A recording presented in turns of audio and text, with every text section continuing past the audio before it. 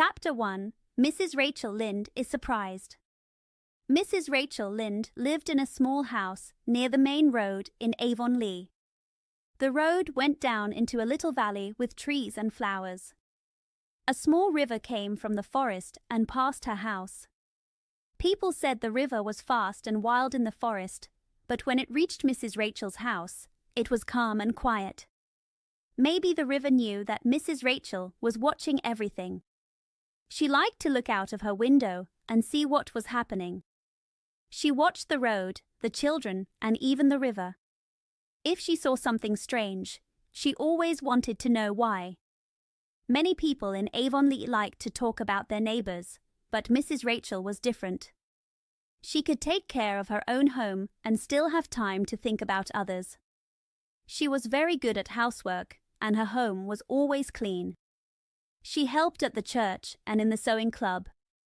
Even with all these things, she still had time to sit by her window and watch the road. She liked to knit quilts and had made 16 of them. Everyone in Avonlea talked about it. From her window, she could see everyone who left or came into the village because they had to pass her house. One afternoon in June, Mrs. Rachel was sitting by her window. The sun was warm and the apple trees were full of flowers. Her husband, Thomas, was working in the field. He was a quiet man, and people called him Rachel Lynde's husband. She also knew that Matthew Cuthbert should be working in his field, but instead, she saw him riding a horse and wearing his best clothes. He was leaving Avonlea. Matthew almost never left home. He was very shy and did not like to talk to strangers. Mrs. Rachel was very surprised. Why was he going out? Where was he going? If it was another man, she could guess the reason, but this was different. She did not understand, and it made her feel uneasy. I will go to Green Gables after dinner and ask Marilla, she thought. Matthew never goes to town, and he never visits anyone. If he needed seeds, he wouldn't dress up and take a horse. And he wasn't in a hurry, so he wasn't going to see a doctor. Something must have happened, and I won't feel calm until I find out. After dinner, Mrs. Rachel walked to Green Gables. It was not far, only a short walk. The house was near the forest, away from the other houses. Mrs. Rachel thought it was a lonely place to live. It's no surprise that Matthew and Marilla are a little strange, she said to herself. There are so many trees, but trees are not good company. I like watching people. She arrived at Green Gables and knocked on the kitchen door. Marilla Cuthbert was sitting inside, knitting. The kitchen was very clean. Mrs. Rachel looked at the table. There were 3 plates, so someone was coming for dinner. But the food was simple, so it was not an important guest. Still, she wondered about Matthew's nice clothes and the horse. Good evening, Rachel, Marilla said. It's a nice evening. Sit down. How is your family? Marilla and Mrs. Rachel were very different, but they had been friends for a long time. Marilla was tall and thin, with dark hair. She was serious and worked hard. We are all well, Mrs. Rachel said. But I was worried about you when I saw Matthew leaving today. I thought maybe he was sick and going to the doctor. Marilla smiled a little. She knew Mrs. Rachel would come to ask questions. No, I'm fine. Matthew went to Bright River. We are getting a little boy from an orphanage in Nova Scotia. He is coming on the train tonight. Mrs. Rachel was so surprised that she could not speak for a moment. She looked at Marilla. Are you serious, Marilla? She finally asked. Yes, of course, Marilla said, as if this was a normal thing to do. Mrs. Rachel was shocked. Matthew and Marilla adopting a boy. From an orphanage. It was unbelievable. What made you decide to do such a thing? She asked. Well, we talked about it all winter, Marilla said. Mrs. Spencer, a woman we know, is getting a girl from the orphanage. She told us about it, and we thought we could get a boy. Matthew is getting old, and his heart is weak. It is hard to find good workers, so we decided to bring a boy here. We asked Mrs. Spencer to find a smart boy for us. He will be about 10 or 11 years old. That is a good age because he can help on the farm and we can teach him well. We had a message today that he is coming on the train, so Matthew went to meet him. Mrs. Rachel always said what she thought. "Well, I think this is a big mistake," she said. "You don't know anything about this boy. You don't know his parents, his personality, or how he will behave. I read in the newspaper that a boy from an orphanage set a house on fire. And I know another family who adopted a boy and he stole eggs all the time. If you had asked me, I would have told you not to do this." Marilla continued knitting. "I understand your worries, Rachel," she said. "I was unsure at first, but Matthew really wanted to do it. He never asks for anything, so I agreed. There is always a risk. Even parents with their own children take risks. But we are not bringing a boy from far away. Nova Scotia is close. He will be like us." "I hope everything goes well," Mrs. Rachel said. "But don't say I didn't warn you if he burns Green Gables down or poisons the well. I read about a girl who did that." "Well, we are not getting a girl," Marilla said. "I would never take a girl. But Mrs. Spencer is happy to adopt one." Mrs. Rachel wanted to stay and see the boy when Matthew brought him home, but it would be a long wait. Instead, she decided to visit another neighbor and tell them the news. It was such a big surprise, and she loved sharing news. As she walked away, she shook her head. "Well, this is the most surprising thing I have ever heard," she said. "I feel sorry for that poor boy. Matthew and Marilla don't know anything about children. They will expect him to behave like an old man. I can't imagine a child living at Green Gables. I wouldn't want to be in his place. I really feel sorry for him." If Mrs. Rachel had seen the child waiting at Bright River Station, she would have felt even more sorry for him. Chapter 2. Matthew Cuthbert is surprised. Matthew Cuthbert rode his brown horse to Bright River. The trip was 8 miles long, but it was a pleasant ride. The road passed small farms and green fields. Sometimes there were tall fir trees with a fresh smell. There were also wild plum trees and apple orchards.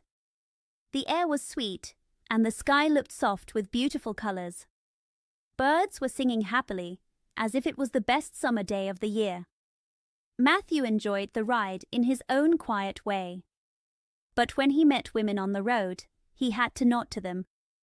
On Prince Edward Island, it was polite to greet everyone you saw, even if you didn't know them.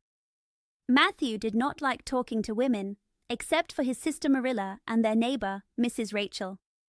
He always felt that women laughed at him in secret. Maybe they did, because he was a shy, quiet man. He had long gray hair that touched his shoulders and a thick brown beard.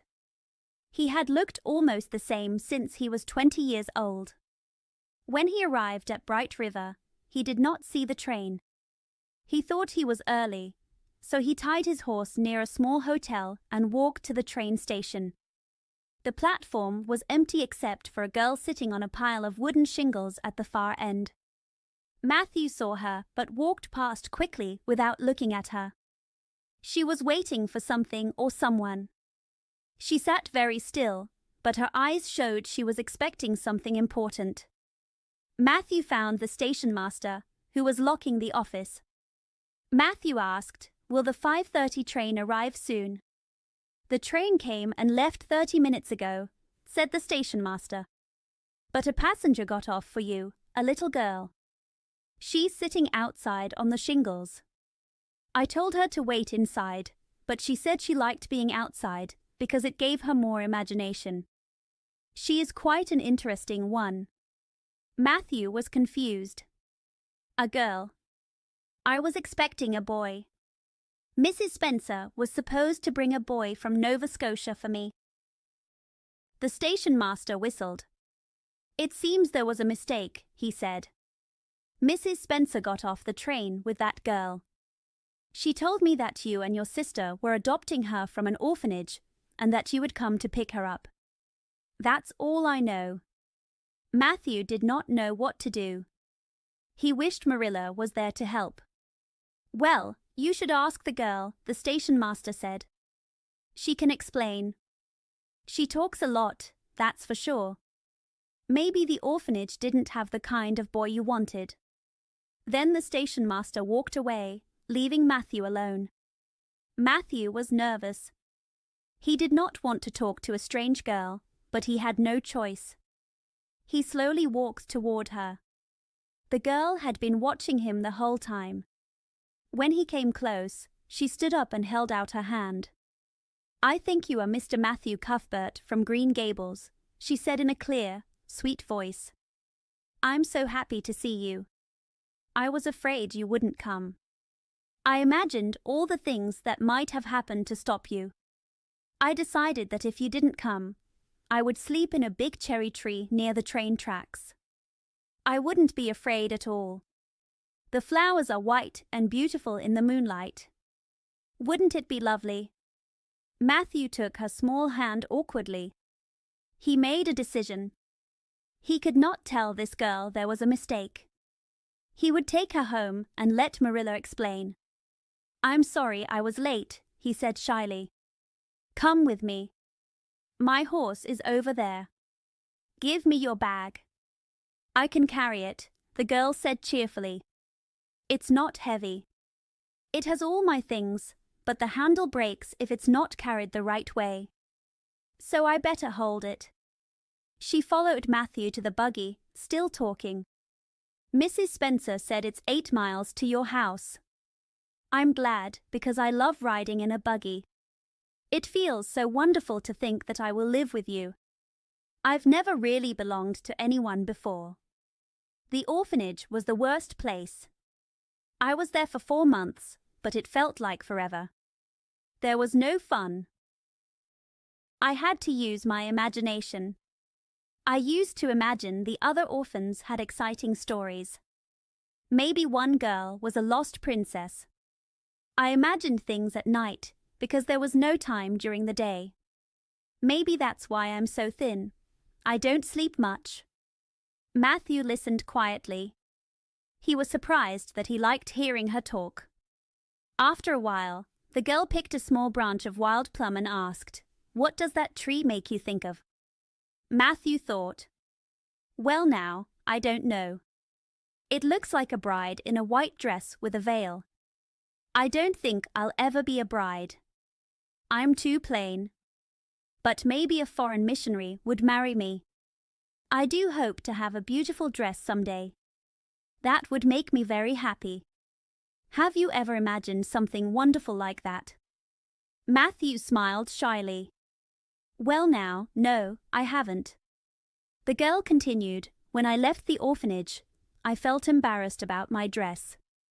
It's so ugly. All the orphans had to wear the same dress. A store gave the orphanage 300 yards of this fabric. People said the store couldn't sell it, but I like to think it was a gift of kindness. On the train, I imagined I was wearing a beautiful blue silk dress. That made me feel better." She talked all the way. At one point, they passed under a tunnel of apple trees in full bloom. The girl suddenly stopped talking and looked up in amazement. "Oh, Mr. Cuthbert. What is this place?" "That's the avenue," Matthew said. "It's wonderful. It's the most beautiful thing I've ever seen. I will call it the White Way of Delight." She was quiet for a long time. Later, when they passed a pond, she said, "That water is so pretty. But Barry's Pond is not a good name. I will call it the Lake of Shining Waters. That's a better name, don't you think?" Matthew nodded. Soon, they reached the bridge near Green Gables. "I always close my eyes on bridges," she said. "I imagine they will break in the middle. But then I have to open them because if it happens, I want to see it." They crossed safely. "Good night, dear Lake of Shining Waters," she whispered. "I always say good night to things I love." As they got closer to Green Gables, Matthew pointed to the house. "There it is." The girl gasped. "Oh, don't tell me." "Let me guess." She looked at the farmhouses in the valley. Then she pointed to one far back, surrounded by trees and flowers. A bright star shone above it. "That's it, isn't it?" Matthew was amazed. "Well now, you got it." She smiled. "I knew it. It feels like home. I keep pinching myself to see if this is a dream. But even if it is, I don't want to wake up." Matthew suddenly felt very sad. Soon, Marilla would have to tell the girl she was not supposed to come. She was expecting a boy. He didn't want to see the happiness disappear from her eyes. When they reached Green Gables, the yard was dark. The wind moved through the trees. "Listen," she whispered. "The trees are talking in their sleep. They must have such nice dreams." Then, holding tightly to her old carpet bag, she followed Matthew into the house. "Oh, you can talk as much as you want." "I don't mind," said Matthew. Anne's face lit up. "Oh, I'm so happy. I know we will get along well. It feels so nice to talk without being told to be quiet. People always say that children should be seen and not heard. I've heard that 1,000,000 times. And they laugh at me because I use big words. But if you have big ideas, you need big words, don't you?" "Well now, that makes sense," said Matthew. "Mrs. Spencer said my tongue must be hung in the middle because I talk so much. But it's not, it's fixed at one end." Anne giggled. "Mrs. Spencer told me your house is called Green Gables. I asked her all about it, and she said there are trees around it. That made me so happy. I love trees. But at the orphanage, there were almost no trees. Just a few small ones with white fences around them. They looked lonely, like orphans themselves. It made me so sad. I used to talk to them. I feel sorry for you, little trees. If you were in a big forest with other trees around you, you would be happy. You would have moss and flowers at your feet, and birds singing in your branches. But you are stuck here. I know how you feel. I felt bad leaving them behind today. Don't you think we can feel close to things, just like we do with people? Oh, is there a brook near Green Gables? I forgot to ask Mrs. Spencer." "Well now, yes, there's one right behind the house," said Matthew. Anne's eyes sparkled. "Oh, how wonderful. I always dreamed of living near a brook. I never thought it would come true. It's so nice when dreams come true, isn't it? Right now, I feel almost perfectly happy. Almost." But she pulled one of her long braids over her shoulder and held it up for Matthew to see. "What color would you call this?" Matthew wasn't used to talking about hair colors, but there was no question about this one. "It's red, isn't it?" he said. Anne let go of her braid with a deep sigh. "Yes, it's red," she said sadly. "Now you see why I can't be perfectly happy. No one with red hair can be truly happy. I don't mind my freckles, my green eyes, or even being so thin. I can imagine those things away. I can pretend I have a beautiful face and lovely deep violet eyes. But I can't imagine my red hair away. I try. I tell myself my hair is black as a raven's wing. But deep inside, I know it's red. It breaks my heart. It will be my lifelong sorrow." She sighed again. I read about a girl in a book once. She had a lifelong sorrow too, but it wasn't red hair. She had golden hair that fell in waves from her alabaster brow. Do you know what an alabaster brow is? Well now, I'm afraid I don't, said Matthew. He was starting to feel a little dizzy. Anne's words were coming faster than he could think. It reminded him of the time he got on a merry-go-round when he was young. Well, whatever it is, it must be beautiful, Anne said. Have you ever imagined what it would feel like to be divinely beautiful? Well now, no, I haven't, Matthew admitted. I have. Many times. If you could choose, would you rather be divinely beautiful, dazzlingly clever, or angelically good? Well now, I don't know, said Matthew. I don't know either. I can never decide. But it doesn't really matter, because I'll never be any of those things. I know for sure I'll never be angelically good. Mrs. Spencer says. Suddenly, Anne gasped. Oh, Mr. Cuthbert. Oh, Mr. Cuthbert. Oh, Mr. Cuthbert. Matthew looked around in alarm. Had something happened? Hadn't fallen from the buggy. No, she was still sitting next to him. He followed her gaze and understood. They had turned onto a road that stretched ahead like a tunnel. The road was lined with huge apple trees in full bloom.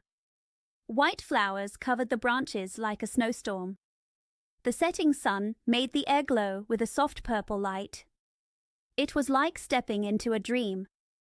Anne stared in wonder. She clasped her hands together and tilted her face up toward the blossoms. She didn't say another word. Even when they left the tunnel of trees, she still gazed into the sunset with shining eyes. They passed through a small village called Newbridge. Dogs barked, boys laughed, and people watched them from their windows. But Anne remained silent. After 3 more miles, Matthew finally spoke. I guess you must be tired and hungry. We're almost home, just 1 more mile. Anne sighed deeply and turned to him. Oh, Mr. Cuthbert, she whispered, that white place with the trees, what was it called? Well now, that must have been the avenue, said Matthew. It's a nice place. Anne shook her head. Nice is not the right word. Beautiful isn't enough either. It was wonderful, wonderful. It's the first place I've ever seen that is already perfect. It doesn't need imagination to make it better. It made my heart ache, but in a good way. Have you ever felt like that, Mr. Cuthbert? Well now, I don't think I have, said Matthew. I feel that way a lot when I see something truly beautiful. But avenue is not a good name for it. I will call it, let me think. The White Way of Delight. Isn't that a much better name? When I don't like a name, I make a new one. There was a girl at the orphanage called Hepzibah Jenkins, but I always imagined her name was Rosalia de Vere. So even if everyone else calls it the Avenue, I will always call it the White Way of Delight. Are we really just 1 mile from home? I feel happy, but also a little sad. This ride has been so wonderful, and I hate when nice things end. You never know if the next thing will be as nice. But I'm excited to see Green Gables. I've never had a real home before. She looked around. Oh, how beautiful. They had reached the top of a hill. Below them was a long, winding pond. A small bridge crossed the middle. The water shimmered in shades of pink, blue, and green, reflecting the setting sun. The trees around it leaned over the water, as if admiring their own reflections. That's Barry's Pond, said Matthew. Anne shook her head. Oh, that's not a good name at all. I will call it the Lake of Shining Waters. That name gives me a thrill. Do you ever get a thrill from something, Mr. Cuthbert? Matthew thought for a moment. Well now, I do feel something when I see big, white grubs in the garden. I don't like them. Anne laughed. Oh, that's not the same kind of thrill. But why do people call it Barry's Pond? Well, because Mr. Barry lives up there on that hill. Does Mr. Barry have any daughters? Maybe someone my age. He has one daughter. Her name is Diana. Anne's eyes grew wide. Oh, what a perfect name. Well now, I dunno. It sounds a bit strange to me. I prefer simple names like Jane or Mary. But when Diana was born, a school teacher named her. Oh, I wish a school teacher had named me. Anne sighed. Oh, here we are at the bridge. I always close my eyes on bridges. I imagine they might break in the middle. But I always open them before we reach the end, because if the bridge did break, I'd want to see it. She closed her eyes as they crossed. Then she looked back. Good night, dear lake of shining waters. I always say good night to things I love. Soon, Matthew pointed ahead. We're almost home. That's Green Gables over there. Oh, don't tell me. Anne covered her eyes. Let me guess. She opened them and searched the landscape. Then she pointed to a white house with trees. A bright star shone above it. That's it, isn't it? Matthew smiled. Well now, you guessed it. Anne sighed happily. I knew it was home. Chapter 3. Marilla Cuthbert is surprised. Marilla walked quickly to the door when Matthew came in. But when she saw the girl standing there in her stiff, ugly dress, with long red braids and bright, eager eyes, she stopped in surprise. Matthew Cuthbert, who is this? She asked. Where is the boy? There was no boy, Matthew said unhappily. There was only her. He nodded toward the girl, realizing he had never even asked her name. No boy. But we asked Mrs. Spencer to bring a boy, Marilla said. Well, she didn't. She brought this girl instead. I asked the station master, and it was true. I couldn't leave her there alone, so I brought her home. This is a big mistake, Marilla said. While they spoke, the girl was silent. She looked from Matthew to Marilla, her happy expression fading. Suddenly, she seemed to understand what was happening. She dropped her little carpet bag, stepped forward, and clasped her hands together. You don't want me, she cried. You don't want me because I'm not a boy. I should have known. No one ever wants me. I should have known this was too good to be true. Oh, what will I do? I'm going to cry. And cry she did. She sat down at the table, hid her face in her arms, and sobbed loudly. Matthew and Marilla looked at each other across the room. Neither knew what to say. Finally, Marilla spoke. Well, well, there's no need to cry like that. Yes, there is, the girl said, lifting her tear-stained face. You would cry too if you were an orphan and thought you finally had a home, only to find out you weren't wanted. Oh, this is the saddest thing that has ever happened to me. For a moment, Marilla almost smiled, but she quickly became serious again. Well, don't cry any more. We are not going to send you away tonight. You will stay here until we figure out what happened. What's your name? The girl hesitated. Please, can you call me Cordelia? She asked hopefully. Cordelia. Is that your name? No, but I would love to be called Cordelia. It's such a beautiful name. I don't understand. If that's not your name, then what is? The girl sighed. Anne Shirley, she said sadly. But please call me Cordelia.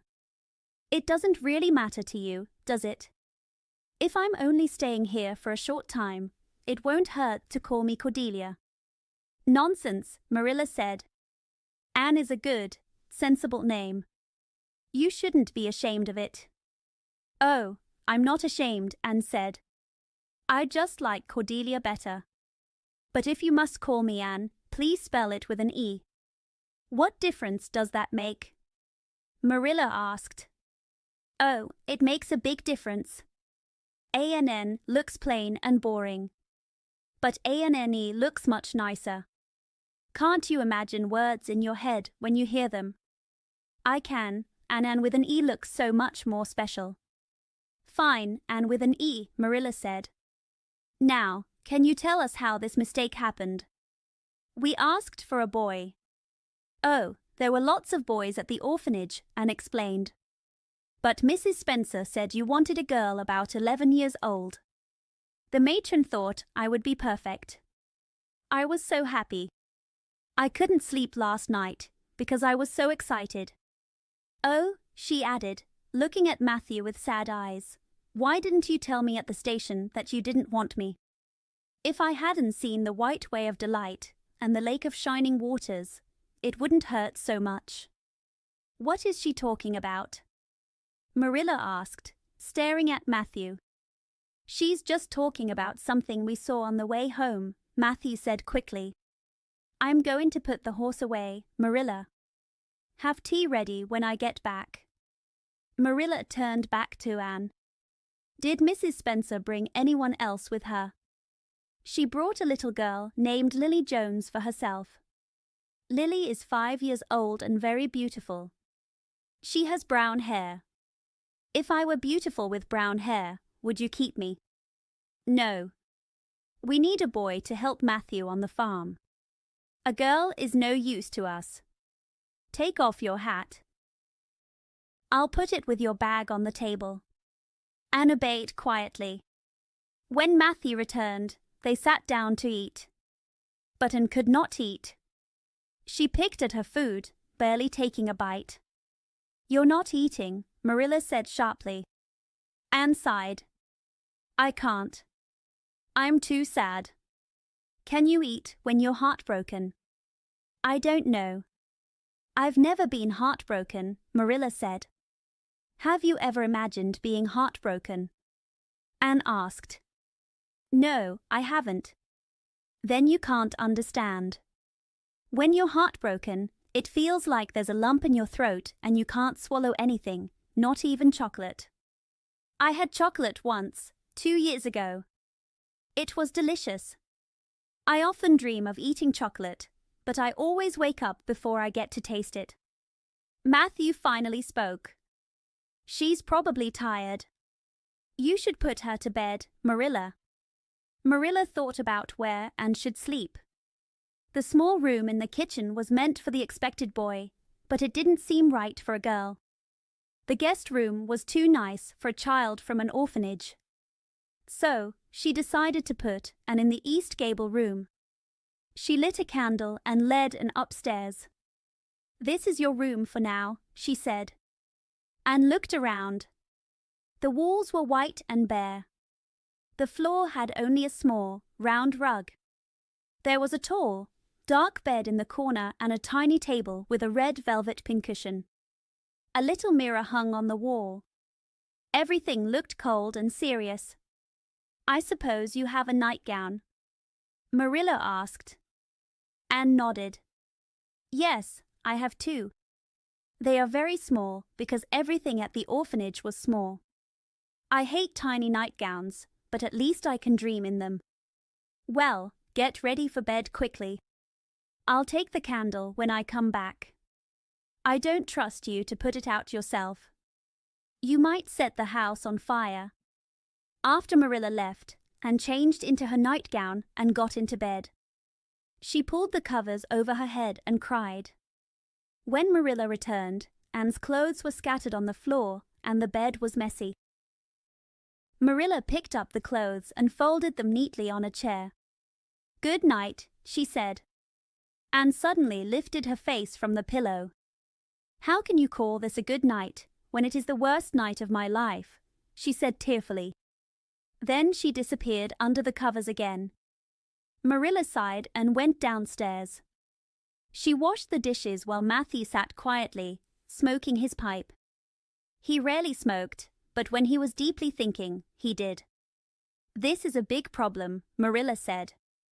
"We should have gone to get the child ourselves. Now, we have to go to Mrs. Spencer tomorrow and send this girl back." "I suppose so," Matthew said slowly. "You suppose?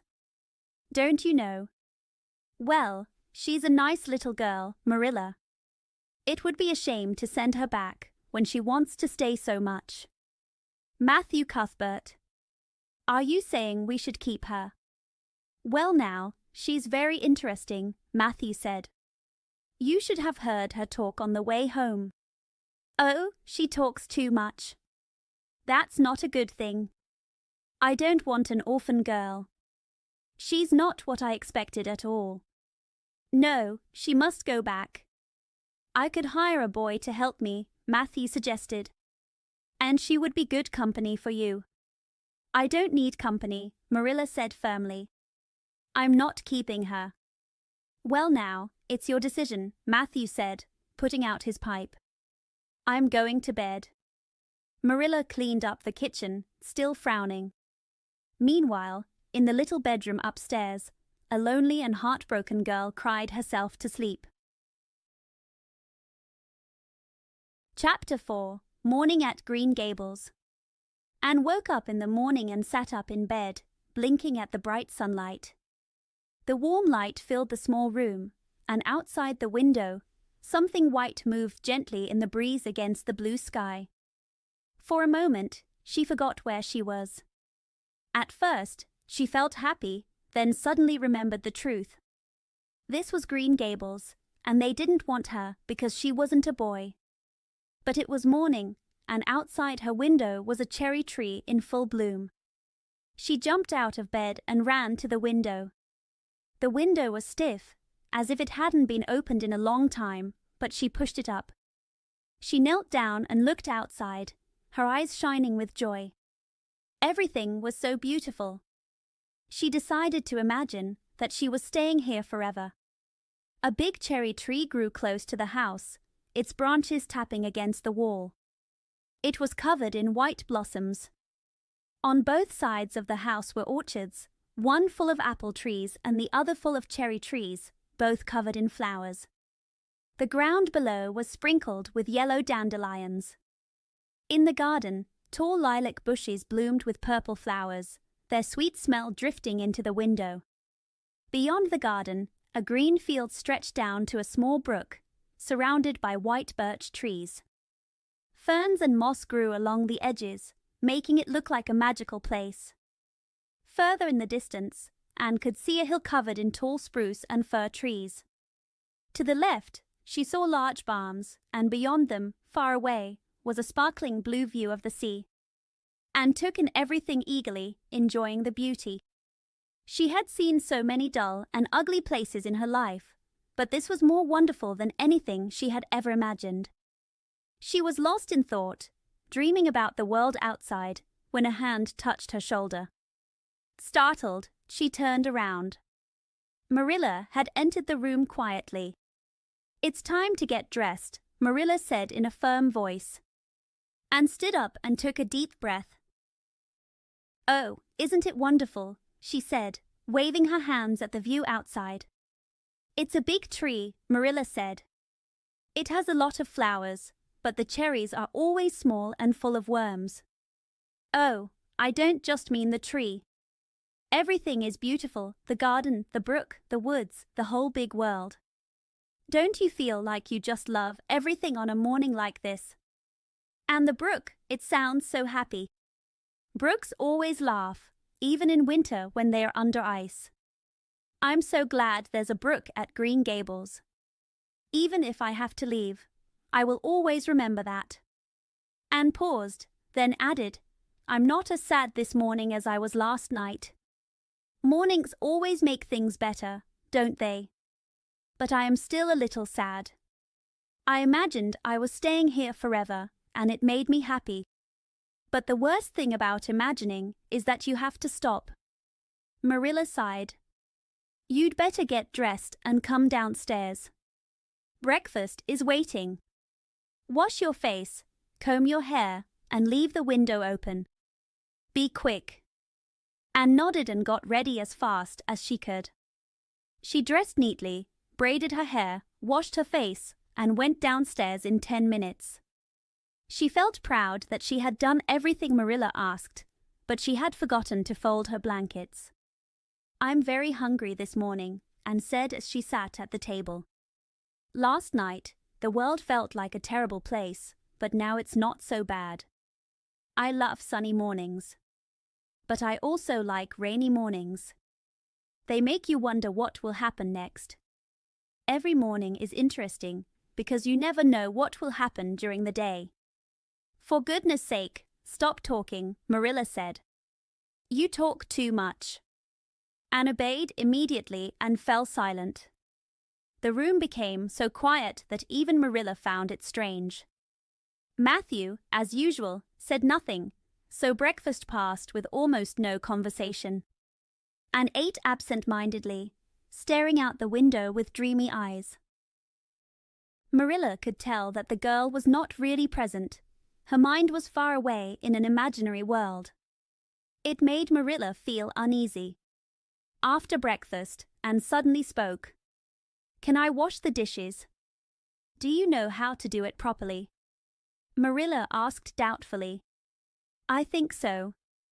But I'm better at looking after children. I've had lots of experience. It's a pity you don't have any children here for me to take care of." "I don't need any more children to look after. You're already enough trouble," Marilla said. "I don't know what to do with you. Matthew is being ridiculous." "I think he's wonderful," Anne said. "He's so kind. He didn't mind when I talked a lot. I knew right away that he was a kindred spirit." "You're both strange, if that's what you mean," Marilla said. "Fine, you can wash the dishes. Use plenty of hot water and dry them well. After that, go upstairs and make your bed. Later, we're going to White Sands to see Mrs. Spencer and decide what to do with you." Anne washed the dishes carefully while Marilla watched. Then she went upstairs to make her bed. She struggled with the big, fluffy blankets, but she managed to finish. When she came back downstairs, Marilla told her, "You can go outside until lunchtime," and ran to the door, excited. But just before stepping out, she suddenly stopped, turned around, and sat down at the table with a sad expression. "What's wrong now?" Marilla asked. "I can't go outside," Anne said in a quiet voice. "If I go out and get to know the trees, the flowers, and the brook, I will love them too much. Then, when I have to leave, it will hurt even more. It's already hard enough. Everything is calling me, saying, 'Anne, come and play with us.' But I mustn't go. There's no point in loving things if you have to leave them, is there?" Marilla sighed. This child was impossible. Anne suddenly brightened. "What is the name of that geranium on the window?"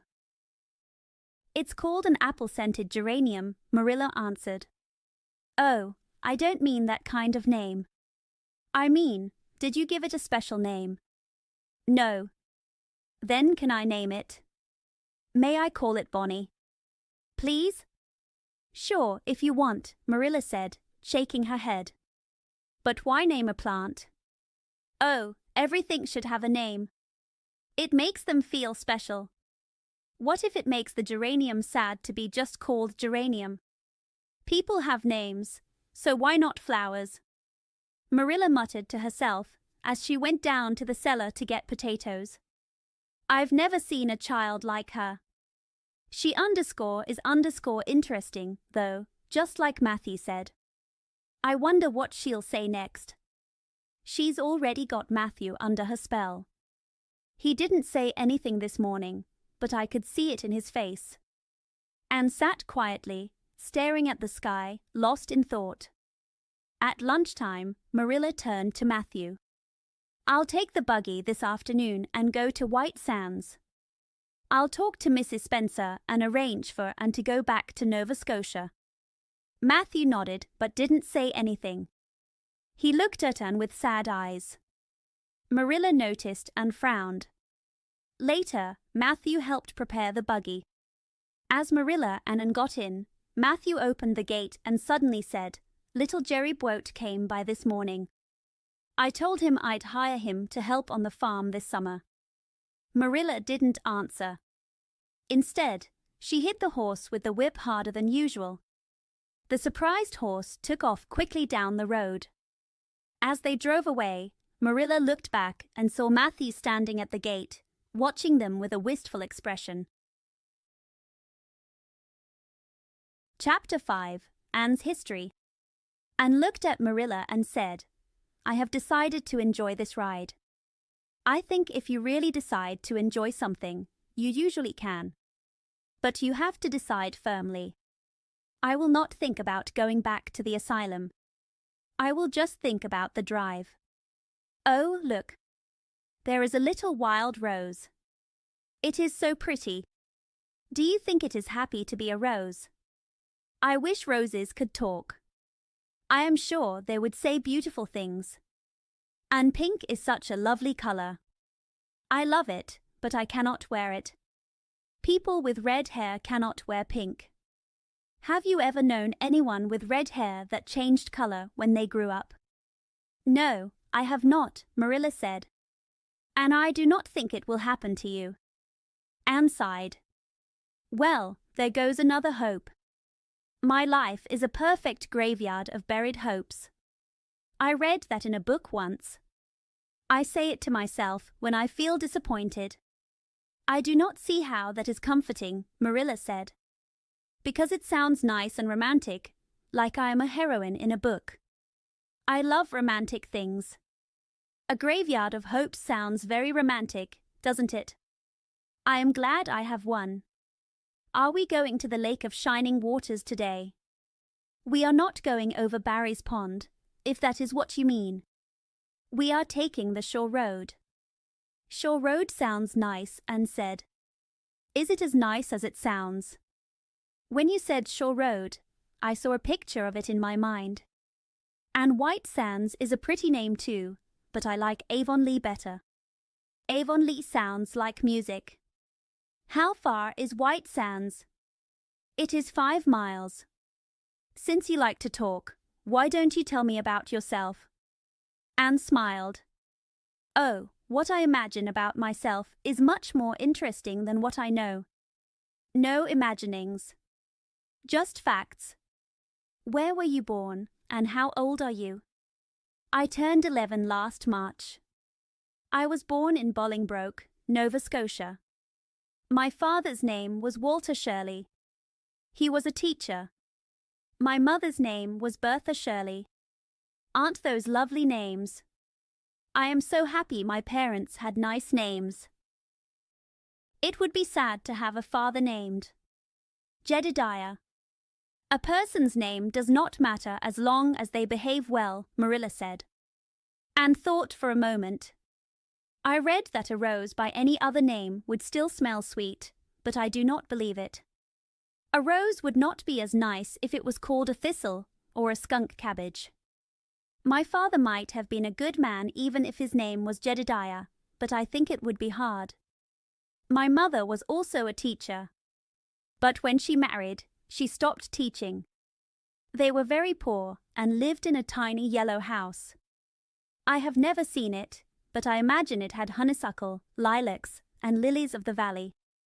It must have had muslin curtains too. They make a house feel special. I was born there. Mrs. Thomas said I was a very ugly baby, tiny and thin, but my mother thought I was beautiful. A mother knows best, don't you think? Anne's voice grew sad. She died when I was 3 months old. My father died 4 days later. I was left an orphan, and no one knew what to do with me. Mrs. Thomas took me in, even though she was poor and had a drunken husband. I lived with them until I was 8 and helped take care of their children. Then Mr. Thomas died, and his mother took Mrs. Thomas and her children, but not me. I had nowhere to go. Then Mrs. Hammond took me because I could help with her children. She had twins 3 times. I like babies, but that was too much. After 2 years, Mr. Hammond died. Mrs. Hammond left, and no one wanted me. So, I went to the orphanage for 4 months. Then Mrs. Spencer came. Anne sighed. That is my story. Marilla asked, Did you go to school?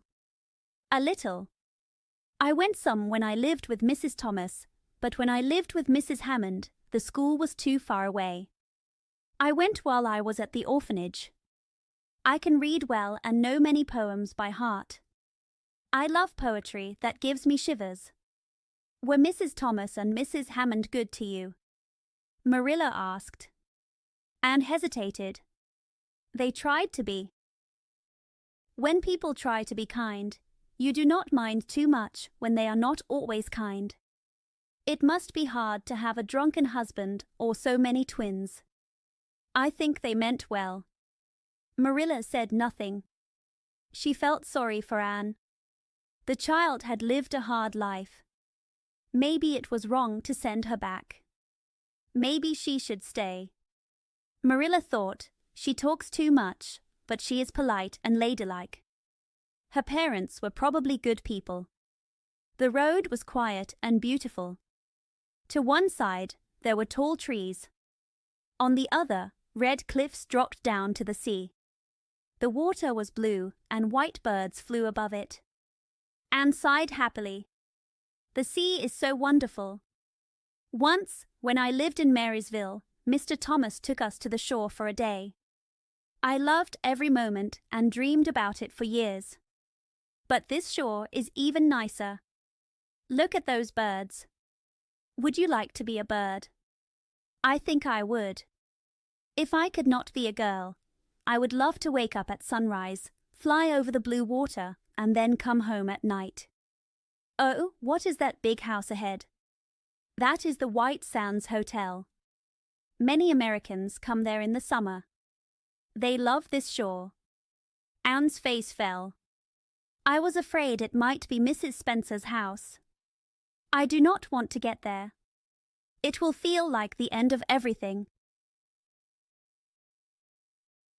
Chapter 6. Marilla makes up her mind. They finally arrived at the right time. Mrs. Spencer lives in a big yellow house at White Sands Cove. She opened the door with a kind and surprised look. Dear, dear, she said, you are the last people I expected today. I am very happy to see you. Will you put your horse in? And how are you, Anne? I am fine, thank you, Anne said, without a smile. She looked very sad. Marilla said, I think we will stay a little to rest the mare. But I promised Matthew to be home early. The truth is, Mrs. Spencer, there is a mistake. I came to see it. Matthew and I asked you to bring us a boy from the asylum. We told your brother Robert that we wanted a boy who is 10 or 11 years old. Mrs. Spencer looked upset. Marilla Cuthbert, really? Robert told me, by his daughter Nancy, that you wanted a girl. Right, Flora Jane? She asked her daughter. Yes, Miss Cuthbert, Flora Jane said. Mrs. Spencer said, I am very sorry. I did my best. I thought I was following your message.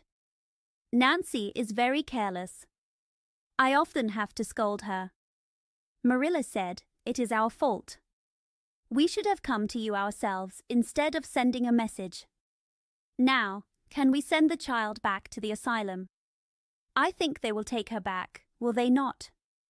Mrs. Spencer thought for a moment. I think so. But I do not believe we must send her back. Mrs. Peter Blewett was here yesterday.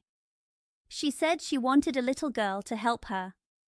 Mrs. Peter has a big family and needs help. Anne will be the perfect girl for her. I think it is a lucky chance. Marilla did not look happy. She did not like Mrs. Blewett. Marilla only knew Mrs. Blewett by sight. She is a small, strict woman with a very serious face. People say she works hard and is very strict with her servants and her children. Marilla did not want to give Anne to her. "I will go inside, and we will talk about this," Marilla said. Mrs. Spencer said excitedly, "If Mrs. Blewett is not coming right now, we can talk here. Please come into the parlor." They all went into the parlor. The room was very cold, as if the long, dark green blinds had taken away all the warmth. "Miss Cuthbert, please sit in the armchair. Anne, sit here on the ottoman and do not move. I will take your hats. Flora Jane, please go out and make some tea. Good afternoon, Mrs. Blewett. We were just saying how lucky we are that you came by. Let me introduce you, Mrs. Blewett. This is Miss Cuthbert. Please excuse me for a moment. I forgot to tell Flora Jane to take the buns out of the oven." Mrs. Spencer left quickly after she opened the blinds. Anne sat quietly on the ottoman with her hands in her lap. She looked at Mrs. Blewett with wonder. Anne felt a lump in her throat and her eyes hurt. She was afraid she might cry when Mrs. Spencer came back. Mrs. Spencer returned happy and confident. Mrs. Spencer said, "I think there is a mistake about this little girl, Mrs. Blewett. I thought Mr. and Miss Cuthbert wanted a little girl to adopt. But it seems they wanted a boy. So, if you still want a little girl like you said yesterday, I think she is right for you." Mrs. Blewett looked at Anne from head to toe. She asked, "How old are you and what is your name?" Anne said quietly, "My name is Anne Shirley and I am 11 years old." Mrs. Blewett said, You do not seem very big, but you are strong. I want you to be a good girl. You must help at home and earn your keep. I think I will take you from Miss Cuthbert. The baby is very difficult. I can take you home now." Marilla looked at Anne. Anne's pale face showed deep sadness, the sadness of a small, helpless child. Marilla felt very bad at the thought of giving Anne to Mrs. Blewett. Marilla said slowly, "I do not know. I did not say that, Matthew, and I would not keep you. Matthew wants to keep you. I only came to see how the mistake happened. I think I will take you home and talk with Matthew. I must decide with him. If we decide not to keep you, we will bring you to you tomorrow night. If we decide to keep you, you will stay with us. Is that okay, Mrs. Blewett?" Mrs. Blewett said, "I suppose it will have to be." While Marilla was speaking, Anne's face changed. Her sadness went away, and she looked full of hope. Her eyes became bright like the morning. Soon, when Mrs. Spencer and Mrs. Blewett went out to get a recipe Mrs. Blewett wanted to borrow, Anne ran quickly to Marilla. "Oh, Miss Cuthbert, did you really say that I can stay at Green Gables?" Anne whispered as if speaking too loud might break the happy dream. "Did you really say it, or did I only imagine it?" Marilla said in a strict voice, "Anne, you must learn to tell what is real and what is not." "Yes, I said that, but nothing is decided yet. Maybe Mrs. Blewett will take you, because she needs you more than I do." Anne said, "I would rather go back to the asylum than live with her. She looks very mean." Marilla tried not to smile. "A little girl like you should not speak badly about a lady or a stranger. Please go back, sit quietly, and be a good girl." Anne said softly, "I will try to be good if you keep me." That evening, when they returned to Green Gables, Matthew met them in the lane. Marilla saw him coming and knew he was curious. She was glad he saw that she had brought Anne back. Later, when they were in the yard behind the barn, milking the cows, Marilla told Matthew briefly what had happened with Anne and Mrs. Spencer. Matthew said, "I would not give Anne to that Blewett woman, even if I loved a dog." Marilla said, "I do not like her style either, but it is either that or we keep Anne. I have thought about it. I have never raised a child before, and I might not do a good job. But I will try my best. As far as I am concerned, you can keep her." Matthew looked very happy. I thought you would decide that, Marilla. Anne is very interesting. Marilla said it would be better if she is also useful. I will train her to help. And Matthew, do not try to change my ways. I may be an old maid, but I know more about raising a child than you.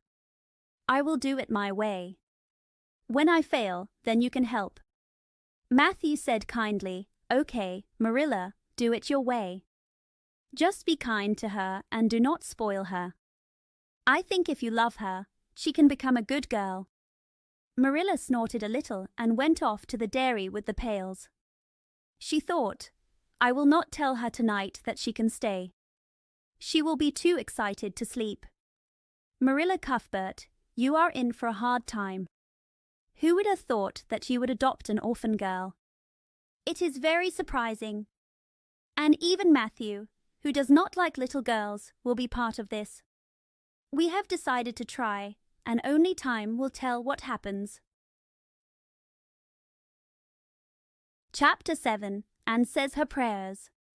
When Marilla took Anne to bed that night, she said in a firm voice, Anne, I saw last night that you threw your clothes on the floor. That is very messy, and I cannot allow it. When you take off any clothes, please fold them neatly and put them on the chair. I cannot have little girls who are not neat. I was very upset last night and did not think about my clothes, said Anne. I will fold them nicely tonight. We always did that at the asylum. But sometimes I forget, because I am in a hurry to get into bed and I start to imagine things. You must remember better if you stay here, said Marilla. Now, say your prayers and go to bed. I never say any prayers, Anne announced. Marilla looked very surprised. What do you mean, Anne? Did no one teach you to say your prayers? God always wants little girls to say their prayers. Don't you know who God is? Anne replied, God is a spirit, infinite, eternal and unchangeable in his being, wisdom, power, holiness, justice, goodness, and truth. Marilla felt a bit better. So you know something, thank goodness. You are not completely lost. Where did you learn that? Oh, at the Asylum Sunday School. They taught us the whole catechism. I liked it very much. Some of the words are very fine. Infinite, eternal and unchangeable sounds grand. It is like a big organ playing. It is not exactly poetry, but it sounds like it, doesn't it? We are not talking about poetry, Anne. We are talking about saying your prayers. Do you know that it is very wrong not to say your prayers every night? I think you are a very bad little girl. You would find it easier to be bad than good if you had red hair, Anne said sadly. People without red hair do not know what trouble is. Mrs. Thomas told me that God made my hair red on purpose, and I haven't cared about him since. Also, I am always too tired at night to say my prayers. People who take care of twins cannot be expected to say their prayers. Do you think they can? Marilla decided that she must begin Anne's religious training right away. There was no time to waste. You must say your prayers while you are here, Anne. Of course, if you want me to, said Anne cheerfully. I will do anything to please you. But please tell me what to say this time. After I get into bed, I will think of a nice prayer to say every time. I think it will be interesting now that I think about it. You must kneel down, said Marilla, feeling a little embarrassed. Anne knelt at Marilla's knee and looked up very seriously. Why must people kneel to pray? If I really wanted to pray, I would go out into a big field or into the deep woods and look up into the sky, so blue it seems endless. And then I would just feel a prayer. Well, I am ready. What should I say? Marilla felt even more embarrassed. She had planned to teach Anne the simple prayer, Now I lay me down to sleep. But then she thought that this simple prayer was not right for Anne. Anne was a freckled girl who did not really know or care about God's love, because she had not learned it from people who cared for her. "You are old enough to pray for yourself, Anne," she said at last. "Just thank God for your blessings and ask Him humbly for the things you want." "Well, I will try my best," promised Anne, putting her face in Marilla's lap. "Gracious Heavenly Father, that is the way the ministers say it in church. So I think it is all right in a private prayer, isn't it?" she said, looking up for a moment. "Gracious Heavenly Father, I thank Thee for the white way of delight, and the lake of shining waters, and Bonnie and the Snow Queen. I am very grateful for them. And that is all I can think of to thank Thee for now. There are many things I want, so I will only say the two most important. Please let me stay at Green Gables, and please let me be good-looking when I grow up. I remain. And Shirley. Did I do all right?" Anne asked eagerly as she got up. "I could have made it even prettier if I had more time to think." Poor Marilla almost felt too tired to stand. She remembered that Anne was not being disrespectful, but was just not taught well about prayers. She tucked Anne into bed and promised herself that she would teach Anne a proper prayer the very next day. As she left the room with the light, Anne called her back. "I just thought of something. I should have said Amen at the end instead of yours respectfully like the ministers do. I forgot, but I felt a prayer should end with something. Do you think it makes a difference?" "I don't think it will," said Marilla. "Now go to sleep like a good child. Good night." "I can say good night tonight with a clear conscience," said Anne, snuggling into her pillows. Marilla went to the kitchen, placed the candle on the table, and glared at Matthew. "Matthew Cuthbert, it is time someone adopted that child and taught her something. She is nearly a complete heathen. Can you believe she never said a prayer in her life until tonight? I will call the manse tomorrow and borrow the Peep of the Day books. And she will go to Sunday school as soon as I can get her proper clothes made. I see that I will have a lot of work to do. Well, we cannot go through life without our troubles. I have had an easy life so far, but now my time has come, and I suppose I must do my best." Chapter 8. Anne's bringing up is begun. For her own reasons, Marilla did not tell Anne that she must stay at Green Gables until the next afternoon. In the morning, Marilla kept Anne busy with small jobs. She watched her closely. By noon, Marilla saw that Anne was smart, obedient, and quick to learn. But Anne sometimes daydreamed and forgot what she was doing until someone reminded her. After Anne finished washing the dinner dishes, she suddenly looked at Marilla with a very serious face. Her small body shook a little, her face became red, and her eyes grew very big. She held her hands tightly and said in a pleading voice, "Oh, please, Miss Cuthbert, will you tell me if you are going to send me away? I have waited all morning, and I cannot stand not knowing. It feels terrible. Please tell me." Marilla said in a firm voice, "You did not heat the dishcloth in hot water as I told you. Go do that before you ask more questions, Anne." Anne went and did as she was told. Then she came back and looked at Marilla with big, pleading eyes. Marilla sighed. "I suppose I must tell you. Matthew and I have decided to keep you, if you will be a good little girl and show that you are thankful.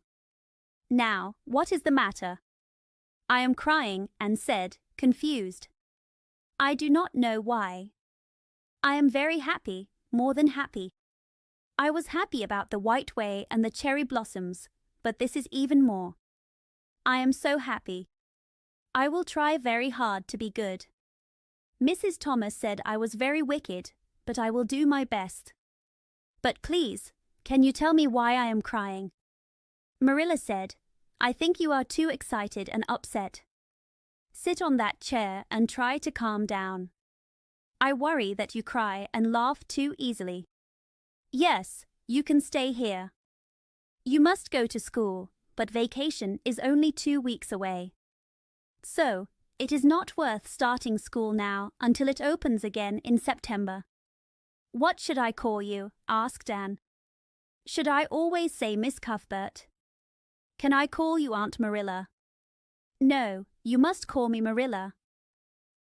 I do not like to be called Miss Cuthbert. That makes me nervous. It sounds a bit rude to just say Marilla, Anne said. If you speak with respect, it is not rude. Everyone in Avonlea calls me Marilla. Only the minister calls me Miss Cuthbert when he thinks of it. I would love to call you Aunt Marilla, Anne said sadly. I never had an aunt or any family, not even a grandmother. It would make me feel like I belong to you. Can't I call you Aunt Marilla? No. I am not your aunt and I do not believe in using names that are not yours. But we could pretend you are my aunt. I could not, Marilla said firmly. Do you never imagine things differently from how they really are? Anne asked with wide eyes. No. Anne took a deep breath. Oh, Miss Marilla, I miss you so much. Marilla answered, I do not believe in imagining things that are not real. When the Lord gives us our life, He does not want us to change it in our minds. Now, go into the sitting room, Anne. Make sure your feet are clean and do not let any flies in. Bring me the card from the mantelpiece. The card has the Lord's Prayer on it. This afternoon, you will learn it by heart. And no more strange praying like I heard last night. Anne said, I know I was awkward. I never had practice. You cannot expect someone to pray well the first time, can you? I even made a long, almost minister-like, poetic prayer in bed. But when I woke up, I could not remember a single word. I am afraid I will never think of another one as good. Things never seem as good when I think of them a second time. Have you ever noticed that? Marilla said sharply, Anne, when I tell you to do something, you must do it right away. Do not stand and talk about it. Just do as I say. Anne went quickly to the sitting room. She did not return. After waiting 10 minutes, Marilla put down her knitting and went after her with a stern face. She found Anne standing very still in front of a picture on the wall between two windows. The light from outside shone on Anne, and she looked as if she were in a dream. Anne, what are you thinking about? Marilla asked sharply. Startled, Anne came back to the room. Pointing to the picture, a bright picture called Christ Blessing Little Children, and said, I was just imagining that I was one of these children. I imagined I was the little girl in the blue dress, standing alone in a corner like I do. She looks lonely and sad, don't you think? I think she had no father or mother. But she wanted a blessing too, so she came close, hoping no one would notice her, except him. I know how she felt. Her heart must have beat fast and her hands become cold, like mine did when I asked if I could stay. She was afraid he might not notice her. But maybe he did, don't you think? I kept imagining her coming closer until she was right next to him. Then he would look at her and gently touch her hair, and she would feel a great joy. But I wish the artist had not painted him looking so sad. All his pictures look like that, if you have noticed. I do not believe he could really look so sad, or the children would be afraid of him. Marilla said, Anne, you should not talk like that. It is disrespectful. Anne's eyes grew wide. But I felt very respectful. I do not mean to be disrespectful. Marilla replied, I do not think you meant it, but it does not sound right to speak so casually about such things. And another thing, Anne, when I send you for something, you must bring it back immediately. Do not start daydreaming about pictures. Now, take that card and come back to the kitchen. Sit in the corner and learn that prayer by heart. Anne put the card next to the vase of apple blossoms she had brought to decorate the dinner table. Marilla looked at the flowers strangely, but said nothing. Anne rested her chin on her hands and studied the card quietly for several minutes. At last, Anne said, "I like this prayer. It is beautiful. I have heard it before.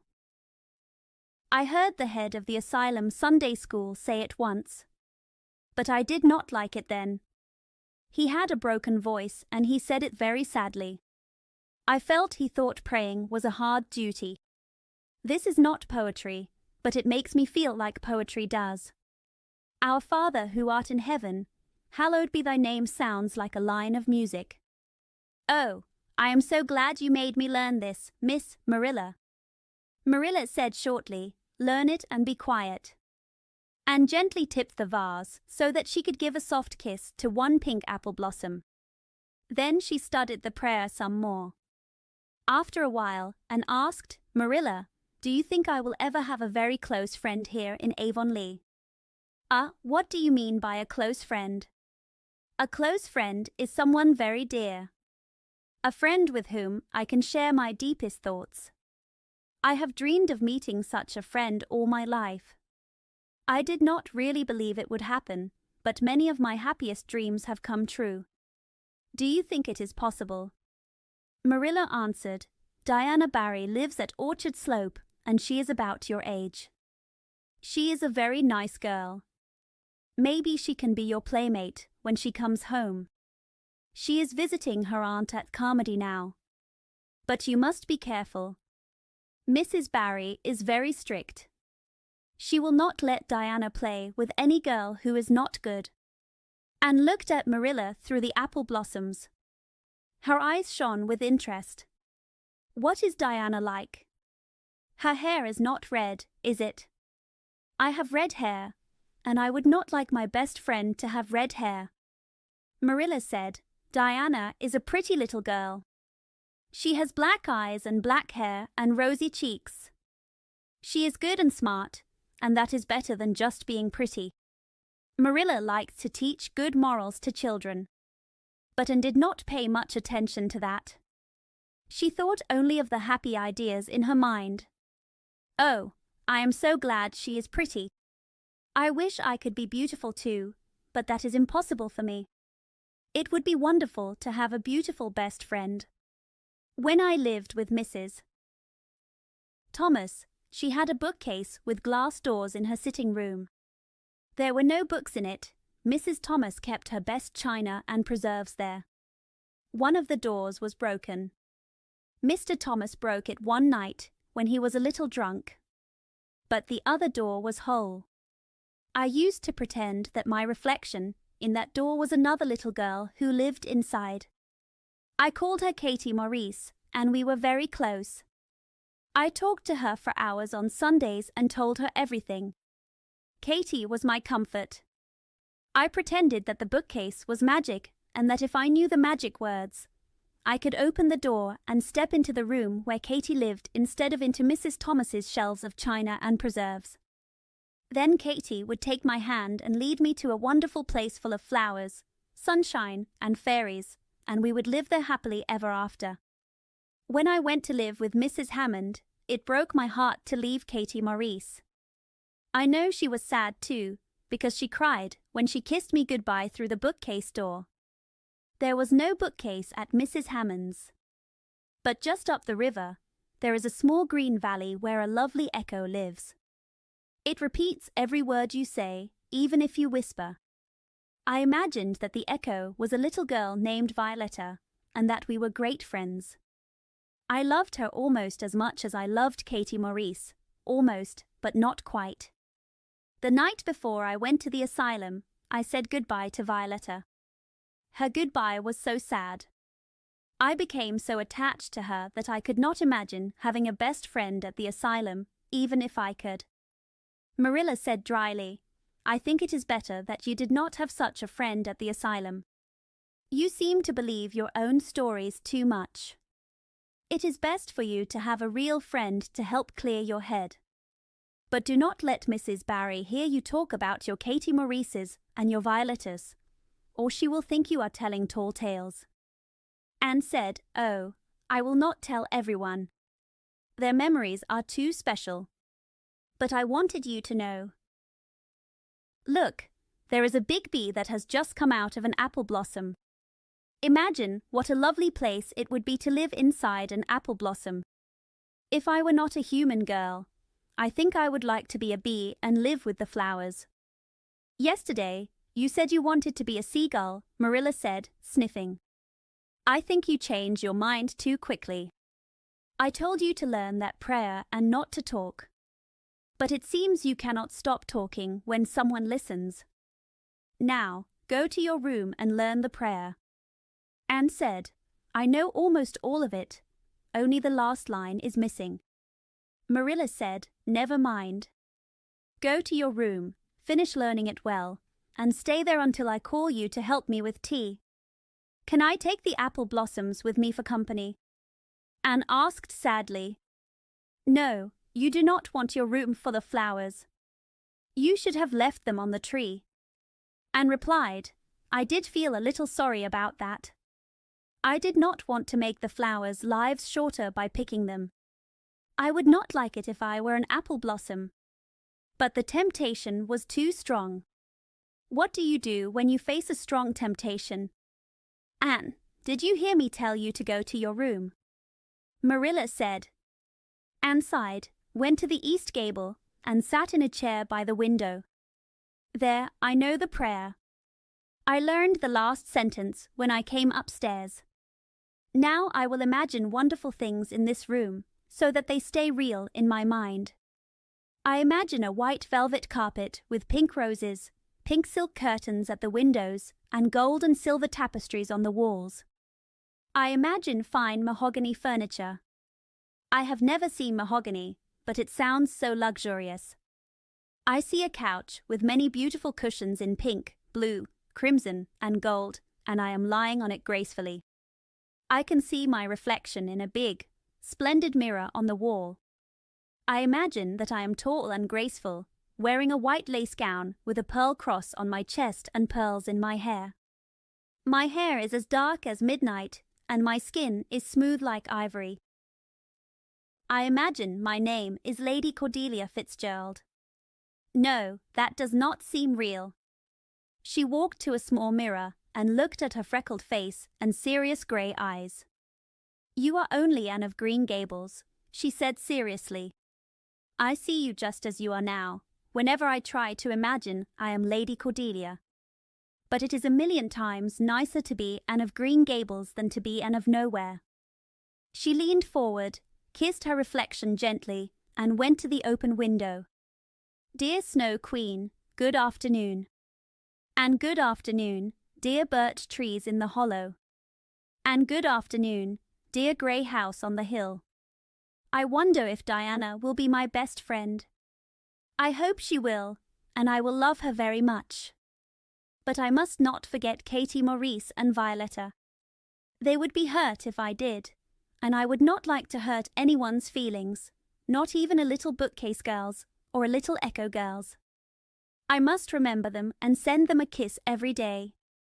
Anne blew a few light kisses from her fingertips past the cherry blossoms. Then, with her chin in her hands, she drifted away in a sea of daydreams. Chapter 9. Mrs. Rachel Lynde is properly horrified. Anne had been at Green Gables for 2 weeks when Mrs. Lynde came to see her. Mrs. Rachel Lynde had been sick for a long time with a bad flu and could not leave her house until her doctor said it was safe. She did not often get sick and did not like people who did, but she said that this flu was very special and a visit from Providence. As soon as she felt well enough, she hurried to Green Gables. She was very curious to see Matthew and Marilla's new orphan, about whom many stories were told in Avonlea. During those 2 weeks, Anne used every moment well. She learned the names of all the trees and bushes around the house. She discovered a lane that began below the apple orchard and went through a wood. She explored it and found a little brook with a bridge, a small forest of fir trees, wild cherry trees, ferns in thick groups, and paths lined with maples and mountain ashes. She also found a beautiful spring in a little hollow. The spring was very clear and cold. Around it were smooth red stones and big clumps of water ferns. Beyond the spring, there was a log bridge over the brook. That log bridge led and dancing feet up a wooded hill. There the light was soft under the tall firs and spruces. The only flowers, there were many small June bells and some pale starflowers. Fine, silvery threads seemed to shine among the trees, and the fir branches looked as if they were whispering. Anne made all these happy discoveries during the few moments she had for play. She told Matthew and Marilla about her adventures, even if they could not hear every word. Matthew always smiled in silence. Marilla let her talk until she became too interested. Then she quickly told Anne to be quiet. Anne was in the orchard when Mrs. Rachel came. Mrs. Rachel walked slowly through the soft, green grass in the warm evening sunshine. This gave her time to tell Marilla all about her sickness. She described every ache and pulse with much detail. Marilla even thought that the flu must have some good points. When Mrs. Rachel finished, she said the real reason she had come. "I have heard some surprising things about you and Matthew," said Mrs. Rachel. Marilla answered, "I am still surprised too, but I am getting used to it." Mrs. Rachel said, "It was too bad there was a mistake. Couldn't you have sent her back?" Marilla replied, "I suppose we could have, but we decided not to." Matthew took a liking to her. "And I must say, I like her too, even if she is not perfect. The house is already different. She is a very bright little girl." Marilla said more than she meant to, and she saw disapproval on Mrs. Rachel's face. "It is a great responsibility you have taken on," said Mrs. Rachel sadly. "You have no experience with children. You do not know much about her nature, and you cannot guess how a child like that will grow. But I do not want to discourage you, Marilla." Marilla answered dryly, "I am not discouraged. When I decide on something, I stick to it. I suppose you would like to see Anne. I will call her in." Soon Anne ran into the room. Her face shone with joy from her adventures in the orchard. But when she saw the stranger, she stopped at the door, feeling shy and confused. Anne looked a little odd in her short, tight dress from the asylum. Her thin legs looked too long. Her freckles were even more obvious, and her hatless hair was messy in the wind. It looked redder than ever. Mrs. Rachel Lynde said very firmly, "Well, they did not choose you for your looks, that is for sure. You are very skinny and plain, Marilla. Come here, child, let me look at you. Goodness, I have never seen so many freckles. And hair as red as carrots. Come here, child." Anne came forward, but not in the way Mrs. Rachel expected. With one quick step, she crossed the kitchen floor and stood before Mrs. Rachel. Her face turned red with anger, her lips trembled, and her whole body shook. "I hate you," she cried in a choked voice, stamping her foot. "I hate you, I hate you, I hate you." With each word, her stamp became louder. "How dare you call me skinny and ugly? How dare you say I am freckled and red-headed? You are a rude, unkind, and unfeeling woman." "Anne," cried Marilla in alarm. But Anne kept facing Mrs. Rachel, her head held high, eyes burning with anger, and her hands clenched tight. "How dare you say such things about me?" she shouted. "How would you feel if someone said you were fat and clumsy and had no imagination?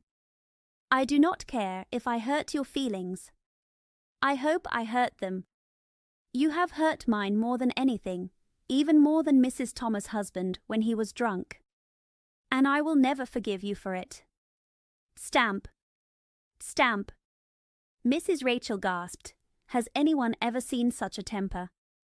"Anne, go to your room and stay there until I come for you," said Marilla, finding it hard to speak.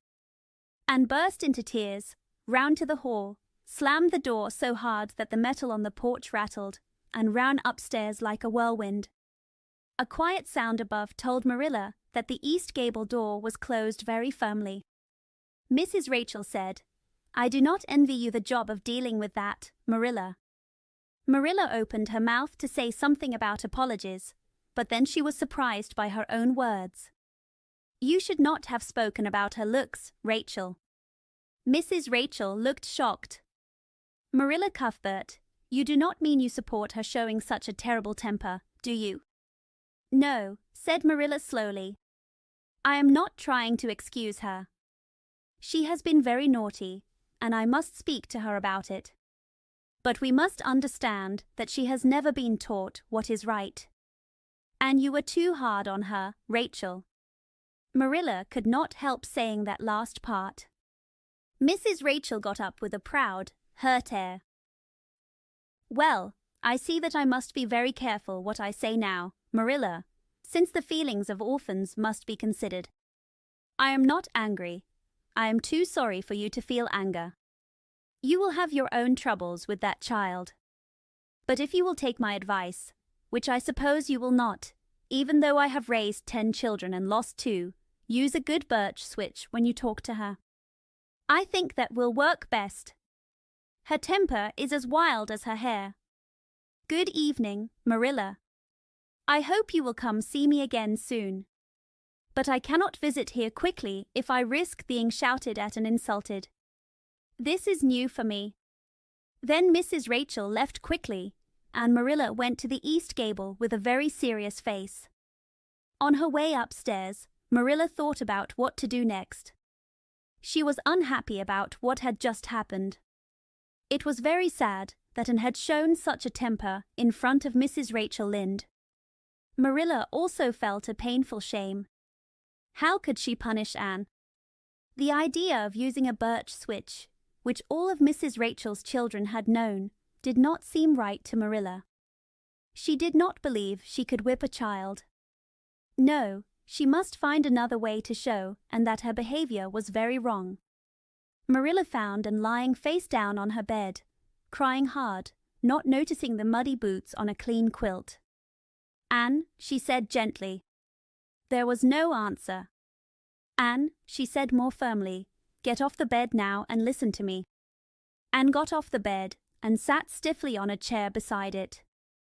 Her face was red and swollen with tears, and she stared stubbornly at the floor. "This is not good behavior, Anne. Aren't you ashamed of yourself?" She had no right to call me ugly and red-headed, and answered, still defiant. "You had no right to shout at her like that. I was very ashamed of you. I wanted you to be polite to Mrs. Lynde.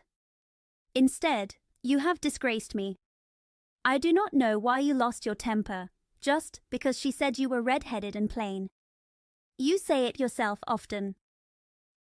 But there is a big difference between saying something yourself and hearing it from someone else," cried Anne. "I know what I am like, but I do not want other people to think it too.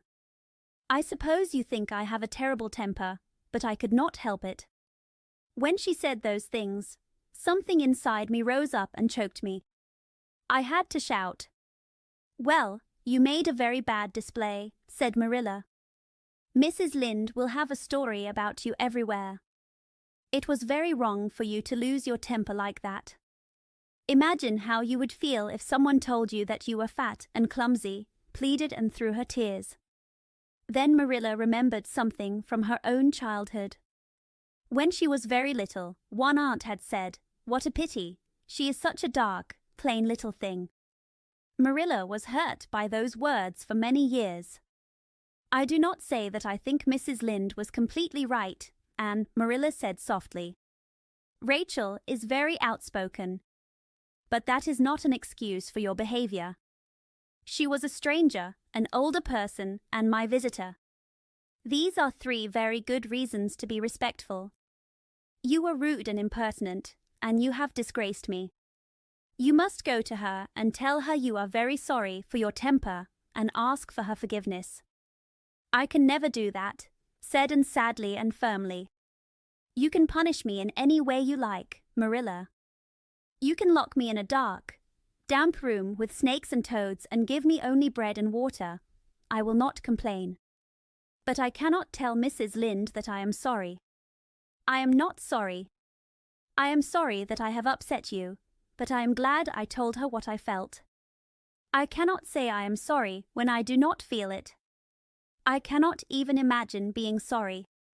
Marilla said, "We do not lock people in dark dungeons, Anne. But you must apologize to Mrs. Lynde, and you will stay in your room until you are ready to do so." "I will have to stay here forever," said Anne sadly, "because I cannot tell Mrs. Lynde I am sorry for what I said." "How can I?" "I am not sorry. I am sorry that I have upset you, but I am glad I told her. It gives me satisfaction. I cannot be sorry when I am not." "Maybe your imagination will change by morning," said Marilla as she got ready to leave. "You will have the night to think about your actions and feel better. You said you would try to be a very good girl if we kept you at Green Gables, but tonight you have not acted that way." Marilla left this harsh message with a heavy heart. She went down to the kitchen, very troubled and upset. She was angry with herself and with Anne. When she remembered the surprised look on Mrs. Rachel's face, her lips twitched as if she wanted to laugh.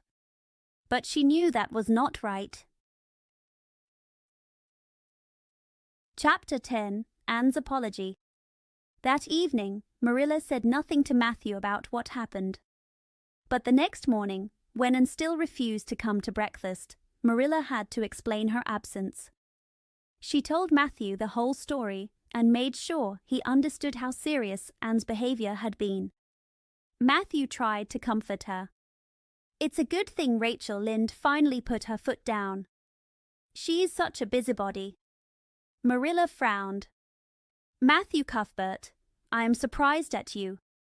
You know Anne's behavior was terrible, and yet you take her side.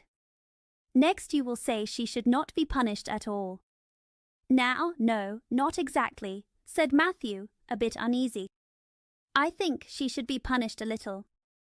But don't be too hard on her, Marilla. Remember, she has never had anyone to teach her right from wrong.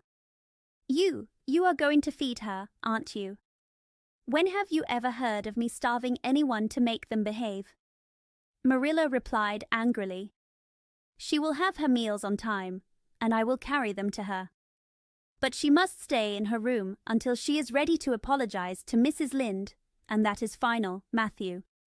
Breakfast, dinner, and supper passed very quietly because Anne still refused to come out. After each meal, Marilla took a full tray of food up to the east gable. When she brought the tray back, it did not look much lighter. Matthew watched its return with worry. Had Anne eaten anything at all?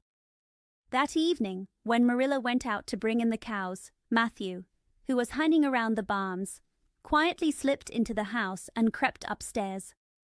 Usually, Matthew moved between the kitchen and his small bedroom off the hall. Sometimes he went into the parlor when the minister came for tea. But he had not been upstairs in his own house since the spring when he helped Marilla paper the spare bedroom 4 years ago. He tiptoed along the hall and stood for several minutes outside the east gable door. Finally, he gathered the courage to knock softly and then opened the door to peek inside. There Anne sat on a yellow chair by the window. She was looking sadly out into the garden. She looked very small and unhappy, and Matthew's heart hurt. He quietly closed the door and walked over to her. "Anne," he whispered as if he were afraid someone would hear, "how are you holding up?" Anne gave a weak smile. "Pretty well. I imagine many things, and that helps pass the time. It is a bit lonely, though. But I suppose I must get used to it." Anne smiled again and faced the long, lonely hours ahead. Matthew remembered he must say what he had come to say before Marilla returned. "Well now, Anne, don't you think you'd better do it and get it over with?" he whispered. "You must apologize soon. Marilla is a very determined woman. She won't let this go. Do it now and be done with it." "Do you mean apologize to Mrs. Lynde?" asked Anne. "Yes, apologize. Just smooth things over, so to speak." "That is what I mean. Anne thought for a moment. I suppose I could do it to make you happy. I must say I am sorry now. I was not sorry last night. I was very angry, and I stayed angry all night. I woke up 3 times, still furious. But this morning, the anger was gone. I felt so ashamed. Yet, I just could not think of going to tell Mrs. Lynde. It would be too humiliating. I decided I would rather stay in my room forever than do that. But still, I will do it for you, if you really want me to. Of course I do, said Matthew eagerly. It is very lonely downstairs without you. Just go and smooth things over. That is a good girl. Very well, said Anne with resignation. I will tell Marilla as soon as she comes that I have repented. That is right. Just do that, Anne. But don't tell Marilla I said anything about it. She might think I am interfering, and I promised not to. Wild horses will not drag the secret from me, Anne promised seriously. How could wild horses drag a secret from anyone? Then Matthew quickly left, feeling nervous about his own success. He went away to the far corner of the horse pasture so Marilla would not suspect what he had done. When Marilla returned to the house, she was pleased to hear a soft voice calling, "Marilla," from near the banisters. "Well," she said, entering the hall, "I am sorry I lost my temper and said rude things, and I am ready to go and tell Mrs. Lynde that I am sorry." "Very well."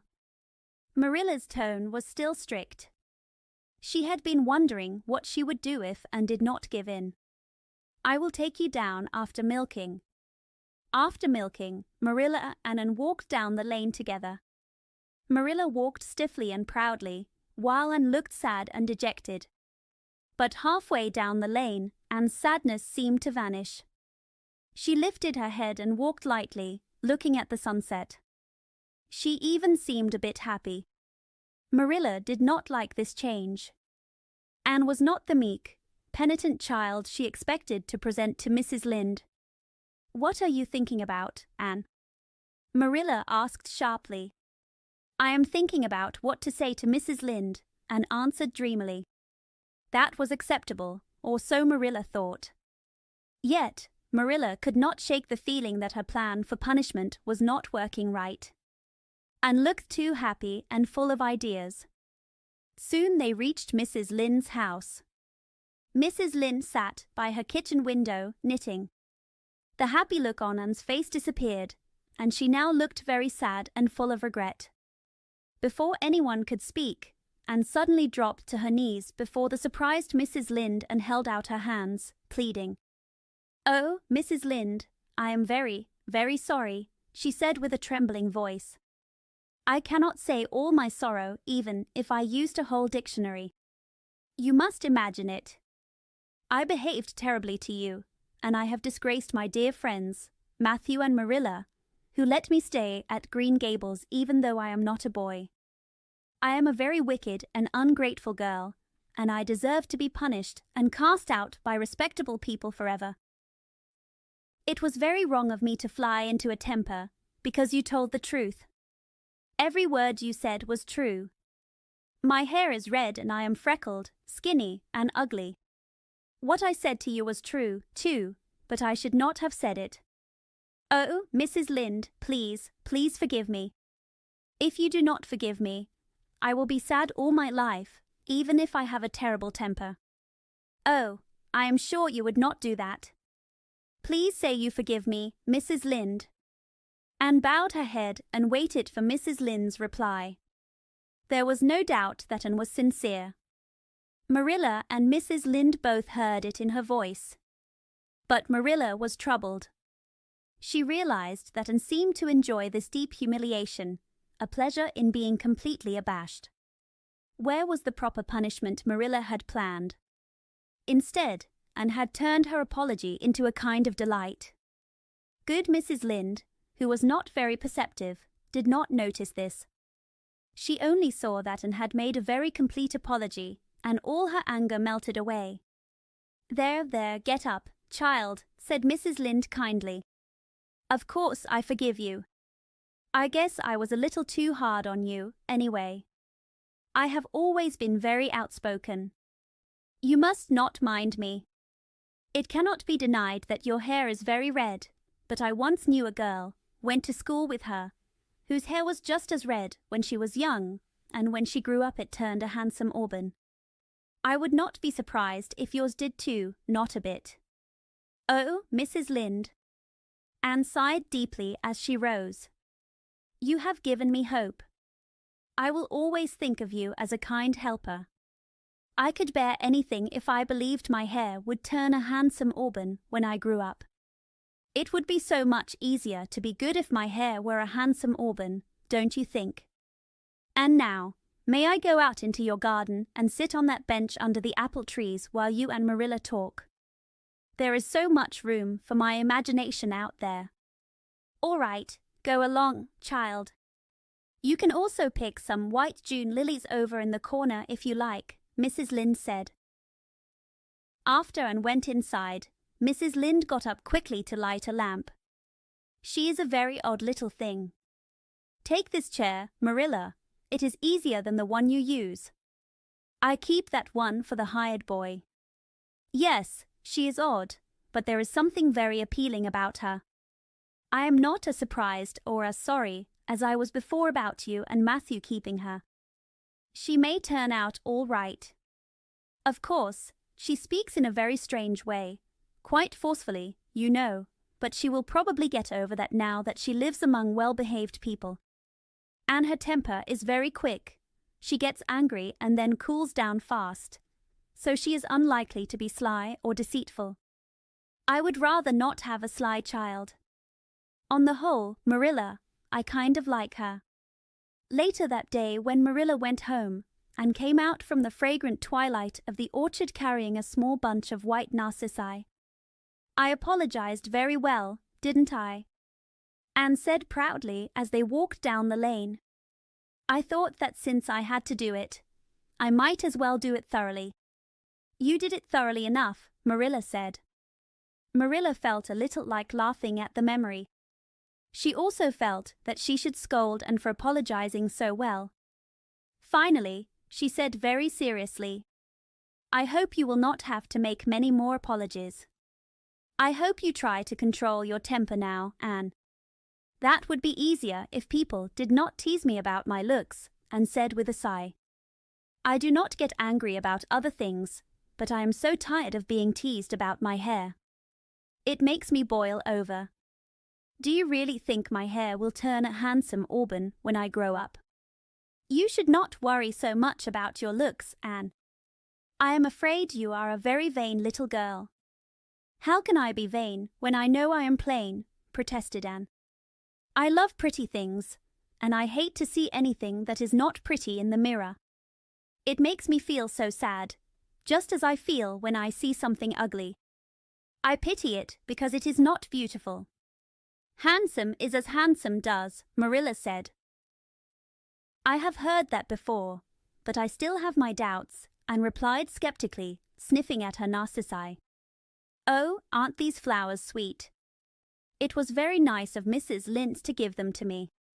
I do not feel angry with Mrs. Lynde now. It feels nice to apologize and be forgiven, doesn't it? Aren't the stars bright tonight? If you could live in one, which one would you choose? I would like that big, clear star over there above that dark hill. Anne, hold your tongue, said Marilla, very tired from following Anne's wandering thoughts. Anne said nothing more until they turned onto their own lane. A gentle, playful wind came down the lane, carrying the spicy scent of young, dewy ferns. In the distance, a warm light shone through the trees from the kitchen at Green Gables. Suddenly, Anne came close to Marilla and slipped her hand into Marilla's hard palm. It is lovely to be going home and know it is home, Anne said softly. I love Green Gables already, and I have never loved any other place before. No place has ever felt like home. Oh, Marilla, I am so happy. I could pray right now and not find it hard. At that moment, Something warm and pleasant filled Marilla's heart at the touch of a small hand, perhaps the feeling of a mother she had long missed. This strange, sweet feeling disturbed her. She quickly tried to return to her normal calm by offering a moral. If you will be a good girl, you will always be happy, Anne. And you should never find it hard to say your prayers. Saying one's prayers is not exactly the same as praying, Anne said thoughtfully. But I am going to imagine that I am the wind blowing up in those treetops. When I get tired of the trees, I will imagine I am gently waving among the ferns, and then I will fly over to Mrs. Lynde's garden and make the flowers dance, and then I will swoop over the clover field, and then I will blow over the lake of shining waters and make little sparkling waves. Oh, there is so much room for imagination in the wind. So I will not talk any more now, Marilla. Thanks be to goodness for that, Marilla said with a sigh of relief. Chapter 11. Anne's Impressions of Sunday School. Well, how do you like them? Asked Marilla. Anne stood in the gable room and looked seriously at 3 new dresses spread out on the bed. One dress was made of snuffy-coloured gingham that Marilla almost bought from a peddler last summer because it looked useful. One was made of black and white checkered sateen that Marilla got at a bargain counter in the winter. The last was a stiff, printed, ugly blue dress that she had bought that week in a comedy store. Anne had sewn them herself. They were all very plain. Each had a plain skirt, a simple waist, and plain, tight sleeves. I'll imagine that I like them, said Anne in a sober voice. I don't want you to imagine it. Marilla said, offended. I can see you do not like the dresses. What is wrong with them? Aren't they neat, clean, and new? Yes, Anne answered. Then why don't you like them? They are not pretty, Anne said reluctantly. Pretty. Marilla sniffed. I did not worry about getting pretty dresses for you. I do not believe in spoiling you with fancy things. These dresses are good, sensible, and useful. There are no extra frills on them, and these are all you will have this summer. The brown gingham and the blue print will be fine for school. The sateen is for church and Sunday school. I expect you to keep them neat and clean and not tear them. I should think you would be happy to have something better than those skimpy, wincey things you have been wearing. Oh, I am grateful, Anne protested. But I would be even more grateful if you made one with puffed sleeves. Puffed sleeves are very fashionable now. It would make me so happy, Marilla, to wear a dress with puffed sleeves. Well, you will have to do without your thrill. I had no extra cloth for puffed sleeves. I think they look silly anyway. I prefer plain, sensible dresses. But I would rather look a little ridiculous with puffed sleeves than plain and sensible all by myself, Anne said sadly. Trust you for that. Now, hang those dresses carefully in your closet, and then sit down and learn your Sunday school lesson. I have a new book from Mr. Bell for you, and you will go to Sunday school tomorrow, Marilla said, storming downstairs. Anne folded her hands and looked at the dresses. I did hope there would be a white one with puffed sleeves, she whispered sadly. I even prayed for one, but I did not expect it. I did not think God would care about a little orphan girl's dress. I knew I had to depend on Marilla. But still, I can imagine one of them is made of snow-white muslin with lovely lace frills and 3 puffed sleeves. The next morning, Marilla had a bad headache and could not go to Sunday school with Anne. You must go down and call for Mrs. Lynde, Anne, she said. She will help you get into the right class. Behave properly. Stay for the sermon and ask Mrs. Lynde to show you our pew. Here is a cent for the collection. Do not stare at people or fidget. I expect you to tell me the lesson when you come home. Anne left looking very proper. She was wearing the stiff black and white sateen dress. It was long enough and not too small, but it showed every angle of her thin figure. Her hat was a small, flat, glossy sailor hat. Anne had secretly wished for a hat with ribbons and flowers. Before reaching the main road, Anne met a burst of golden wind with many buttercups and wild roses. She quickly decorated her hat with a heavy wreath of these flowers. No matter what others thought, it made Anne happy. She skipped down the road, holding her red hair with its pink and yellow flowers very proudly. When she reached Mrs. Lynde's house, she found that Mrs. Lynde was not there. Not discouraged, Anne went on to the church by herself. In the porch, she saw many little girls dressed in white, blue, and pink. They all stared curiously at the new girl with the unusual hat. Avonlea girls had already heard strange stories about Anne. Mrs. Lynde had said that Anne had a very bad temper. Jerry Boat, the hired boy at Green Gables, said she talked to herself or to the trees and flowers like a crazy girl. The little girls whispered to each other about her. Nobody made any friendly moves toward her, not then nor later when the class started in Miss Rogerson's room. Miss Rogerson was a middle-aged teacher who had taught Sunday school for 20 years. She asked the printed questions from the book and looked sternly at the little girl she wanted to answer. She often looked at Anne, and thanks to Marilla's training, Anne answered quickly. But one might wonder if Anne understood much of what was asked. Anne did not like Miss Rogerson. She felt very unhappy because every other girl had puffed sleeves. Anne believed that life was not worth living without puffed sleeves. When Anne came home, Marilla asked, "Well, how did you like Sunday school?" Anne had thrown away the flower wreath from her hat, so Marilla did not see it. "I did not like it at all." "It was horrible," Anne said. "Anne Shirley." Marilla scolded. Anne sat on the rocker with a long sigh. She kissed a leaf from Bonnie and waved at a bright fuchsia flower. "They might have been lonely while I was away," Anne explained. "About Sunday school. I behaved well, just as you told me. Mrs. Lynde was gone, but I went in by myself. I sat in a pew by the window while the opening exercises went on. Mr. Bell prayed a very long prayer. I would have been very tired if I had not sat by the window. But the window looked out on the lake of shining waters, so I just stared at it and imagined many wonderful things." "You should have listened to Mr. Bell," Marilla said.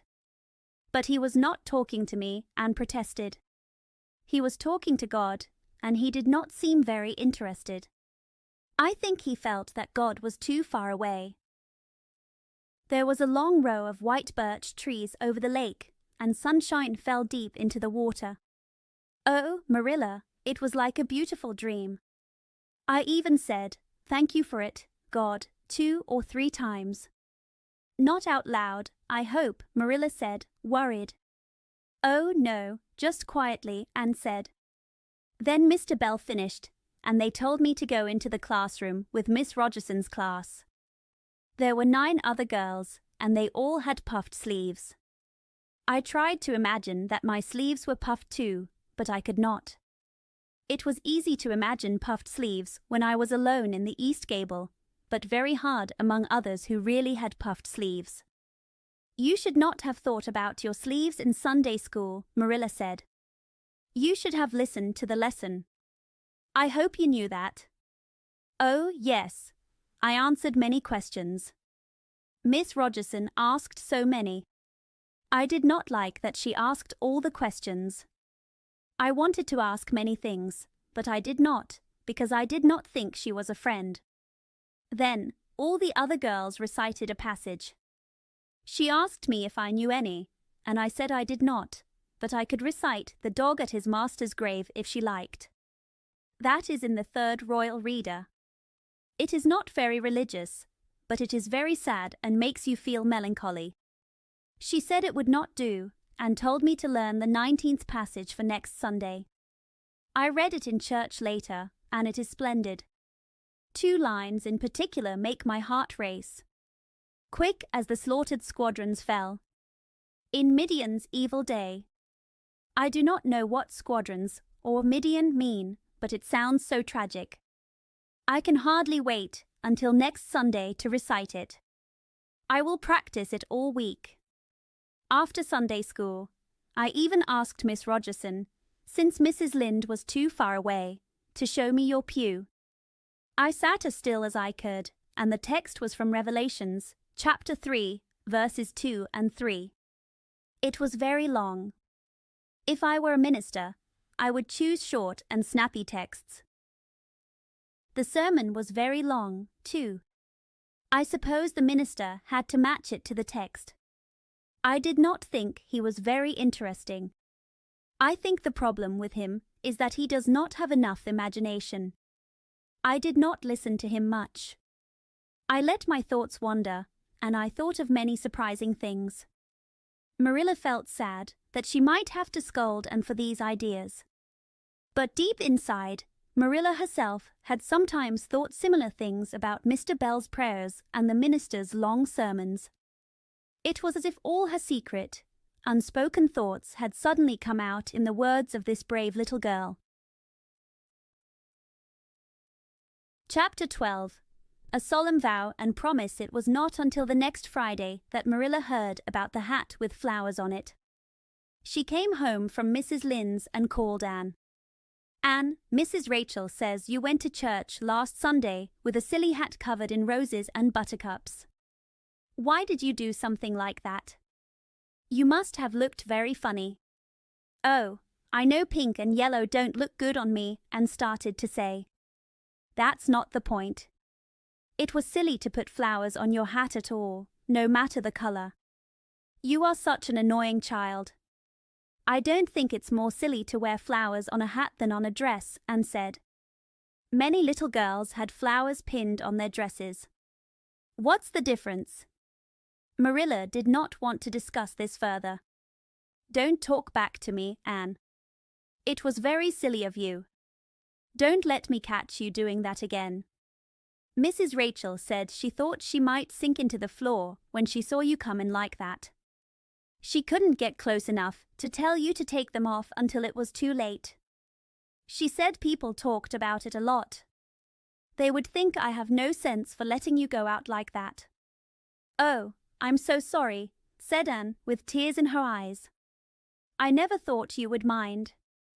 The roses and buttercups were so sweet and pretty. I thought they'd look lovely on my hat. Lots of girls had fake flowers on theirs. I might be a real trouble for you. Maybe you should send me back to the orphanage. That would be terrible. I don't think I could stand it. I'm already so thin. But that would be better than troubling you. Stop it, said Marilla, feeling bad for making Anne cry. I don't want to send you back. I just want you to act like other girls and not make yourself look silly. Don't cry any more.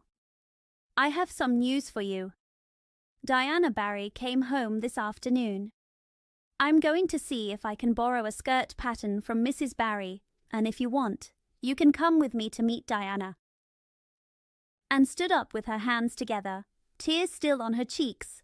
The dish towel she was hemming fell to the floor. Oh, Marilla, I'm scared. Now that it's happening, I'm really scared. What if she doesn't like me? It would be the worst disappointment of my life. Don't get so worked up. And please don't use such big words. It sounds so funny coming from a little girl. I think Diana will like you. But her mother matters too. If she doesn't like you, it doesn't matter how much Diana does. If she heard about what you did with Mrs. Lynde and going to church with flowers on your hat, I don't know what she will think. You need to be polite and behave well, and don't say anything shocking. Anne was trembling. Her face was pale and tense. Oh, Marilla, you'd be nervous too if you were going to meet a little girl you wanted to be your best friend, and her mother might not like you, she said, rushing to get her hat. They went to Orchard Slope by a shortcut through the brook and up the fir tree hill. Mrs. Barry came to the kitchen door when Marilla knocked. She was a tall woman with black eyes and hair and a strong mouth. She was known to be very strict with her children. "Hello, Marilla," she said warmly. "Come in. And this is the little girl you have adopted, right?" "Yes, this isn't Shirley," said Marilla. "Spelled with an E," said Anne quickly, wanting to make sure there was no mistake about it. Mrs. Barry didn't hear or understand and just shook hands kindly. "How are you?" "I am well in body, but a little confused in spirit, thank you," said Anne seriously. Then she whispered to Marilla, "That wasn't too shocking, was it, Marilla?" Diana was sitting on the sofa, reading a book, which she dropped when the visitors came in. She was a very pretty little girl, with her mother's black eyes and hair and rosy cheeks, and a happy expression from her father. "This is my little girl, Diana," said Mrs. Barry. "Diana, why don't you take Anne out to the garden and show her your flowers? You need to rest your eyes from that book." This she said to Marilla as the girls went out. "She reads too much, and I can't stop her because her father allows it. I'm glad she has a friend to play with. It might get her outside more." Outside in the garden, which was filled with warm sunset light coming through the tall fir trees, Anne and Diana stood shyly looking at each other over a bunch of beautiful tiger lilies. The Barry garden was a lovely place of flowers that would have made Anne very happy at any other time. It was surrounded by big old willows and tall fir trees, where flowers that liked the shade grew. Neat paths lined with shells crossed it like wet red ribbons, and in the beds were old-fashioned flowers growing wildly. There were bleeding hearts, beautiful peonies, fragrant white narcissi, and sweet Scottish roses, pink, blue, and white columbines and lilac-tinted bouncing bets, clumps of southernwood, ribbon grass, and mint, purple adamantine, daffodils, and sweet clover with its delicate sprays, scarlet flowers that shone over the white musk flowers, a garden where sunshine stayed, bees buzzed, and gentle winds played. "Oh, Diana," said Anne finally, putting her hands together and almost whispering, "do you think you can like me a little, enough to be my best friend?" Diana laughed. She always laughed before speaking. "Well, I suppose so," she said honestly. "I'm really glad you came to live at Green Gables. It will be fun to have someone to play with. There isn't any other girl close enough to play with, and I don't have any sisters who are old enough." "Will you promise to be my friend forever?" asked Anne eagerly. Diana looked surprised. "Oh, it's very wrong to swear," she said seriously. "Oh no, not my kind of swearing. There are two kinds, you know."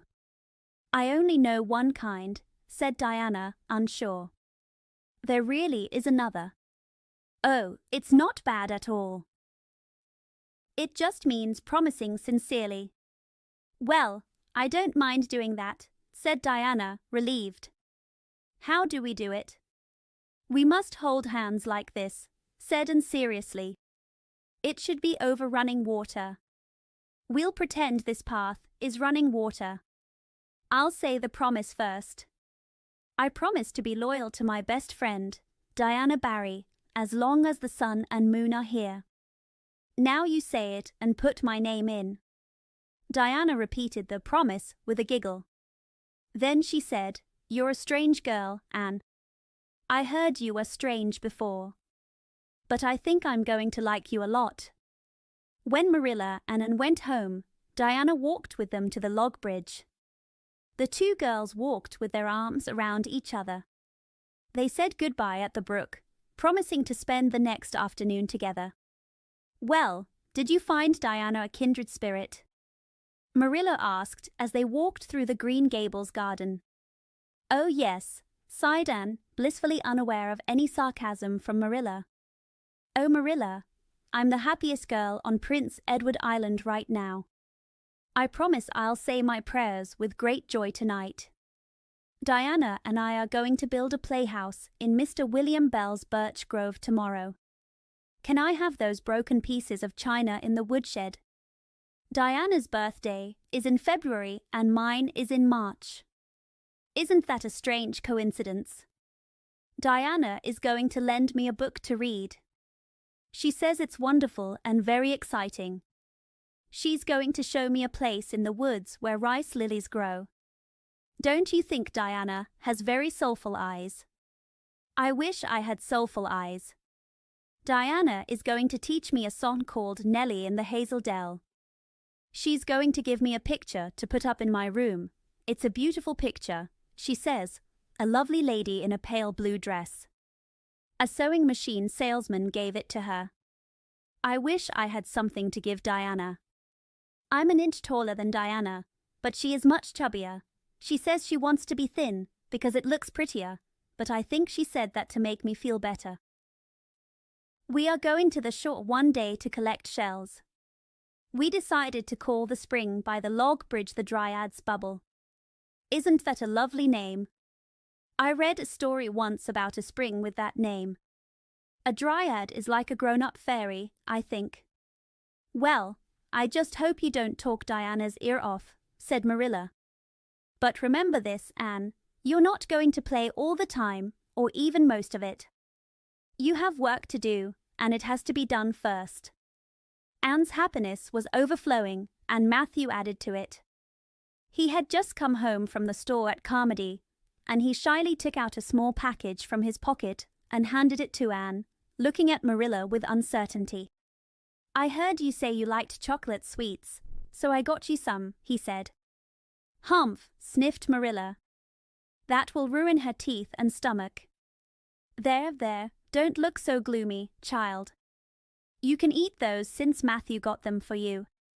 He should have brought you peppermints. They are healthier. Don't make yourself sick eating them all at once. Oh, no, I won't, said Anne eagerly. I'll just eat one tonight, Marilla. And I can give Diana half of them, can't I? The other half will taste twice as sweet to me if I share them with her.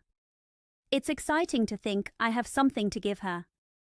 I'll say this for the child, Marilla said when Anne went to her room. She isn't selfish. I'm glad, because I can't stand selfishness in a child. Goodness, it's only been 3 weeks since she came, and it feels like she's always been here. I can't imagine this place without her. Now, don't you look like you told me so, Matthew? That's bad enough in a woman, but it's not okay for a man. I'm happy I decided to keep the child and that I'm getting fond of her, but don't rub it in, Matthew Cuthbert. Chapter 13. The Delights of Anticipation. It's time for you to do your sewing, said Marilla, glancing at the clock and then out into the hot, yellow August afternoon where everything slept in the heat. You stayed playing with Diana for more than half an hour, and now you are sitting out there on the woodpile talking to Matthew, talking non-stop when you know you should be working. And of course, he listens to you like a foolish man. I have never seen such an infatuated man. The more you talk and the stranger your words, the happier he seems. And Shirley, come in here right now. Do you hear me? A series of quick taps on the west window made Anne fly in from the yard. Her eyes shone, her cheeks were faintly pink, and her loose hair flowed behind her like a bright waterfall. Oh, Marilla, she exclaimed, out of breath. There is going to be a Sunday school picnic next week, in Mr. Harmon Andrews's field, right near the Lake of Shining Waters. And Mrs. Superintendent Bell and Mrs. Rachel Lynde are going to make ice cream. Just think, Marilla, ice cream. And oh, Marilla, can I go? Look at the clock, Anne. What time did I tell you to come in? 2 o'clock. But isn't the picnic wonderful, Marilla? Please, can I go? I've never been to a picnic. I've dreamed of picnics, but I've never. Yes, I told you to come at 2 o'clock. And now it is 2:45. I would like to know why you did not obey me, Anne. Why, I meant to, Marilla, truly. But you have no idea how fascinating Idlewild is. And then I had to tell Matthew about the picnic. Matthew is such a kind listener. Please, can I go? You must learn to resist the charm of idle whatever you call it. When I tell you to come in at a certain time, I mean that time, not half an hour later. And you must not stop to talk to kind listeners on your way. As for the picnic, you may go. You are a good Sunday school student, and it is not likely that I would stop you when all the other little girls are going. But, and faltered, Diana says that everyone must bring a basket of food. I cannot cook, as you know, Marilla, and Anne. I do not mind going to a picnic without puffed sleeves very much, but I would feel terribly embarrassed if I had to go without a basket. It has been on my mind ever since Diana told me. Well, you need not worry any longer. I will bake you a basket. Oh, you dear, good Marilla. You are so kind to me. I am very grateful to you. Overcome with happiness, Anne ran to Marilla's arms and kissed her on the cheek. It was the first time in her life that a little girl had kissed Marilla's face. That sudden, sweet feeling made Anne's heart beat fast. Marilla, however, said brusquely, There, no more of your kissing nonsense. I would rather see you do exactly as you are told. As for cooking, I plan to give you lessons in a few days. But you are so scatterbrained, Anne. I have been waiting to see if you would calm down a little and learn to be steady before I begin. You must keep your mind on your work and not let it wander. Now, get your patchwork out and finish your square before tea time. I do not like patchwork, said Anne sadly as she gathered her work basket and sat down before a small pile of red and white diamond pieces with a sigh. I think some types of sewing would be nice, but there is no room for imagination in patchwork.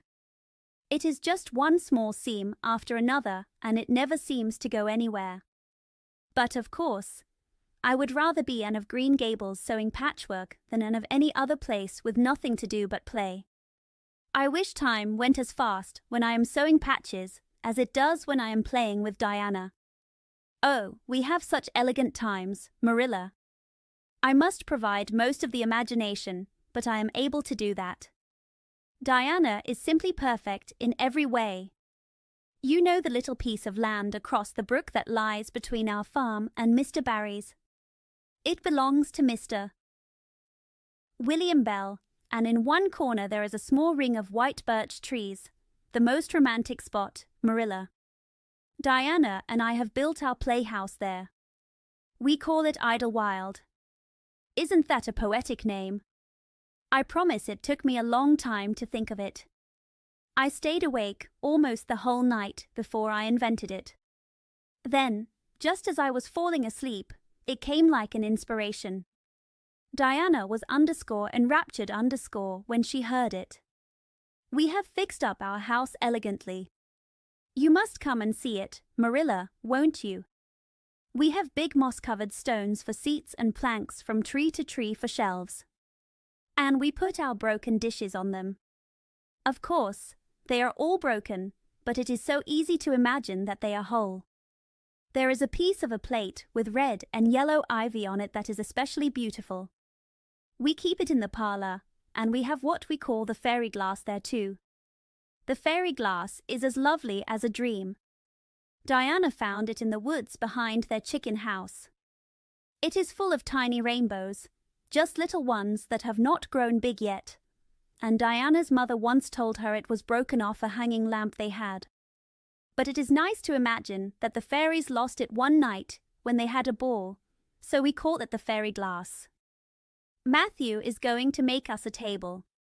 Oh, and we have named that little round pool in Mr. Barry's field Willowmere. I got that name from the book Diana lent me. That book was thrilling, Marilla. The heroine had 5 lovers. I would be happy with one, wouldn't you? She was very handsome and went through great troubles. She could faint very easily. I would love to faint sometimes, wouldn't you, Marilla? It is so romantic. But I am really very healthy, though I am so thin. I think I am getting a bit fatter, though. Do you not think so? I look at my elbows every morning to see if any dimples are there. Diana is having a new dress made with elbow sleeves. She will wear it to the picnic. Oh, I do hope it will be fine next Wednesday. I do not think I could bear the disappointment if I missed the picnic. I suppose I would get through it, but I am sure it would be a lifelong sorrow. They are going to have boats on the Lake of Shining Waters and ice cream, as I told you. I have never tasted ice cream. Diana tried to explain it to me, but I think ice cream is one of those things that is beyond my imagination. Anne, you have talked for 10 minutes already, said Marilla. Now, just for curiosity's sake, see if you can keep quiet for the same time. Anne kept quiet as Marilla wanted. But for the rest of the week, Anne talked about the picnic, thought about it, and dreamed of it. On Saturday it rained, and Anne became so nervous that Marilla made her sew an extra patchwork square to help calm her. On Sunday, on the way home from church, Anne told Marilla that she felt a cold shiver of excitement when the minister announced the picnic from the pulpit. It made my back tingle, Marilla. I never really believed there would be a picnic until I heard the minister say it. I was afraid I had only imagined it. But when a minister speaks in the pulpit, you must believe him. You set your heart on things too much, Anne, said Marilla with a sigh. I am afraid you will have many disappointments in your life. Oh, Marilla, looking forward to things is half the fun, exclaimed Anne. You may not always get what you want, but nothing can stop you from enjoying the hope. Mrs. Lynde says, "Blessed are those who expect nothing, for they will not be disappointed." But I think it would be worse to expect nothing than to be disappointed. Marilla wore her amethyst brooch to church that day, as she always did. She would have thought it very wrong to leave it off, almost as bad as forgetting her Bible or her collection dime. That amethyst brooch was Marilla's most treasured possession. An uncle at sea had given it to her mother, who in turn had given it to Marilla. It was an old-fashioned oval with a braid of her mother's hair inside, surrounded by very fine amethysts. Marilla did not know much about precious stones, but she thought they were very pretty and liked the violet shine at her throat, above her good brown satin dress, even though she could not see it well. Anne was filled with happy admiration when she first saw the brooch. "Oh, Marilla, it is a perfectly elegant brooch. I do not know how you can pay attention to the sermon or the prayers when you wear it. I could not, I know. I think amethysts are just lovely. They are like what I used to imagine diamonds were. Long ago, before I had ever seen a diamond, I read about them and tried to imagine what they would be like. I thought they would be lovely, shining purple stones. But when I saw a real diamond in a lady's ring one day, I was so disappointed I cried. It was very pretty, but it was not what I had imagined. Will you let me hold the brooch for a minute, Marilla? Do you think amethysts can be the souls of good violets?" Chapter 14. Anne's Confession. On the Monday evening before the picnic, Marilla came down from her room with a worried face. "Anne," she said to the little girl who was shelling peas at the clean table and singing Nellie of the Hazel Dell very well, just as Diana had taught her, "did you see my amethyst brooch? I thought I put it in my pincushion after church yesterday, but I cannot find it anywhere. I saw it this afternoon when you were away at the Aid Society," and said slowly. "I was passing your door when I saw it on the cushion, so I went in to look at it." "Did you touch it?" Marilla asked sharply. "Yes," admitted Anne. "I took it and pinned it on my breast, just to see how it looked."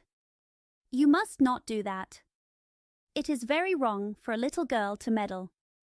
You should not have gone into my room, and you must not touch a brooch that is not yours. Now, where did you put it?" "Oh, I put it back on the bureau. I did not keep it on for a minute.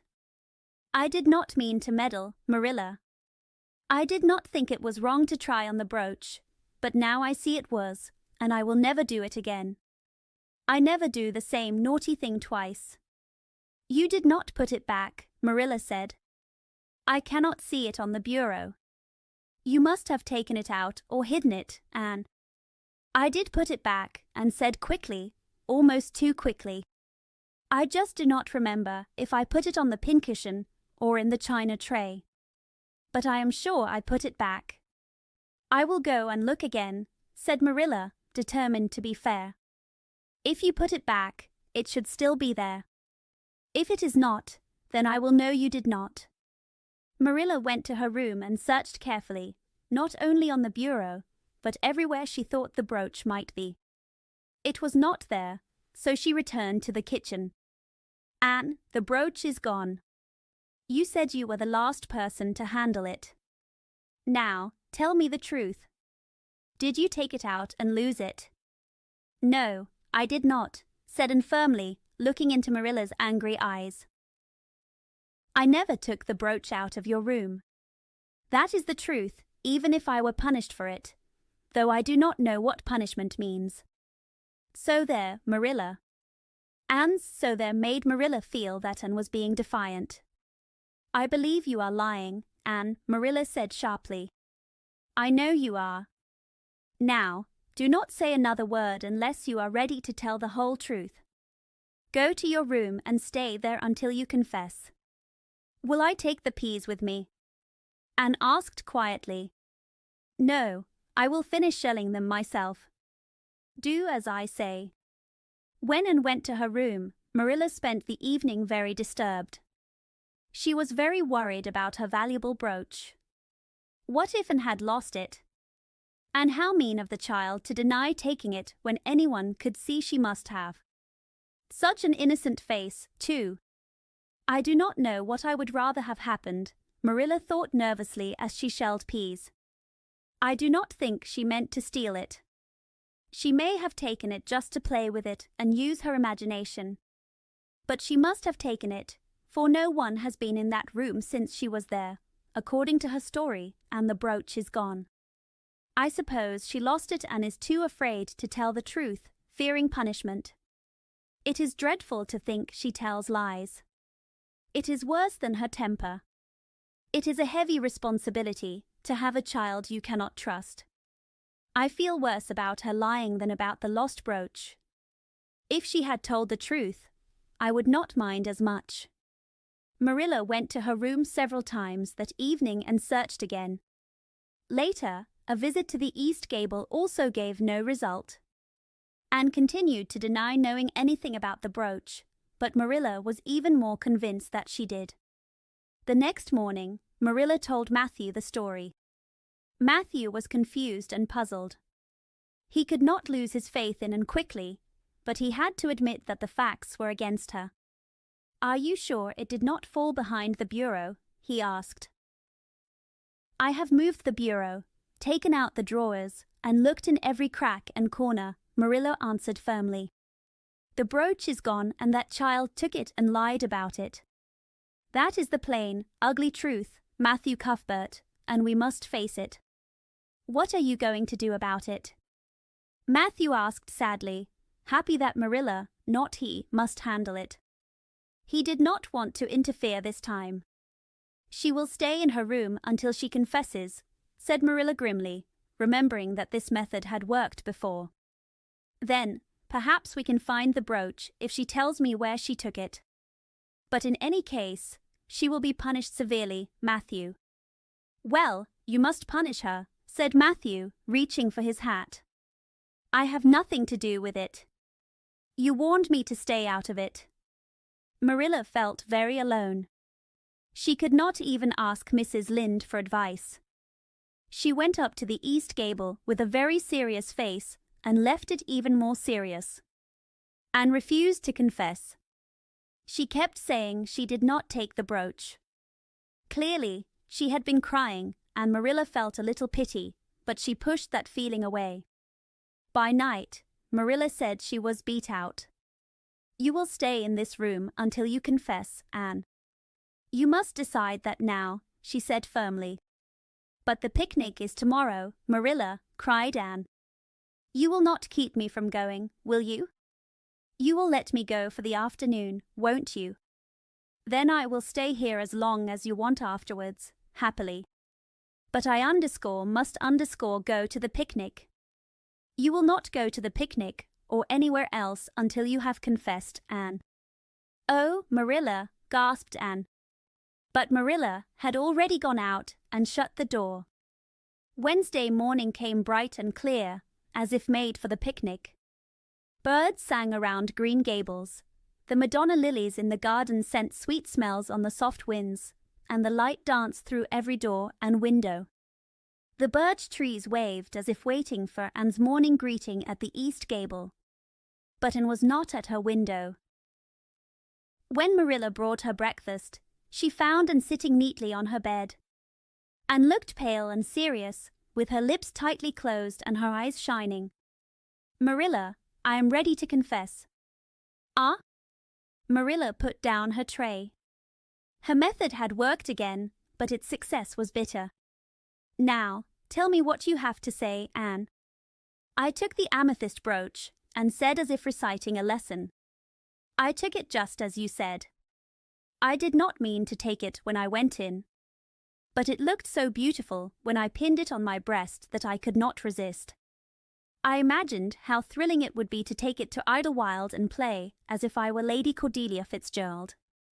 It would be so much easier to imagine I was Lady Cordelia if I had a real amethyst brooch. Diana and I make necklaces of roseberries, but what are roseberries compared to amethysts? So I took the brooch. I thought I could put it back before you came home. I even walked a long way to buy time. When I went over the bridge on the Lake of Shining Waters, I took the brooch off to look at it again. Oh, how it shone in the sunlight. Then, as I leaned over the bridge, it slipped from my fingers, and went down, down, down, all purply and sparkling, and sank forever beneath the lake. That is the best I can do at confessing, Marilla. Marilla felt hot anger rise in her heart. This child had taken and lost her treasured brooch, and now was calmly reciting the details without any real regret. Anne, this is terrible, she said, trying to keep her voice calm. You are the most wicked girl I have ever heard of. Yes, I suppose I am, Anne agreed quietly. And I know I must be punished. It is your duty to punish me, Marilla.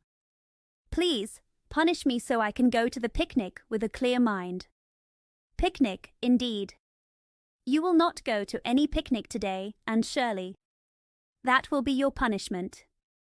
And it is not nearly severe enough for what you have done. Not go to the picnic. Anne sprang to her feet and clutched Marilla's hand. But you promised me I might. Oh, Marilla, I must go to the picnic. That is why I confessed. Punish me in any way you want, but please let me go to the picnic. Think of the ice cream. I may never have a chance to taste ice cream again. Marilla pulled her hand away, her face as hard as stone. You will not go to the picnic, and that is final. Not a word. Anne realized Marilla would not change her mind. She clasped her hands, let out a short cry, and then threw herself face down on the bed, crying and writhing in deep sorrow and despair. For heaven's sake! Marilla exclaimed as she hurried out of the room. I believe this child is crazy. No child in her right mind would behave this way. If she is not, she is completely bad. Oh dear, I think Mrs. Rachel was right from the start. But I have made up my mind, and I will not look back. That morning was very gloomy. Marilla worked hard, scrubbing the porch floor and the dairy shelves even though they did not need it, but she did it to calm herself. Then she went out and raked the yard. At dinner time, Marilla called Anne to come downstairs. A tear-stained face appeared at the banisters. Come down to dinner, Anne. I do not want any dinner, Marilla, said Anne, sobbing. I cannot eat. My heart is broken. Someday you will feel sorry for breaking it, but I forgive you. Remember, I forgive you. But please do not ask me to eat anything, especially boiled pork and greens. They are so unromantic when one is sad. Frustrated, Marilla returned to the kitchen and told Matthew her sad story. Matthew, caught between his sense of justice and his soft heart for Anne, felt miserable. Well, she should not have taken the brooch, Marilla, or told stories about it, he admitted, sadly looking at his plate of plain pork and greens, as if he thought the food was not fit for sad times. But she is such a little thing, such an interesting little thing.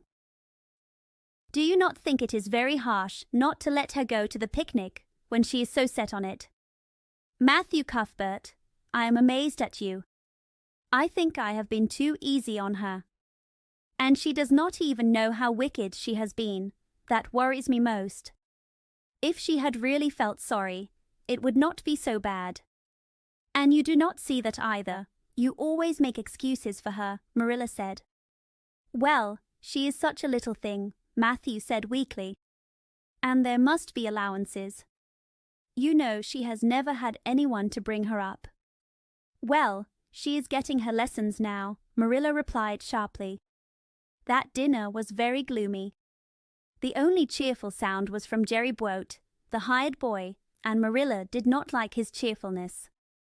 After dinner, when her dishes were washed and her bread sponge set and her hens fed, Marilla remembered she had noticed a small tear in her best black lace shawl on Monday afternoon after returning from the Ladies' Aid. She went to mend it. The shawl was in a box in her trunk. When Marilla took it out, sunlight fell through the vines around the window and shone on something caught in the shawl, something that glittered with violet light.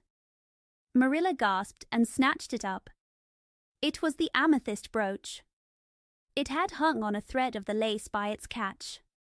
Oh, dear, said Marilla blankly, what does this mean? Here is my brooch, safe and sound, that I thought was at the bottom of Barry's pond. What did that girl mean when she said she took it and lost it? I believe Green Gables is bewitched. I remember when I took off my shawl on Monday, I laid it on the bureau for a minute. I suppose the brooch got caught in it somehow.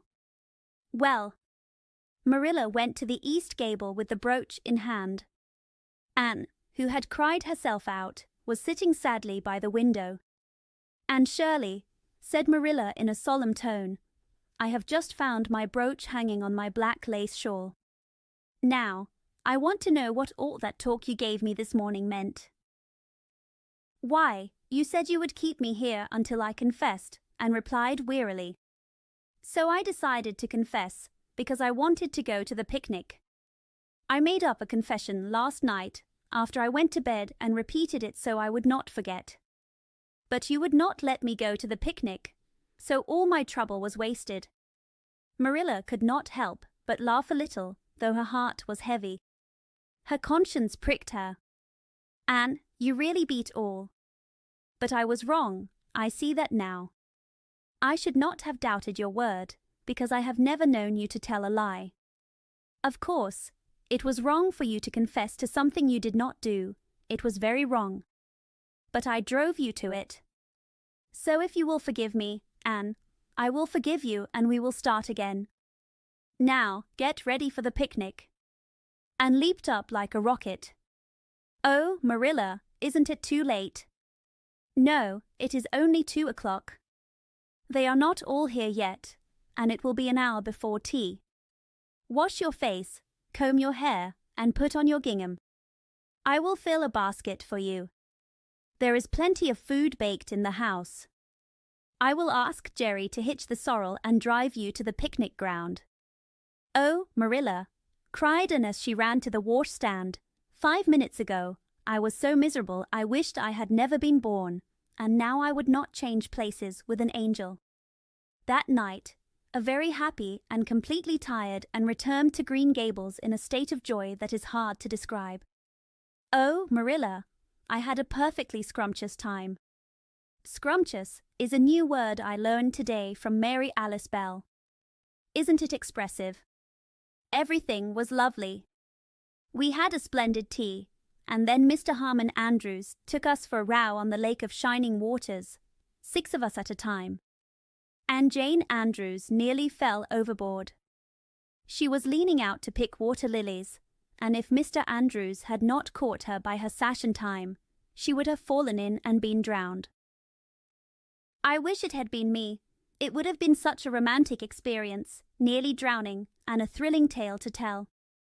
And we had the ice cream. I cannot find words to describe that ice cream. Marilla, I assure you, it was sublime. That evening, Marilla told the whole story to Matthew over her stocking basket. I am willing to admit that I made a mistake, she said honestly, but I have learned a lesson. I must laugh when I think of Anne's confession, although it was a lie. But it does not seem as bad as it might have been, and I am responsible for it. That child is hard to understand in some ways. But I believe she will turn out all right. One thing is certain, no house will ever be dull with her in it. Chapter 15. A Tempest in the School Teapot. What a splendid day, said Anne, taking a deep breath. Isn't it good just to be alive on a day like this? I feel sorry for the people who are not born yet, because they miss days like this. They might have good days, but they cannot have this one. And it is even better to have such a lovely way to go to school, isn't it? It is much nicer than going by the road. That road is dusty and hot, said Diana. She peeped into her lunch basket and thought about how, if the 3 juicy raspberry tarts were shared among 10 girls, each girl would get just a few bites. At Avonlea School, the little girls always share their lunches. If a girl eats 3 tarts all by herself or only with her best friend, people call her awful mean. But when the tarts are shared among 10 girls, everyone gets just enough to tease them. The way Anne and Diana walked to school was very pretty. Anne thought that their walk could not be made more romantic even in her dreams. Going by the main road would be too plain. But going by Lover's Lane, Willowmere, Violet Vale, and the Birch Path was very romantic. Lover's Lane began below the orchard at Green Gables and went far into the woods near the Cuthbert farm. This was the same way the cows were taken to the back pasture, and the wood was hauled home in winter. Anne had named it Lover's Lane before she had been at Green Gables for a month. Not that lovers ever really walk there, Anne explained to Marilla, but Diana and I are reading a very magnificent book, and there is a Lover's Lane in it. So we want to have one too. And it is a very pretty name, don't you think? So romantic. We can use our imagination, though without people calling us crazy. Every morning, Anne started alone and walked down Lover's Lane to the brook. There, Diana met her. The 2 girls then walked together under the arch of maples. Maples are such sociable trees, Anne said. They always rustle and whisper to you until they reached a small rustic bridge. Then they left Lover's Lane and walked through Mr. Barry's back field and past Willowmere. After Willowmere came Violet Vale, a little green spot in the shadow of Mr. Bell's big woods. Of course, there are no violets there now, Anne told Marilla, but Diana says there will be millions in spring. Oh, Marilla, can you imagine seeing them? It takes my breath away. I named it Violet Vale.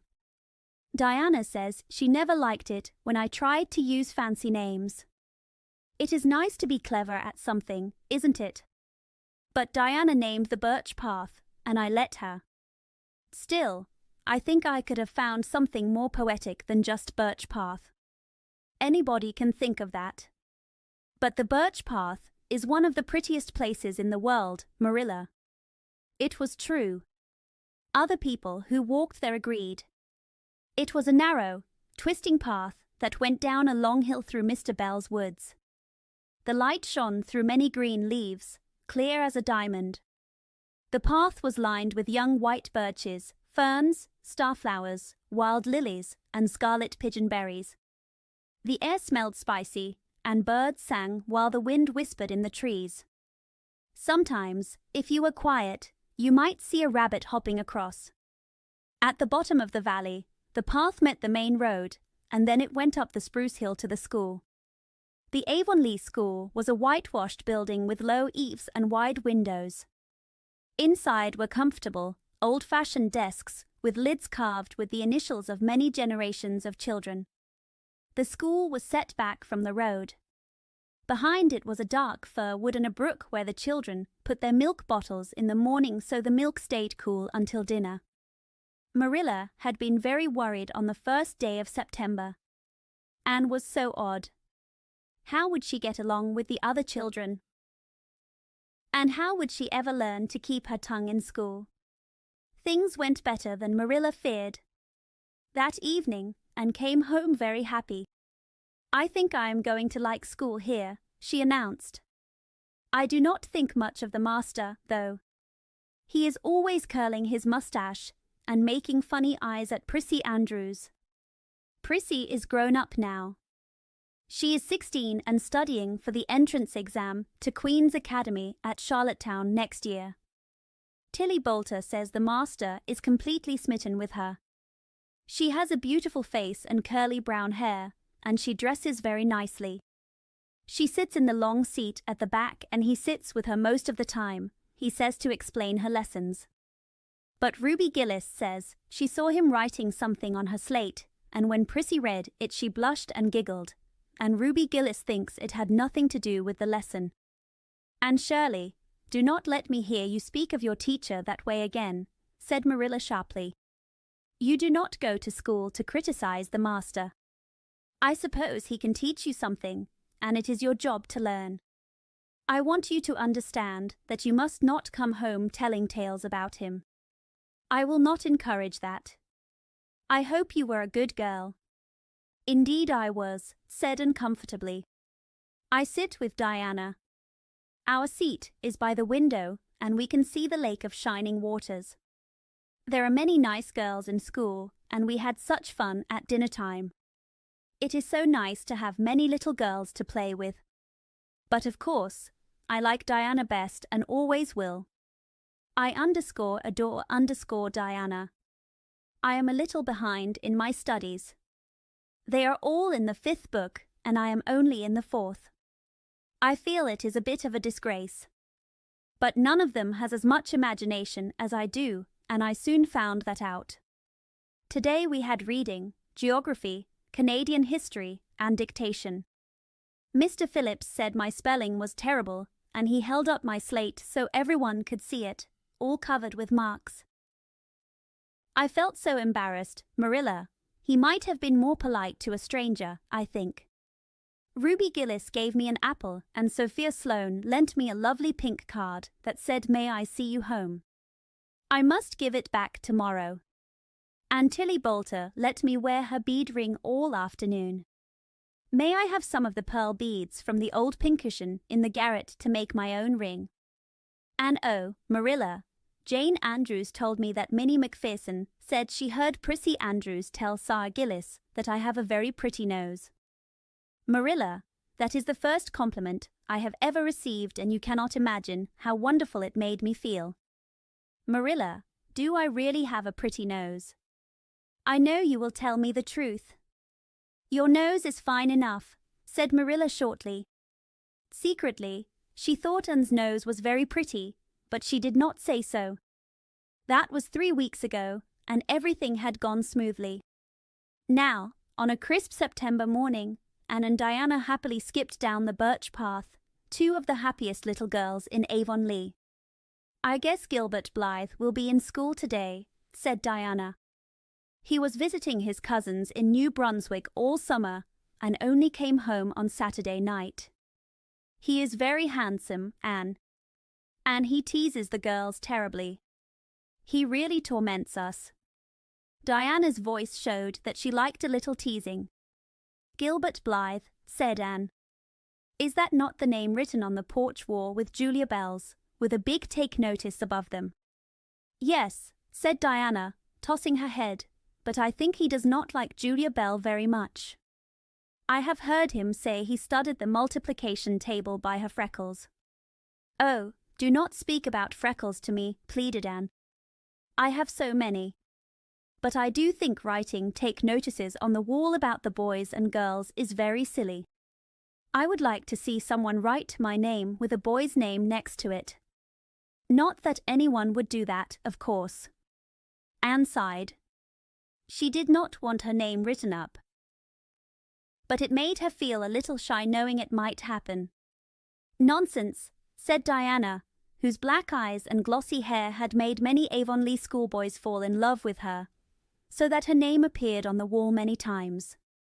It is only meant as a joke. And don't be too sure your name will never be written up. Charlie Sloane is very much in love with you. He told his mother, his own mother, that you are the smartest girl in school. That is better than being pretty. No, it is not, said Anne, very much a girl at heart. I would rather be pretty than clever. And I cannot stand Charlie Sloane. If anyone writes my name with his, I would never forgive it, Diana Barry.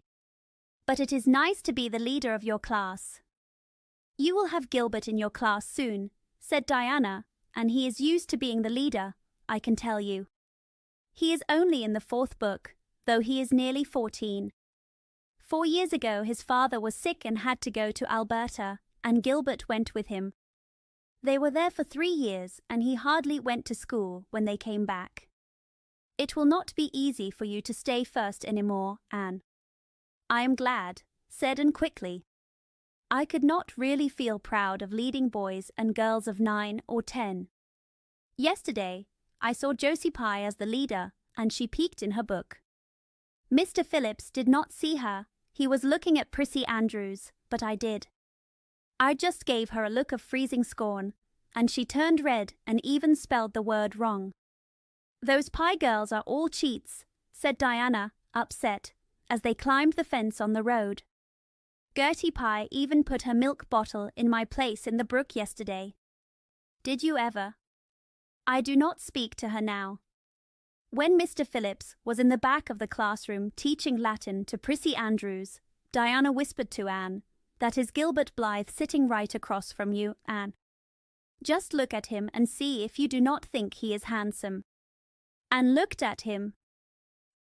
Gilbert Blythe was busy secretly pinning Ruby Gillis's long yellow braid to the back of her seat. He was a tall boy with curly brown hair, hazel eyes, and a teasing smile. Soon, Ruby Gillis went up to take something from the master. She fell back with a little cry, thinking her hair was pulled. Everyone looked at her, and Mr. Phillips glared so sternly that Ruby began to cry.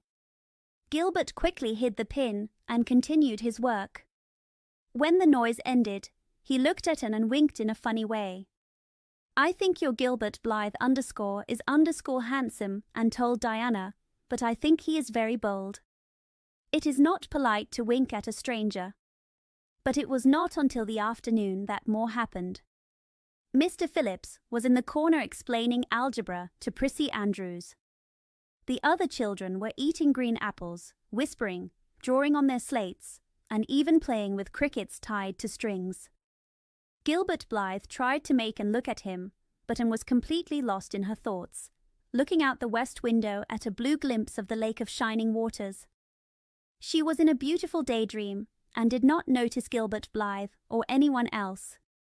Gilbert Blythe was not used to trying so hard and failing. He should have made Anne look at him, that red-haired, pointed-chinned, big-eyed girl who was unlike any other. Reaching across the aisle, Gilbert picked up the end of Anne's long red braid.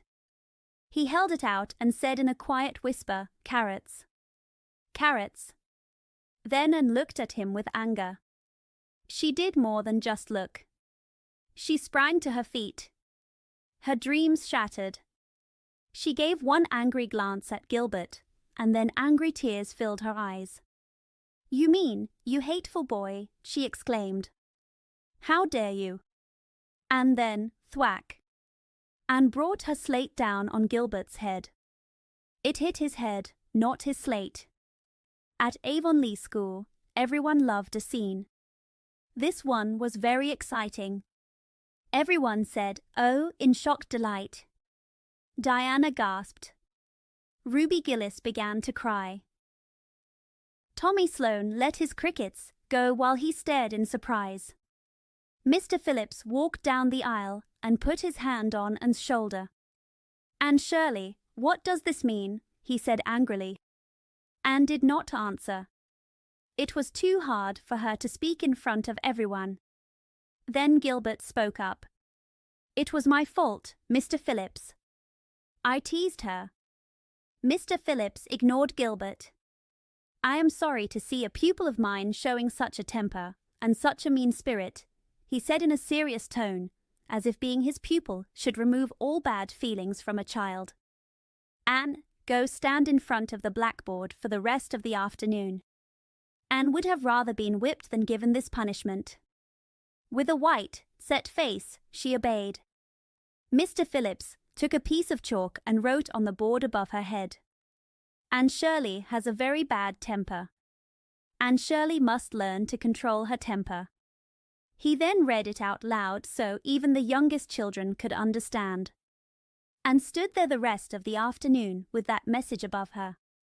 She did not cry or lower her head. Anger still burned in her heart. With angry eyes and red cheeks, she looked at Diana's kind glance, Charlie Sloane's angry nod, and Josie Pye's mean smile. As for Gilbert Blythe, she would not even look at him. She would never look at him again. She would never speak to him again. When school finished, Anne walked out with her head held high. Gilbert Blythe tried to stop her at the porch door. "I am very sorry I made fun of your hair, Anne," he said quietly. "I truly am. Please do not be angry forever." Anne walked past him with disdain, not even looking back. "Oh, how could you, Anne?" said Diana as they went down the road, half scolding and half admiring. Diana felt she could never refuse Gilbert's plea. "I shall never forgive Gilbert Blythe," said Anne firmly. "And Mr. Phillips spelled my name without an E too. I feel it has hurt me deeply, Diana." Diana did not quite understand, but she knew it was something very serious. "You must not mind Gilbert making fun of your hair," Diana said gently. "He teases all the girls. He has called me a crow many times, and I have never heard him say sorry. There is a big difference between being called a crow and being called carrots," said Anne with dignity. "Gilbert Blythe has hurt my feelings terribly, Diana. Maybe the matter would have passed without more pain if nothing else had happened. But soon more events took place. Avonlea scholars often spent the noon hour picking gum in Mr. Bell's spruce grove over the hill and across his big pasture. From there they could see Eben Wright's house, where the master lived. When they saw Mr. Phillips coming out, they ran to the schoolhouse. But the distance was 3 times longer than Mr. Wright's lane, so they often arrived breathless and 3 minutes late. The next day, Mr. Phillips, in a sudden fit of strictness, announced before dinner that all the students must be in their seats when he returned. Anyone who came late would be punished. All the boys and some of the girls went to Mr. Bell's spruce grove as usual. They planned to stay only a short time to pick a chew. But spruce groves are very attractive, and the yellow nuts of gum are tempting. They picked and wandered until Jimmy Glover shouted from an old spruce, "Master's coming." The girls on the ground ran and reached the schoolhouse just in time. The boys, who had to climb down quickly from the trees, were late, and Anne, who had not been picking gum at all, but was happily wandering in the far end of the grove, waist deep among the ferns, singing softly with a wreath of rice lilies in her hair as if she were a wild spirit of the woods, was the very last to arrive. But Anne could run like a deer. She ran and caught up with the boys at the door, and was just swept into the schoolhouse as Mr. Phillips was putting his hat away. Mr. Phillips's strict mood soon faded. He did not want to punish many pupils, but he had to save his word. So he looked for someone to blame and chose Anne, who had come in late. Anne had dropped into her seat, gasping for breath, with a forgotten lily wreath hanging loosely over one ear. This gave her a very messy look. "Anne Shirley, since you seem to like the boys' company so much, we shall allow you to sit with Gilbert Blythe this afternoon," he said sarcastically. The other boys giggled. Diana, turning pale with pity, took the wreath from Anne's hair and squeezed her hand. Anne stared at the master as if she were frozen. Did you hear what I said, Anne? Mr. Phillips asked sternly. Yes, sir, said Anne slowly, but I did not think you really meant it. I assure you I did, he said, still with a sarcastic tone that all the children, especially Anne, hated. Obey me at once. For a moment, Anne seemed ready to disobey.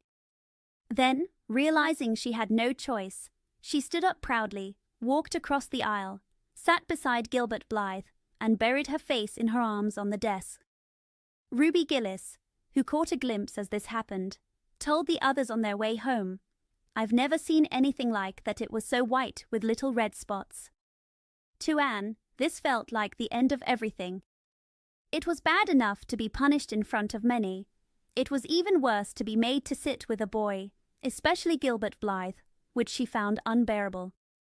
Anne felt she could not bear it and that nothing would help. Her whole self was filled with shame, anger, and humiliation.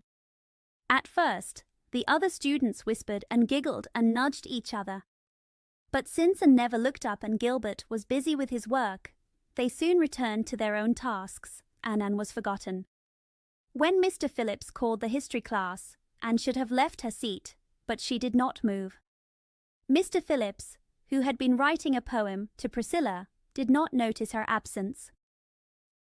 Once, when no one was looking, Gilbert took a small pink candy heart with a gold message that said, "You are sweet," from his desk and slipped it under Anne's arm.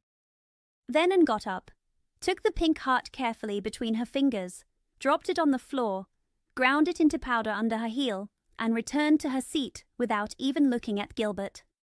When school ended, Anne took all her books, writing tablet, pen, ink, and other supplies from her desk and neatly piled them on her slate.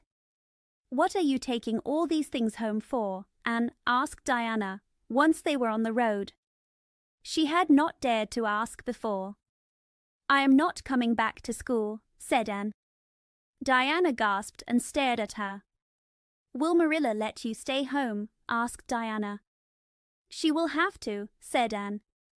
"I will never go to school with that man again." "Oh, Anne," Diana said, looking like she was about to cry. "I think you are mean." "What will I do?" "Mr. Phillips will make me sit with that horrible Gertie Pye. I know he will because she is sitting alone. Please come back, Anne." "I would do almost anything for you," Diana said, and sadly. "I would let myself be torn apart if it would help you. But I cannot do this, so please do not ask. You break my heart." "Just think of all the fun you will miss," Diana said sadly. "We are going to build a lovely new house by the brook. We will play ball next week, and you have never played ball, Anne. It is very exciting. And we will learn a new song. Jane Andrews is practicing it now, and Alice Andrews is going to bring a new book next week, and we will all read a chapter together about the brook. And you know you love reading aloud, Anne." Nothing could change Anne's mind. Her decision was final. When she got home, she told Marilla, "I will not go back to school, I assure you." "Nonsense," said Marilla. "It is not nonsense at all," said Anne, looking at Marilla with serious, reproachful eyes. "Do you not understand, Marilla? I have been insulted." "Insulted? Nonsense. You will go to school tomorrow as usual." "Oh, no," and shook her head gently. "I am not going back, Marilla. I will learn my lessons at home, and I will try to be as good as I can and keep quiet. But I will not go back to school, I promise." Marilla saw something like stubbornness in Anne's small face. She knew it would be hard to change that, but she decided not to say more at that time. "I will go down and speak to Mrs. Lynde about it this evening," Marilla thought.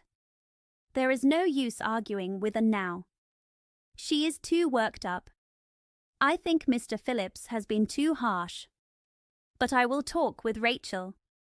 She has sent many children to school and should know something.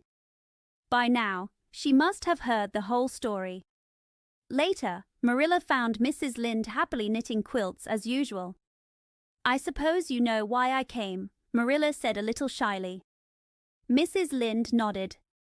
About Anne's fuss at school, I guess, she said. Tilly Boulter was on her way home and told me. I do not know what to do with her, said Marilla. She says she will not go back to school. I have never seen a child so upset. I expected trouble from the start. She is so high-strung.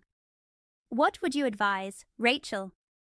Well, since you asked me, Marilla, said Mrs. Lynde kindly, she loved giving advice. I would just humor her a little at first. I believe Mr. Phillips was wrong. Of course, he was right to punish her yesterday for losing her temper. But today is different. The other children who were late should have been punished too. And I do not think the girls should be made to sit with the boys for punishment. It is not proper. Tilly Boulter was very angry and said that all the children took and sighed. Anne seems very popular with them. I never thought she would get along so well. Then you really think I should let her stay home, said Marilla in surprise. Yes. I would not send her back to school until she asks to go herself. I promise. She will calm down in a week and be ready to return on her own. If you force her to go back now, she might have another tantrum and cause even more trouble. The less fuss there is, the better. She will not miss much by staying home. Mr. Phillips is not a very good teacher. The way he runs the school is scandalous, and he ignores the younger children to focus on preparing the older ones for queens. He would not have kept the school running for another year if his uncle had not been a trustee, _trustee, for he leads the others by the nose. I declare, I do not know what education on this island is coming to. Mrs. Lynde shook her head, as if to say that if she were in charge, things would be better. Marilla took Mrs. Lynde's advice. No one said another word to Anne about returning to school. She learned her lessons at home, did her chores, and played with Diana in the cool, purple autumn evenings. But when she met Gilbert Blythe on the road or in Sunday school, she passed him by with a cold look that did not change even though he tried to please her. Even Diana's attempts to make peace did not work. Anne had decided to hate Gilbert Blythe forever. Even though Anne hated Gilbert, she loved Diana with all her passionate heart. One evening, Marilla came in from the orchard with a basket of apples and found Anne sitting by the east window in the twilight, crying bitterly. "What is the matter now, Anne?" asked Marilla. "It is about Diana," sobbed Anne. "I love Diana so much, Marilla.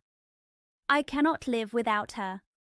But I know that when we grow up, Diana will get married and leave me. And oh, what shall I do? I hate her husband. I just hate him so much. I have imagined everything, the wedding, Diana in snowy clothes with a veil, looking like a queen, and me as the bridesmaid in a lovely dress with puffed sleeves, but with a broken heart hidden behind my smile. And then saying goodbye to Diana, and broke down completely and wept bitterly. Marilla quickly turned away to hide her face, but she could not stop laughing loudly. Matthew, who was working outside, stopped in amazement. When had he ever heard Marilla laugh like that? "Well, and Shirley," Marilla said when she could speak again, "if you must borrow trouble, for heaven's sake borrow it at home. I think you have a very vivid imagination." Chapter 16. Diana is invited to tea with tragic results. In October, Green Gables was very beautiful. The birch trees in the hollow turned as golden as sunshine, the maples behind the orchard became deep red, and the wild cherry trees along the lane showed lovely dark red and bronzy green colors. The fields warmed in the sunshine. Anne loved all the colors around her. One Saturday morning, and came dancing into the kitchen with her arms full of gorgeous maple branches. "Oh, Marilla, I am so glad I live in a world with Octobers. It would be terrible if we skipped from September to November, wouldn't it? Look at these maple branches. Do they not thrill you? I am going to decorate my room with them." Marilla frowned. "These things are messy, Anne. You fill your room with outdoor things. Bedrooms are made for sleeping. But they help me to dream, Marilla. Pretty things make dreams so much better.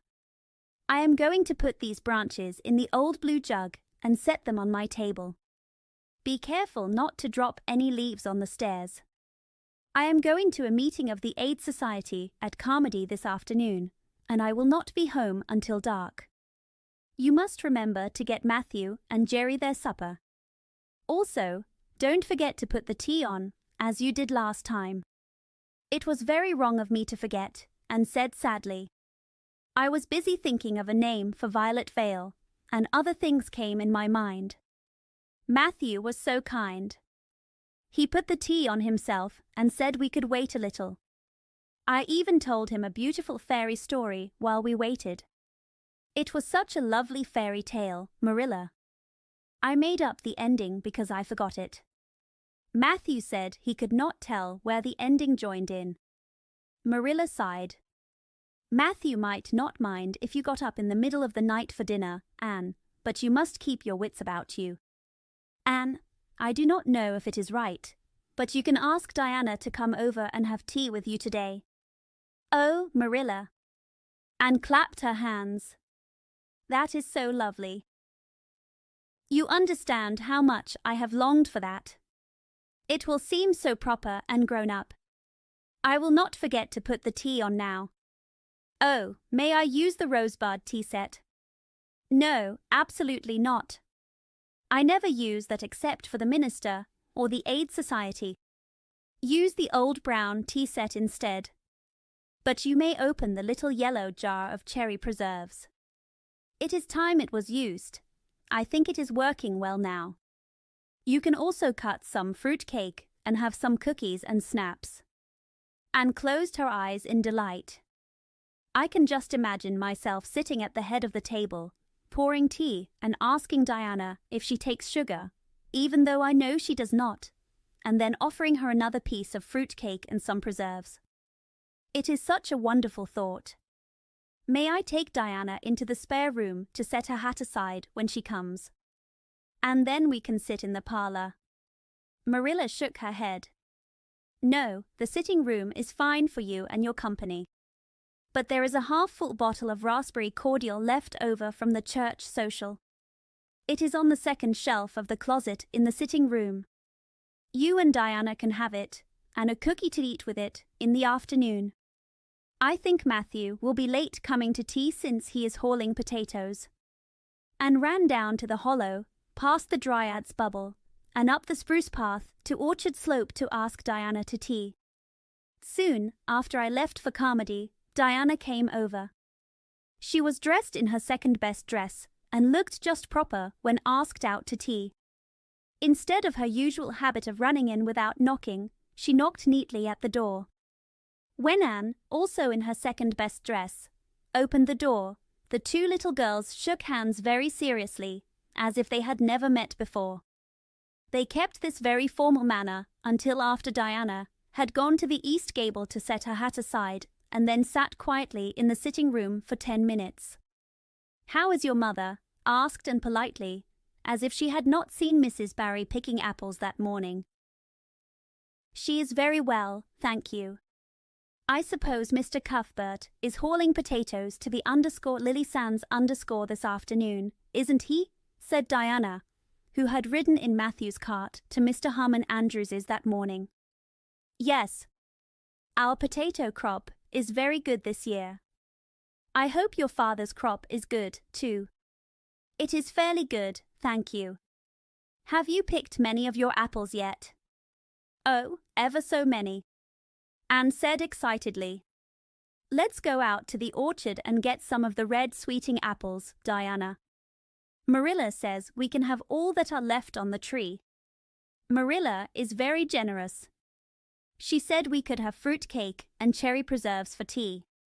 But it is not polite to tell your company what you are going to eat, so I won't say more, only that it begins with an R and AC and is a bright red drink. I love bright red drinks. They taste twice as good as other colors. The orchard was so delightful with its heavy, fruit-laden branches that the little girls spent most of the afternoon there. They sat in a soft, green corner where the frost had not touched the grass and the warm autumn sun lingered, eating apples and talking as happily as they could. Diana told and many things about school. She complained about sitting with Gertie Pye, whose pencil squeaked all the time, and about Ruby Gillis, who had once used a magic pebble to make her warts disappear. She also said that Charlie Sloane's name was written on the porch with M. White's, and that M. White was very angry about it. Sam Bolter had talked back to Mr. Phillips and been whipped. Mattie Andrews had a new red hood and blue crossover with tassels, and her airs were very silly. Lizzie Wright did not speak to Mamie Wilson because of an old quarrel. And everybody missed Anne and wished she would come to school again. And then Gilbert Blythe. But Anne did not want to hear about Gilbert Blythe. She jumped up quickly and said, "Suppose we go inside and have some raspberry cordial." Anne looked on the second shelf of the pantry and found a bottle of raspberry cordial. It had been put back on the top shelf. Anne took it, put it on a tray, and set it on the table with a glass. "Now, please help yourself," Diana Anne said politely. "I do not think I will have any right now. I do not feel very hungry after all those apples." Diana poured herself a glass, admired its bright red color, and sipped it carefully. "That is very nice raspberry cordial, Anne," she said. "I did not know it tasted so good. I am very glad you like it. Take as much as you want. I must go out and stir the fire. There are many things to do when keeping house, aren't there?" When Anne returned from the kitchen, Diana was already drinking her second glass. At Anne's gentle asking, Diana agreed to have a third. The glasses were generous, and the raspberry cordial was very tasty. "It is the nicest I have ever had," said Diana. "It is much nicer than Mrs. Lynde's, even though she brags about hers. I think Marilla's raspberry cordial is probably much better than Mrs. Lynde's," said Anne happily. "Marilla is a famous cook. She is trying to teach me to cook, but it is very hard work. There is little room for imagination in cookery. You must follow the rules. Last time I made a cake. I forgot to put in the flour. I was busy thinking of a lovely story about you and me, Diana, about how I nursed you back to health when you were very sick, even though I became ill and died and was buried under the poplar trees, and you planted a rose bush with your tears. It was so sad that I cried while mixing the cake. But I forgot the flour, and the cake was a total failure. Marilla was very angry, and I do not wonder. I am such a trial to her. She was very upset about the pudding sauce last week, too. We had a plum pudding for dinner on Tuesday, and there was half of the pudding and a full pitcher of sauce left over. Marilla said there was enough for another dinner and told me to put it on the shelf and cover it. I meant to cover it, but I was daydreaming of being a nun taking a veil to hide a broken heart, so I forgot. The next morning, I found a mouse in the pudding sauce. I lifted the mouse with a spoon and threw it outside, and then washed the spoon very well. Marilla was out milking, and I had planned to ask her if I should give the sauce to the pigs. But then I was daydreaming of a frost fairy turning trees red and yellow, so I never thought of the sauce again. Later, Mr. and Mrs. Chester Ross came. You know they are very stylish, especially Mrs. Chester Ross. When Marilla called me in, dinner was ready and everyone was at the table. I tried to be polite so that Mrs. Chester Ross would think I was ladylike, even if I am not pretty. Everything went fine until I saw Marilla coming with the plum pudding in one hand and the pitcher of pudding sauce warmed up in the other. Diana, that was a terrible moment. I remembered everything and I just stood up and shouted, Marilla, you must not use that pudding sauce. There is a mouse in it. I forgot to tell you before. Oh, Diana, I will never forget that moment if I live to be 100. Mrs. Chester Ross just looked at me, and I thought I would sink through the floor. She is such a perfect housekeeper. Marilla turned red, but she did not say a word. Then she carried the sauce and pudding out and brought in some strawberry preserves. She even offered me some, but I could not eat any. It felt like hot coals on my head. After Mrs. Chester Ross left, Marilla scolded me very badly. Why, Diana, what is the matter? She said. Diana stood up unsteadily, then sat back down and put her hands on her head. I am very sick, she said, slowly. I must go home. Oh, you must not go home without your tea, cried Anne in distress. I will go and put the tea on right now. I must go home, Diana repeated stubbornly. Let me get you a lunch, anyway, pleaded Anne. Let me give you some fruit cake and cherry preserves. Please lie down on the sofa for a while, and you will feel better. Where do you feel bad? I am very dizzy, said Diana. Diana walked very unsteadily. Anne, with tears of disappointment in her eyes, took Diana's hat and went with her as far as the Barry Yard fence. Then she wept all the way back to Green Gables. There, she sadly put the rest of the raspberry cordial back into the pantry and made tea for Matthew and Jerry, her excitement completely gone. The next day was Sunday, and it rained all day. Anne did not go out of Green Gables. On Monday afternoon, Marilla sent her on an errand to Mrs. Lynde's. Soon, Anne came running back up the lane with tears streaming down her cheeks. She rushed into the kitchen and threw herself on the sofa, crying in great pain. Anne, what is wrong now? Asked Marilla in worry. I hope you have not been rude to Mrs. Lynde again. Anne did not answer, but only cried harder. And Shirley, when I ask you a question, I want an answer. Sit up right now and tell me what you are crying about. Anne sat up, looking very sad. Mrs. Lynde went to see Mrs. Barry today, and Mrs. Barry was in a terrible state, she wailed. She says that I made Diana _drunk_ on Saturday and sent her home in a disgraceful condition. And she says I must be a very bad, wicked little girl, and that she will never let Diana play with me again. Oh, Marilla, I am so full of sorrow. Marilla stared in shock. Made Diana drunk. Anne, are you or Mrs. Barry crazy? What did you give her? Only raspberry cordial, sobbed Anne. I never thought raspberry cordial could make someone drunk, Marilla, not even if they drank 3 big glasses like Diana did. Oh, it sounds so much like Mrs. Thomas's husband. But I did not mean to make her drunk. Drunk, fiddlesticks, Marilla said, marching to the pantry. On the shelf, she found a bottle that she recognized as her 3-year-old homemade currant wine. Many people in Avonlea knew her wine, although some strict folks like Mrs. Barry did not like it. At the same time, Marilla remembered that she had put the bottle of raspberry cordial in the cellar by mistake instead of in the pantry. She returned to the kitchen with the wine bottle. Her face was twitching. Anne, you have a real talent for getting into trouble. You gave Diana currant wine instead of raspberry cordial.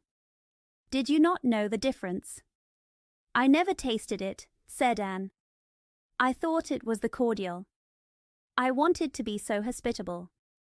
But Diana got very sick and had to go home. Mrs. Barry told Mrs. Lynde that she was very drunk. When her mother asked what was wrong, she just laughed and went to sleep for hours. Her mother smelled her breath and knew she was drunk. Diana had a terrible headache all day yesterday. Now Mrs. Barry is very angry. She will never believe that I did it by accident. I think she should punish Diana for drinking 3 glasses of anything, said Marilla shortly. 3 big glasses would make anyone sick. Well, this story will give those people who say bad things about me for making currant wine a handle. I have not made any currant wine for 3 years since I learned that the minister did not approve. I kept that bottle for sickness. Now, child, do not cry. I do not believe you are to blame, although I am sorry it happened. I must cry, said Anne. My heart is broken. The stars in their courses seem to fight against me, Marilla. Diana and I are now separated forever. Oh, Marilla, I never dreamed this would happen when we swore to be friends. Do not be foolish, Anne. Mrs. Barry will change her mind when she sees you are not to blame. I think she believes you did it as a silly joke. You must go up this evening and tell her the truth. My courage fails me at the thought of facing Diana's angry mother, sighed Anne. I wish you would go, Marilla. You are so much more dignified than I am. She will listen to you better than to me. Well, I will, said Marilla. Do not cry any more, Anne. It will all be all right. Later that day, Marilla went back from Orchard Slope. Anne waited at the door. Oh, Marilla, I know by your face that it has been no use. Mrs. Barry will not forgive me. Mrs. Barry, indeed, snapped Marilla. Out of all the unreasonable women I have ever seen, she is the worst. I told her it was all a mistake and that you were not to blame, but she did not believe me. And she spoke harshly about my currant wine, saying I always claimed it could never affect anyone. I told her plainly that currant wine is not meant to be drunk in 3 large glasses, and if a child is greedy, I will sober her up with a good spanking. Marilla then hurried into the kitchen, very upset, leaving Anne alone on the porch. Soon Anne stepped out without her hat into the cool autumn dusk. Determined, she walked down through the dry clover field, over the log bridge, and up through the spruce grove. A pale moon hung low over the western woods. At the door, Mrs. Barry, who answered a timid knock, found a small, eager, tearful girl waiting. Her face became hard. Mrs. Barry was a strict woman who disliked many things. She believed that Anne had made Diana drunk on purpose and wanted to keep her daughter away from such a child. What do you want? She said sharply. Anne clasped her hands. Oh, Mrs. Barry, please forgive me. I did not mean to make Diana drunk. How could I? Imagine if you were a poor little orphan and had just one best friend in the world. Do you think you would ever try to make her drunk on purpose? I thought it was only raspberry cordial. Please do not say you will never let Diana play with me again. If you do, my life will be filled with sorrow. Instead of softening, Mrs. Barry grew even more angry and said coldly, I do not think you are fit to be friends with Diana. You must go home and behave. Anne's lips trembled. Won't you let me see Diana just once to say goodbye? She pleaded. Diana has gone home with her father to Carmody, said Mrs. Barry, shutting the door. Anne went back to Green Gables, feeling calm yet full of despair. My last hope is gone, she told Marilla.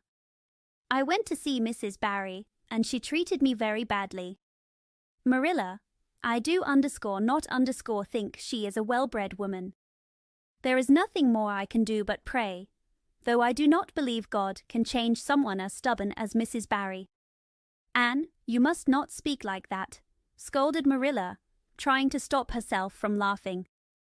Later that night, when Marilla told Matthew the whole story, she laughed heartily over all of Anne's troubles. But when Marilla went to the east gable before bed and saw that Anne had cried herself to sleep, a soft feeling came over her. Poor little soul, she murmured, lifting a loose curl from Anne's tear-stained face. Then she bent down and kissed the red-cheeked child on the pillow. Chapter 17. A New Interest in Life. The next afternoon, while Anne was bending over her patchwork by the kitchen window, She looked outside and saw Diana by the Dryad's bubble, waving mysteriously. In a moment, and ran out of the house and flew down to the hollow, her eyes full of hope. But her hope faded when she saw that Diana looked very sad. "Your mother has not changed her mind," Anne gasped. Diana shook her head sadly. "No, Anne, oh, Anne, she says I must never play with you again." I cried and tried to tell her it was not your fault, but it did not help. I begged to stay a little longer, but she said I could only stay 10 minutes. She is even timing me by the clock. 10 minutes is not long enough to say goodbye forever, and said tearfully, "Oh, Diana, promise me you will never forget me, the friend you had in your youth, no matter what new friends you make." "I promise," Diana sobbed. "I will never have another best friend. I could not love anyone as much as I love you." "Oh, Diana," cried Anne, clasping her hands. "Do you love me?" "Of course I do. Didn't you know that?" "No," Anne sighed a long breath. "I thought you only liked me, but I never dreamed you loved me. I never thought anyone could love me. Oh, this is wonderful. It is like a ray of light in the dark. Oh, just say it one more time." "I love you with all my heart," Anne, said Diana firmly. "I always will." "And I will always love you, Diana," said Anne, extending her hand. "In the years to come, your memory will shine like a star in my lonely life. Diana, will you give me a lock of your black hair, so I can treasure it forever?" "Do you have something to cut it with?" asked Diana, wiping away new tears. "Yes. I have my patchwork scissors in my apron pocket," Anne said. She carefully clipped one of Diana's curls. "Goodbye, my dear friend. Now we must be as strangers, even if we live side by side. But my heart will always be true to you." Anne stood and watched as Diana disappeared from sight, waving sadly whenever she looked back. Then she returned to the house, feeling a little comfort in this sad, romantic farewell. "It is all over," she told Marilla. "I will never have another friend. I am worse off now because I do not have Katie Maurice or Violetta. Even if I had them, they would not be the same. Little dream friends are not enough compared to a real friend. Diana and I had such an affecting goodbye by the spring. I used the most sad, old-fashioned words like thou and thee because they sound so romantic. Diana gave me a lock of her hair, and I will sew it into a little bag and wear it around my neck forever. Please, Marilla, make sure it is buried with me, for I do not think I will live very long. Perhaps when Diana sees me lying there, Mrs. Barry will feel sorry and let her come to my funeral." Marilla replied without much sympathy, "I do not think you will die from grief as long as you can still talk, Anne." The next Monday, Anne surprised Marilla by coming down with a basket of books on her arm, her hips swinging, and her lips set in a line of determination. "I am going back to school," she announced. "That is all that is left for me now that my friend has been taken from me. At school, I can look at her memory and think of the past." Marilla smiled secretly. "You had better think of your lessons and sums, Anne. If you go back to school, I expect no more breaking slates or silly acts. Be good and do what your teacher tells you." "I will try to be a model pupil," agreed Anne sadly. "I do not think school will be very fun. Mr. Phillips said Minnie Andrews is a model pupil and she has no imagination. But I feel so depressed that maybe school will be easier. I will go by the road because I cannot bear to walk alone on the birch path. I would cry bitter tears if I did." Anne was welcomed back at school with open arms. Her imagination had been sorely missed in games, her singing was missed, and her dramatic reading at dinner time was loved. Ruby Gillis secretly gave her 3 blue plums. During reading time, Ella Mae Macpherson gave her a big yellow pansy cut from a floral catalogue. Sophia Sloane offered to teach her a new pattern for knit lace. Katie Bolter gave her a small perfume bottle to keep slate water, and Julia Bell wrote a short, pretty poem on pink paper. When twilight drops her curtain down, and pins it with a star, remember that you have a friend, though she may wander far. That is so nice to be appreciated, and sighed happily to Marilla that night. Not only did the girls appreciate her, but when in return to her seat after dinner, she had been told by Mr. Phillips to sit with the model pupil Minnie Andrews, she found a big, juicy strawberry apple on her desk. Anne picked it up, ready to take a bite, but then remembered that strawberry apples only grow in the old Blythe orchard on the other side of the Lake of Shining Waters. She dropped the apple as if it were very hot and wiped her fingers on her hand. The apple stayed on her desk until the next morning, when little Timothy Andrews, who swept the school and lit the fire, took it for himself. Later, Charlie Sloane sent her a fancy slate pencil decorated with red and yellow stripes. Anne was very pleased and smiled at him. His smile made him so happy that he made many mistakes in his writing, and Mr. Phillips made him rewrite his work after school. But even as Anne enjoyed these small moments, she felt a pang because Diana Barry did not send her any sign of praise. Diana might have smiled at me once, she said sadly to Marilla that night. The next morning, a small, folded note and a little parcel were passed to Anne. Dear Anne, Mother says I am not to play or talk with you at school any more.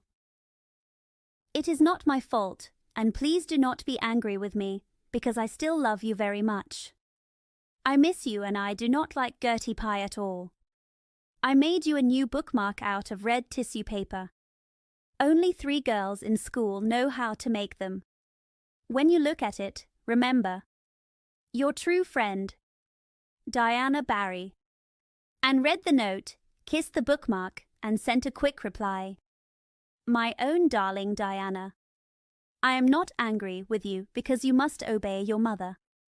Our hearts can talk to each other. I will keep your lovely present forever. Minnie Andrews is a nice girl, although she has no imagination, but after being your best friend, I cannot be Minnie's. Please excuse my mistakes in spelling. Yours until death do us part. Anne or Cordelia Shirley. P.S. I will sleep with your letter under my pillow tonight.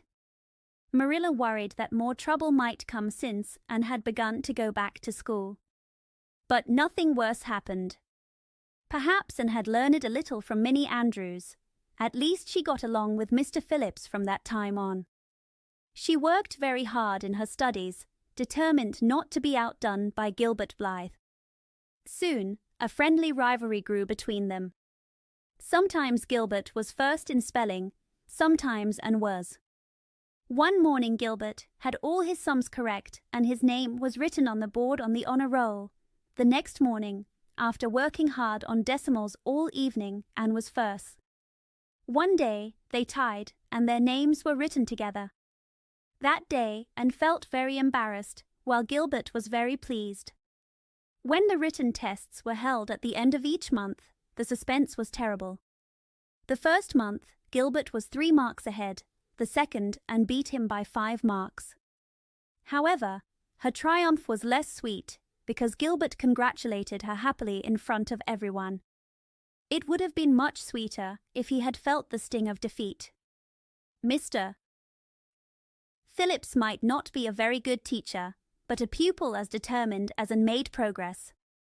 By the end of the term, Anne and Gilbert were both promoted to the 5th class and began studying Latin, geometry, French, and algebra. In geometry, Anne met her Waterloo. It is terribly hard, Marilla, she groaned. I do not think I will ever understand it. There is no room for imagination in geometry at all. Mr. Phillips says I am the worst at it he has ever seen. And some of the others are so smart.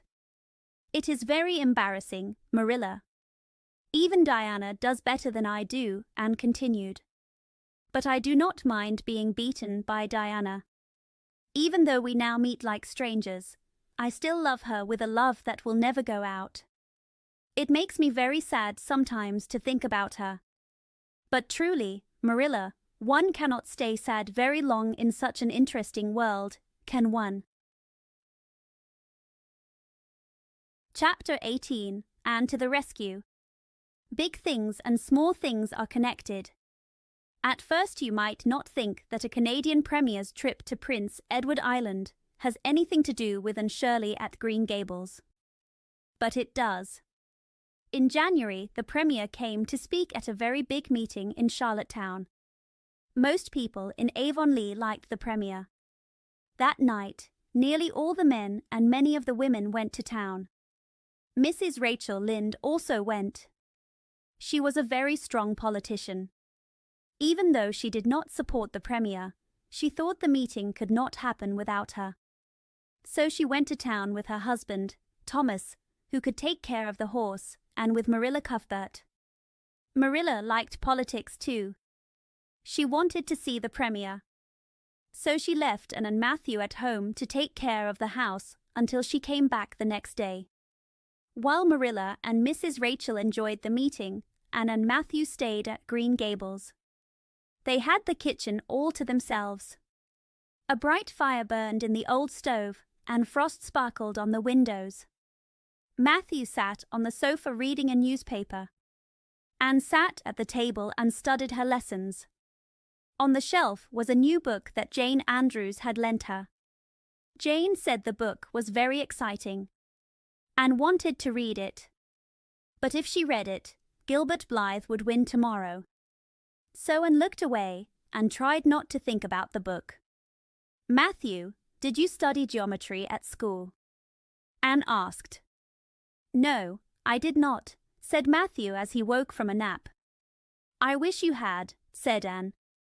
I am very bad at geometry. It makes me sad. I think you are good at many things, said Matthew kindly.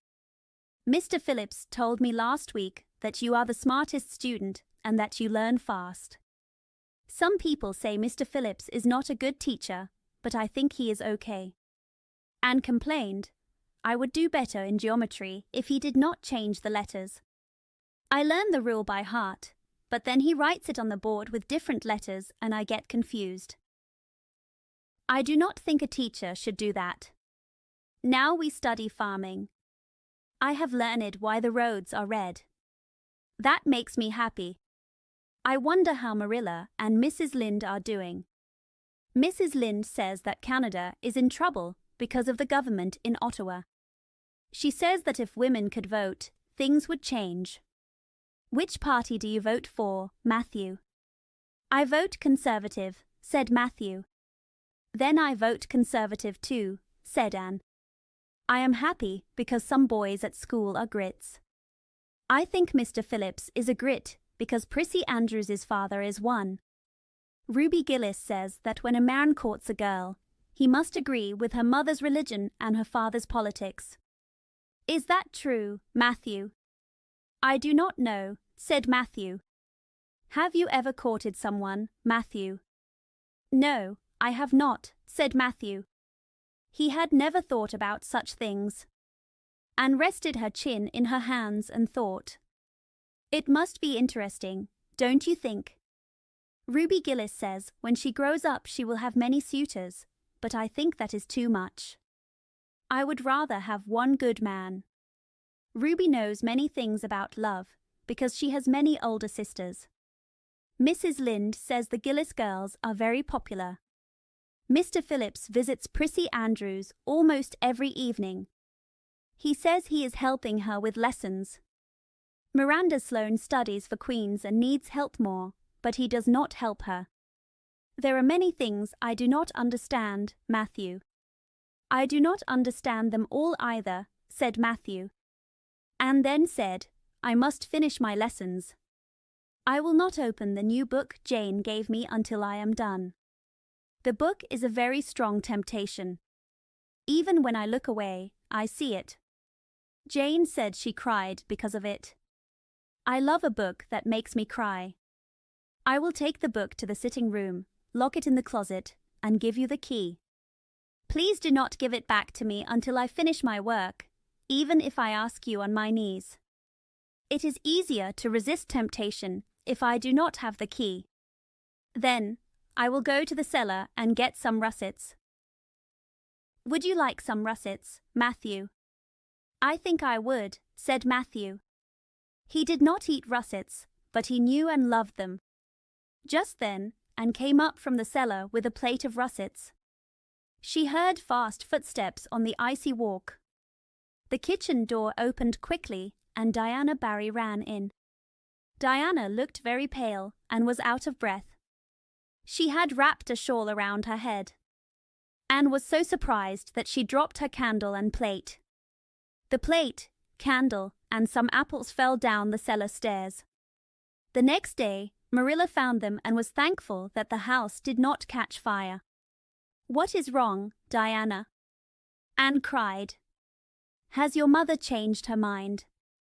Oh, Anne, come quickly, Diana said nervously. Minnie May is very sick. She has croup.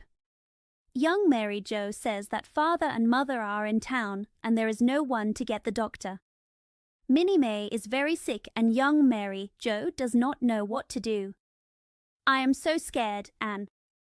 Without a word, Matthew took his cap and coat, walked past Diana, and went out into the dark yard. He is going to harness the sorrel mare and go to Carmody to get a doctor, said Anne as she quickly put on her hood and jacket. I know this as well as if he told me. Matthew and I are very close. I can almost read his thoughts. I do not think he will find the doctor in Carmody, cried Diana. I know that Dr. Blair went to town, and I think Dr. Spencer will go too. Young Mary Joe has never seen a doctor for croup, and Mrs. Lynde is away. Oh, Anne. Do not cry, Di, said Anne cheerfully. I know what to do for croup. Mrs. Hammond had twins 3 times. When you take care of twins many times, you learn a lot. They all had croup. Wait until I get the ipecac bottle. You may not have one at your house. Come on now. The 2 little girls held hands and ran out. They hurried along Lover's Lane and then across the frozen field, because the snow was too deep on the short wood path. Anne felt sorry for Minnie May, but she also enjoyed the adventure with her dear friend. That night was clear and cold. Big stars shone over the quiet fields. Tall fir trees stood with snow on their branches, and the wind blew softly. Anne thought it was very nice to walk in such a beautiful night with her friend. Minnie May was 3 years old and very sick. She lay on the kitchen sofa with a fever, and you could hear her rough breathing all over the house. Young Mary Joe, a French girl with a round face who had come to help the children, did not know what to do. Anne worked quickly. Minnie May has croup. She is very sick, but I have seen worse. First, we need lots of hot water. Diana, there is only 1 cup of water in the kettle. I have filled it up now. Mary Joe, please put some wood in the stove. Now I will undress Minnie May and put her to bed. Diana, find some soft flannel cloths, please. I will give her some ipecac now. Minnie May did not like the ipecac, but Anne had learned from taking care of many twins. She gave Minnie May ipecac many times during that long, hard night. Young Mary Joe kept the fire burning and made more hot water than a small hospital for babies with croup might need. At 3 o'clock, Matthew came with a doctor. He had to go all the way to Spencervale to get one. But by then Minnie May was much better and was sleeping soundly. I almost gave up, said Anne. Minnie May got worse and was sicker than even the Hammond twins. I thought she would choke. I gave her all the ipecac in the bottle. When the last drop went down, I thought, this is our last hope and it might not work. But in about 3 minutes she coughed and started to get better. I felt so relieved, doctor. I cannot tell you how happy I was. The doctor said, I understand. He looked at Anne with kind, thoughtful eyes. Later he told Mr. and Mrs. Barry that little red-haired girl at Cuthbert's is very smart. She saved Minnie May's life. She has a wonderful skill and clear mind for a child. I have never seen eyes like hers when she explained what happened the next morning and came home in a beautiful, white, frosty winter. She was very tired from little sleep, but she talked happily with Matthew as they walked across the white field under the sparkling trees of Lover's Lane. "Oh, Matthew, isn't this a wonderful morning? The world looks like it was made by God for his own pleasure. The trees look so strong I could blow them away with one breath. I am very glad I live in a place with white frost. I am also glad Mrs. Hammond had twins, because if not, I would not have known how to help Minnie May. I am sorry I was ever angry with Mrs. Hammond. But, oh, Matthew, I am so sleepy. I cannot go to school today, because I will be too tired and not pay attention. But I do not like staying home, because Gil and others may be ahead in class, and it is hard to catch up." Matthew said, "I think you will be all right. You go to bed and have a good sleep. I will do all the chores." So Anne went to bed and slept a long, deep sleep. When she woke in the rosy afternoon, she went to the kitchen where Marilla was sitting and knitting. "Did you see the Premier?" Anne asked. "What did he look like, Marilla?" Marilla said he did not become Premier because of his looks. He had a very big nose. But he can speak well. I was proud to be a Conservative. Mrs. Rachel Lynde, a Liberal, did not like him. "Your dinner is in the oven, Anne. You can have some blue plum preserve from the pantry. I think you are hungry. Matthew told me what happened last night. It was very good that you knew what to do. I would not have known, because I have never seen croup before. Now, stop talking until you have your dinner. I can see you talk too much when you are hungry." Marilla wanted to tell Anne something, but she waited until Anne finished her blue plums. Then she said, "Mrs. Barry came this afternoon. She wanted to see you, but I did not wake you. She says you saved Minnie May's life, and she is very sorry for what happened with the currant wine. She knows you did not mean to make Diana drunk, and she hopes you will forgive her and be friends with Diana again. You can go to Diana's house tonight, because she is sick with a cold. Now, and Shirley, please do not get too carried away." Anne looked very excited and happy. She jumped up and said, "Oh, Marilla, can I go right now without washing my dishes? I will wash them when I come back." Dishwashing is not fun at this exciting moment. Marilla said kindly, "Yes, go along." "Aunt Shirley, are you crazy? Come back immediately and put on something. You left without a cap or wrap. Look at you running through the orchard with your hair flying. It will be good if you do not catch a cold." And danced off in the purple winter twilight across the snowy fields. Far away in the southwest, a bright evening star shone like a pearl in a pale golden sky with soft pink clouds over white fields and dark spruce trees. The sound of sleigh bells from the snowy hills sounded like small chimes in the cold air, but their music was not as sweet as the happy song in Anne's heart. Later that day, Anne said to Marilla, "Look, Marilla, I am very happy. I am happy even though I have red hair. Right now, I feel very good."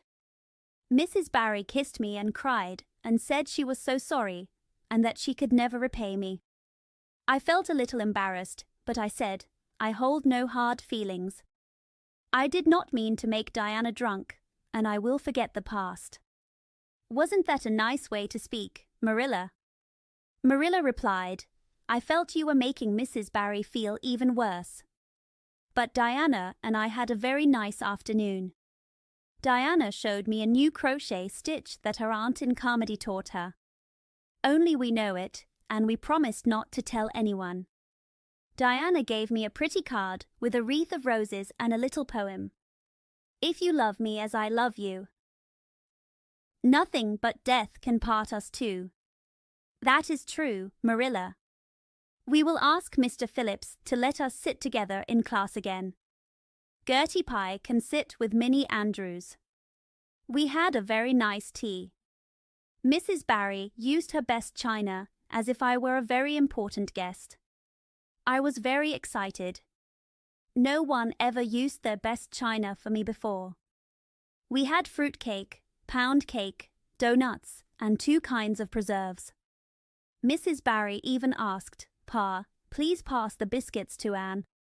It feels so nice to be treated like an adult.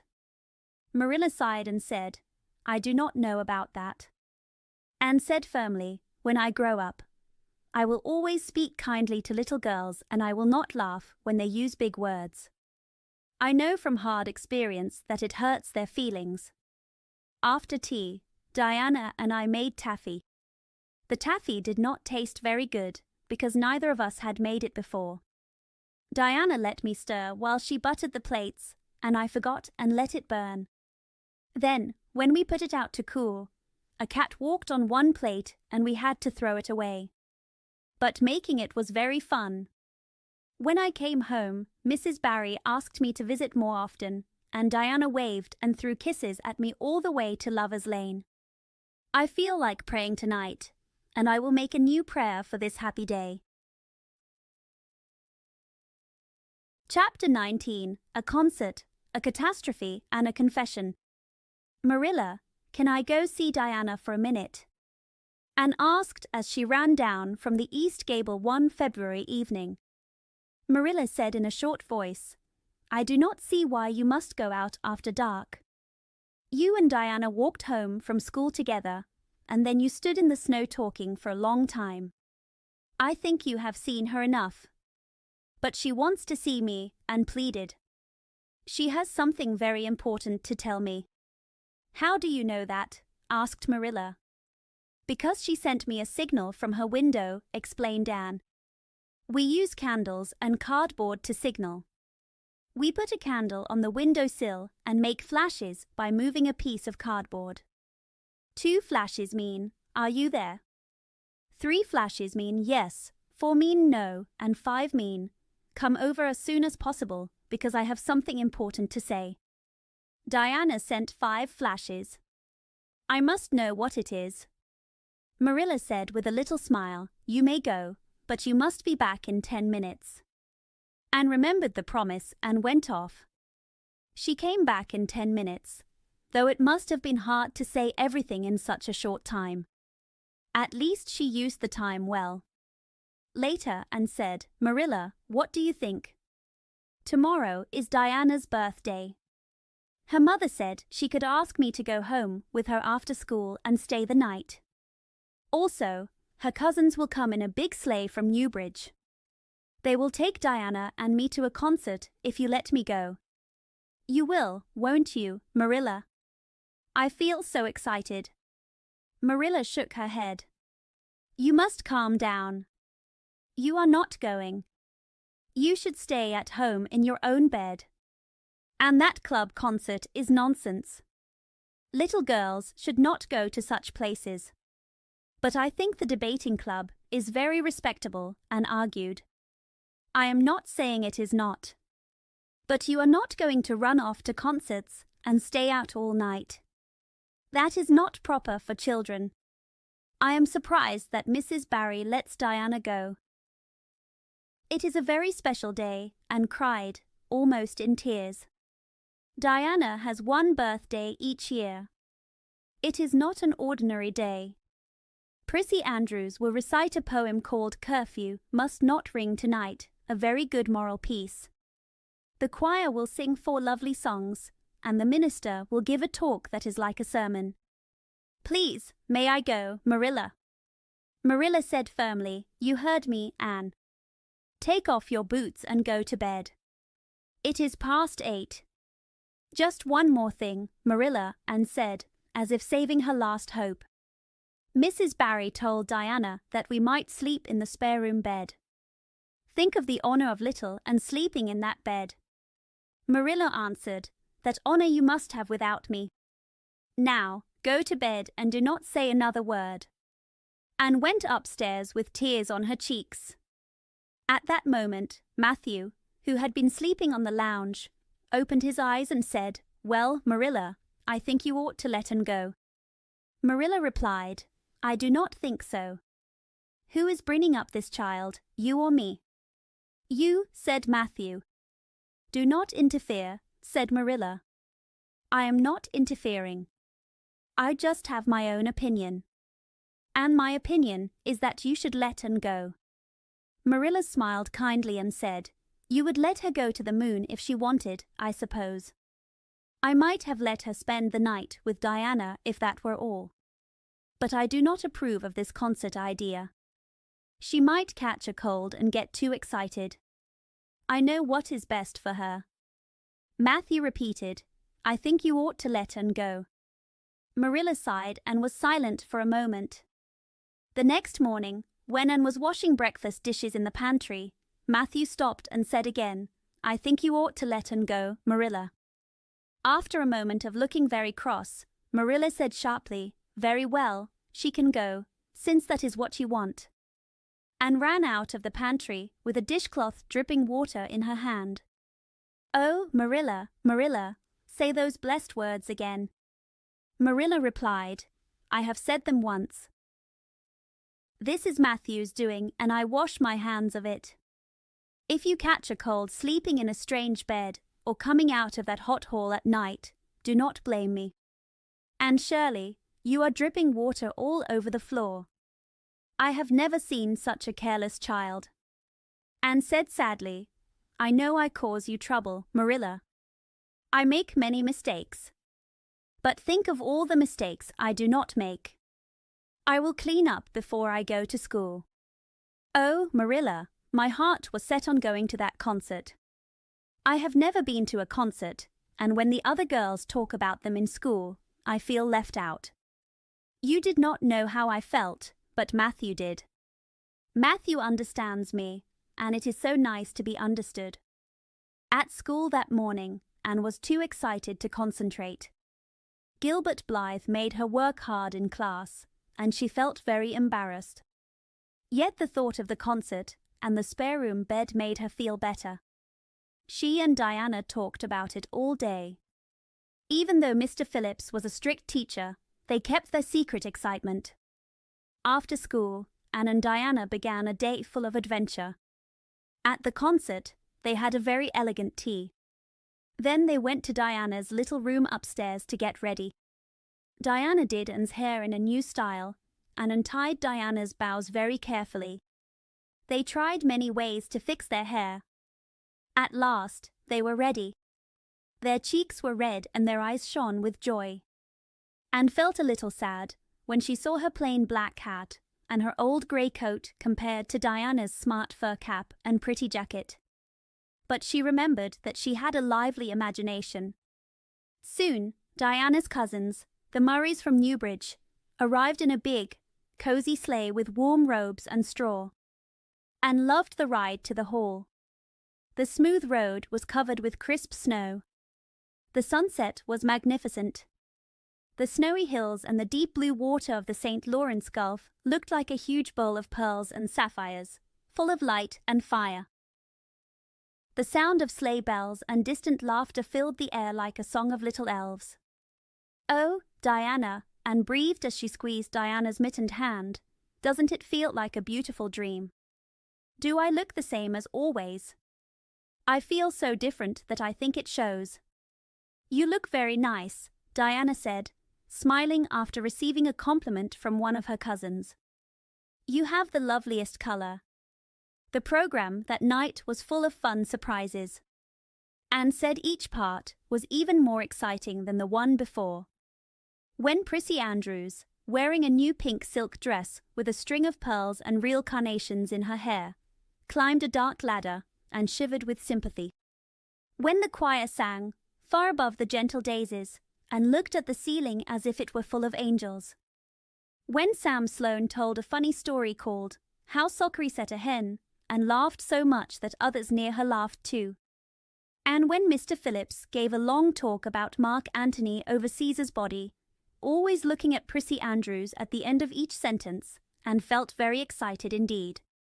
Only one part did not interest her. When Gilbert Blythe read Bingen on the Rhine and took Rhoda Murray's library book and read it until he finished. Then she sat very still while Diana clapped her hands until they tingled. It was 11 o'clock when they got home. They were very tired from the fun, but still full of happy memories. The house was dark and quiet. Anne and Diana tiptoed into the parlor, a long, narrow room that led to the spare room. It was warm and dim from the glowing embers in the grate. "Let's undress here," said Diana. "It is so nice and warm." "Wasn't that time delightful?" sighed Anne happily. "It must be wonderful to recite there." "Do you think we will ever be asked to recite, Diana?" "Yes, of course, some day.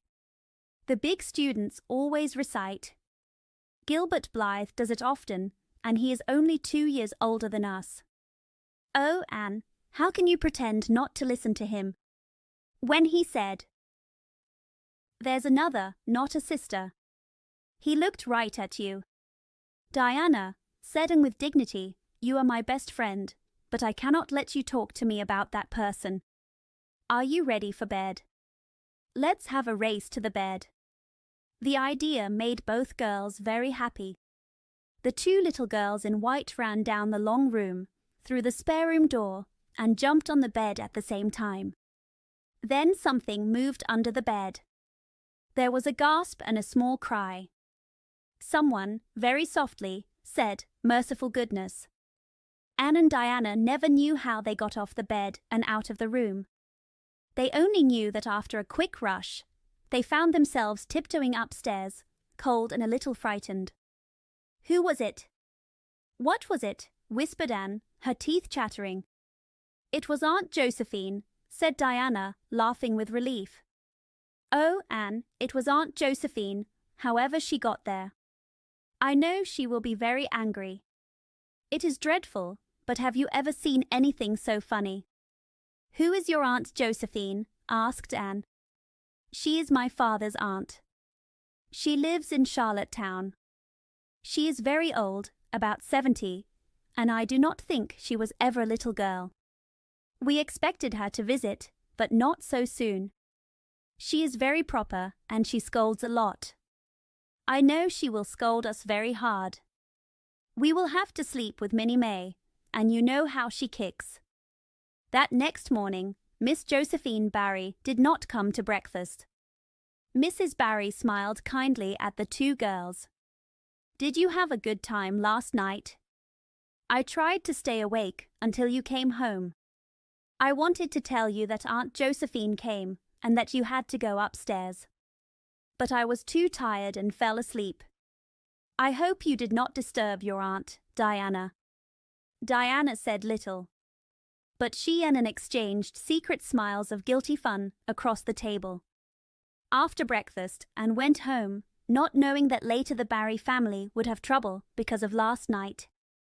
In the late afternoon, Anne went on an errand to Mrs. Lynde's for Marilla. "Mrs." Lynde said in a strict voice, but with a twinkle in her eye, "So you and Diana nearly scared poor old Miss Barry to death last night." Mrs. Barry was on her way to Carmody a few minutes ago. "She is very worried. Old Miss Barry was very angry this morning, and you know Josephine Barry's temper is no joke. She would not speak to Diana at all. It was not Diana's fault," said Anne sadly. "It was my fault. I suggested we race to see who would get into bed first." "I knew it," said Mrs. Lynde, very pleased. "I knew that idea came from you. Look at all the trouble it has caused. Old Miss Barry came to stay for a month, but she says she will leave tomorrow, Sunday. She would have left today if she could. She had promised to pay for a few music lessons for Diana, but now she is not going to do anything for such a tomboy. I guess they had a lively time this morning. The Barrys must feel very upset. Old Miss Barry is rich, and they want to please her. I am a good judge of people. I am such an unlucky girl, and said sadly. I always get into trouble and bring my best friends into it too. Can you tell me why this happens, Mrs. Lind? It is because you are too impulsive, child. You never stop to think before you speak or act. But that is the best part, and protested. Something exciting comes to mind and you must say it. If you think too much, you spoil the excitement. Have you never felt that, Mrs. Lind? Mrs. Lind shook her head and said, You must learn to think a little, Anne.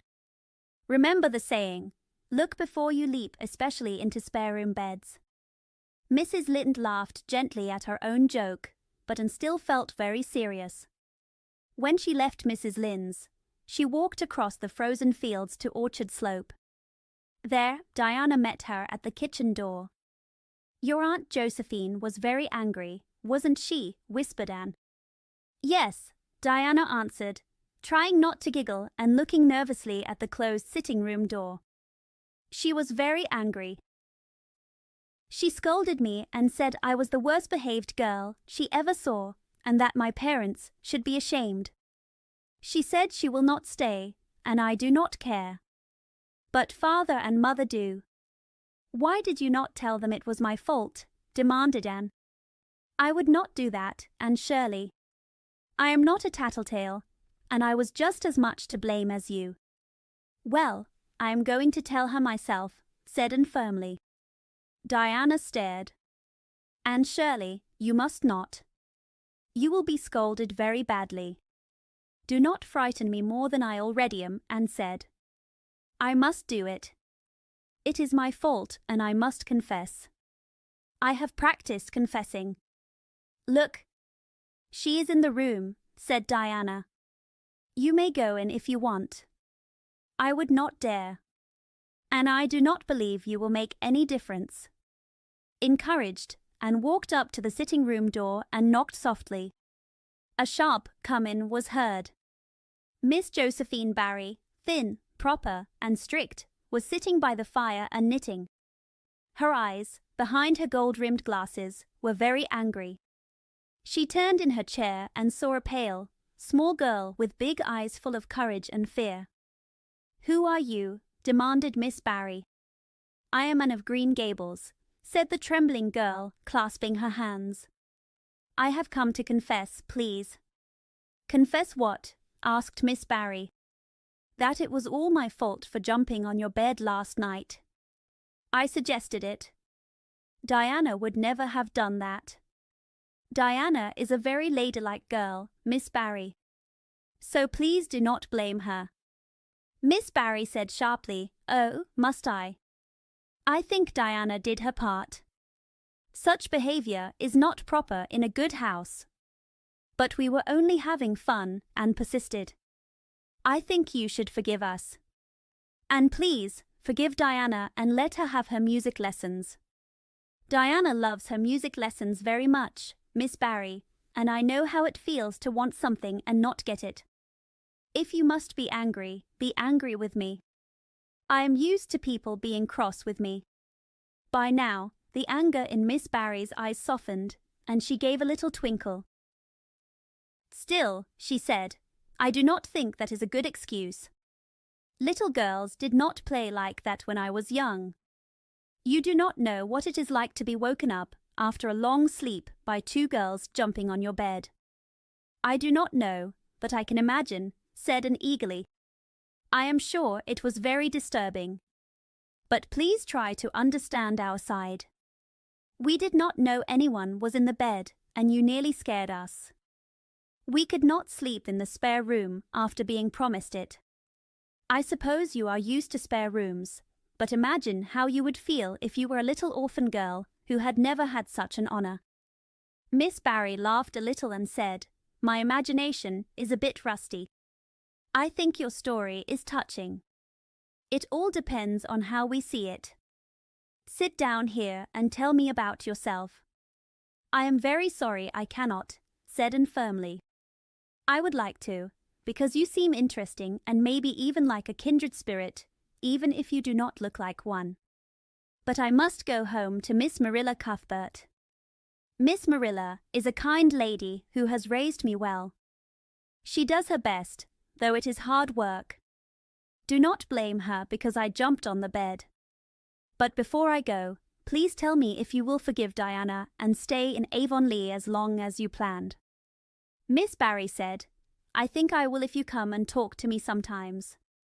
That evening, Miss Barry gave Diana a silver bangle bracelet. She also told the grown-ups that she had unpacked her suitcase. I have decided to stay here just so I can get to know that girl better, she said frankly. She makes me laugh, and at my age a funny person is a rare gift. Marilla only said, I told you so. This was mostly for Matthew's benefit. Miss Barry stayed for a month or more. She was a very agreeable guest because it kept her in good humor. They became firm friends. When Miss Barry left, she said, Remember, Anne, when you come to town you must visit me. I will let you sleep in my very spare room bed. Later, Anne told Marilla, Miss Barry is a kindred spirit, after all.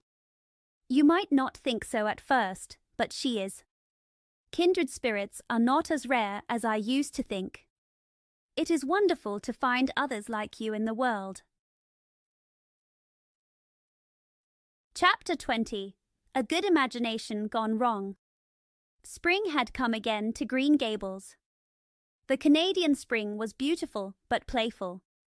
It stayed in April and May with fresh, cool days, pink sunsets, and many signs of new life. The maple trees in Lover's Lane had red buds, and small ferns grew near the Dryad's Bubble. In the fields behind Mr. Silas Sloane's house, the mayflowers bloomed in pink and white under brown leaves. All the school children spent one bright afternoon gathering these pretty flowers. They came home at twilight with their arms and baskets full of flowers. I feel sorry for people who live where there are no mayflowers, said Anne. Diana says they might have something else, but nothing is as good as mayflowers. And if people do not know what they are like, they do not miss them. But I think it is very sad. I think it is tragic not to know mayflowers and not to miss them. Marilla, do you know what I think mayflowers are? I think they are the souls of the flowers that died last summer. Now they are in heaven. But we had a very happy time today.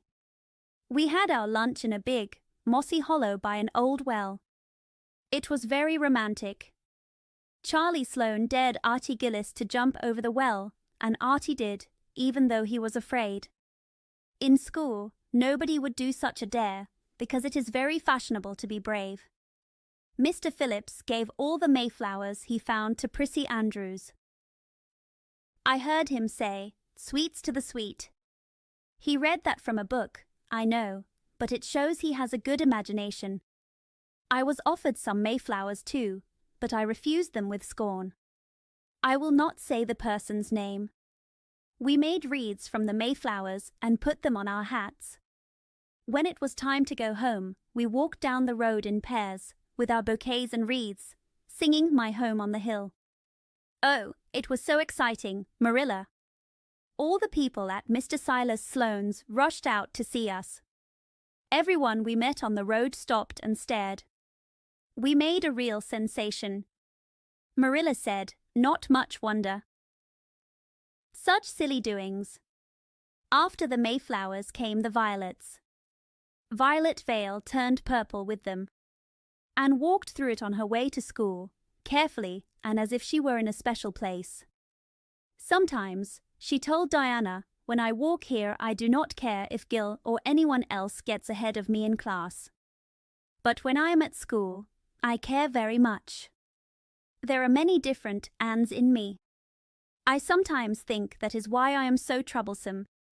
If I were just one and it would be more comfortable, but it would not be half as interesting." One June evening, when the orchards were pink with blossoms again, when the frogs sang sweetly in the marshes near the Lake of Shining Waters, and when the air smelled of clover fields and fir trees, Anne sat by her gable window. She had been studying, but it was too dark to see her book. So she began to daydream, looking out past the blossoms on the snow-queen tree. Inside her little room, everything was the same. The walls were white, the pincushion was hard, and the chairs stood stiff and yellow. But the room felt different. It was full of a new life. It felt as if all my dreams had painted the room with colors of rainbow and moonlight. Soon Marilla came in with some of Anne's freshly ironed school aprons. She hung them on a chair and sat down with a small sigh. Marilla had a headache that afternoon. Even though the pain was gone, she felt weak and tuckered out as she said. Anne looked at her with kind eyes. "I do wish I could have had your headache, Marilla. I would have taken it happily for your sake." Marilla said, "I guess you worked hard today and let me rest.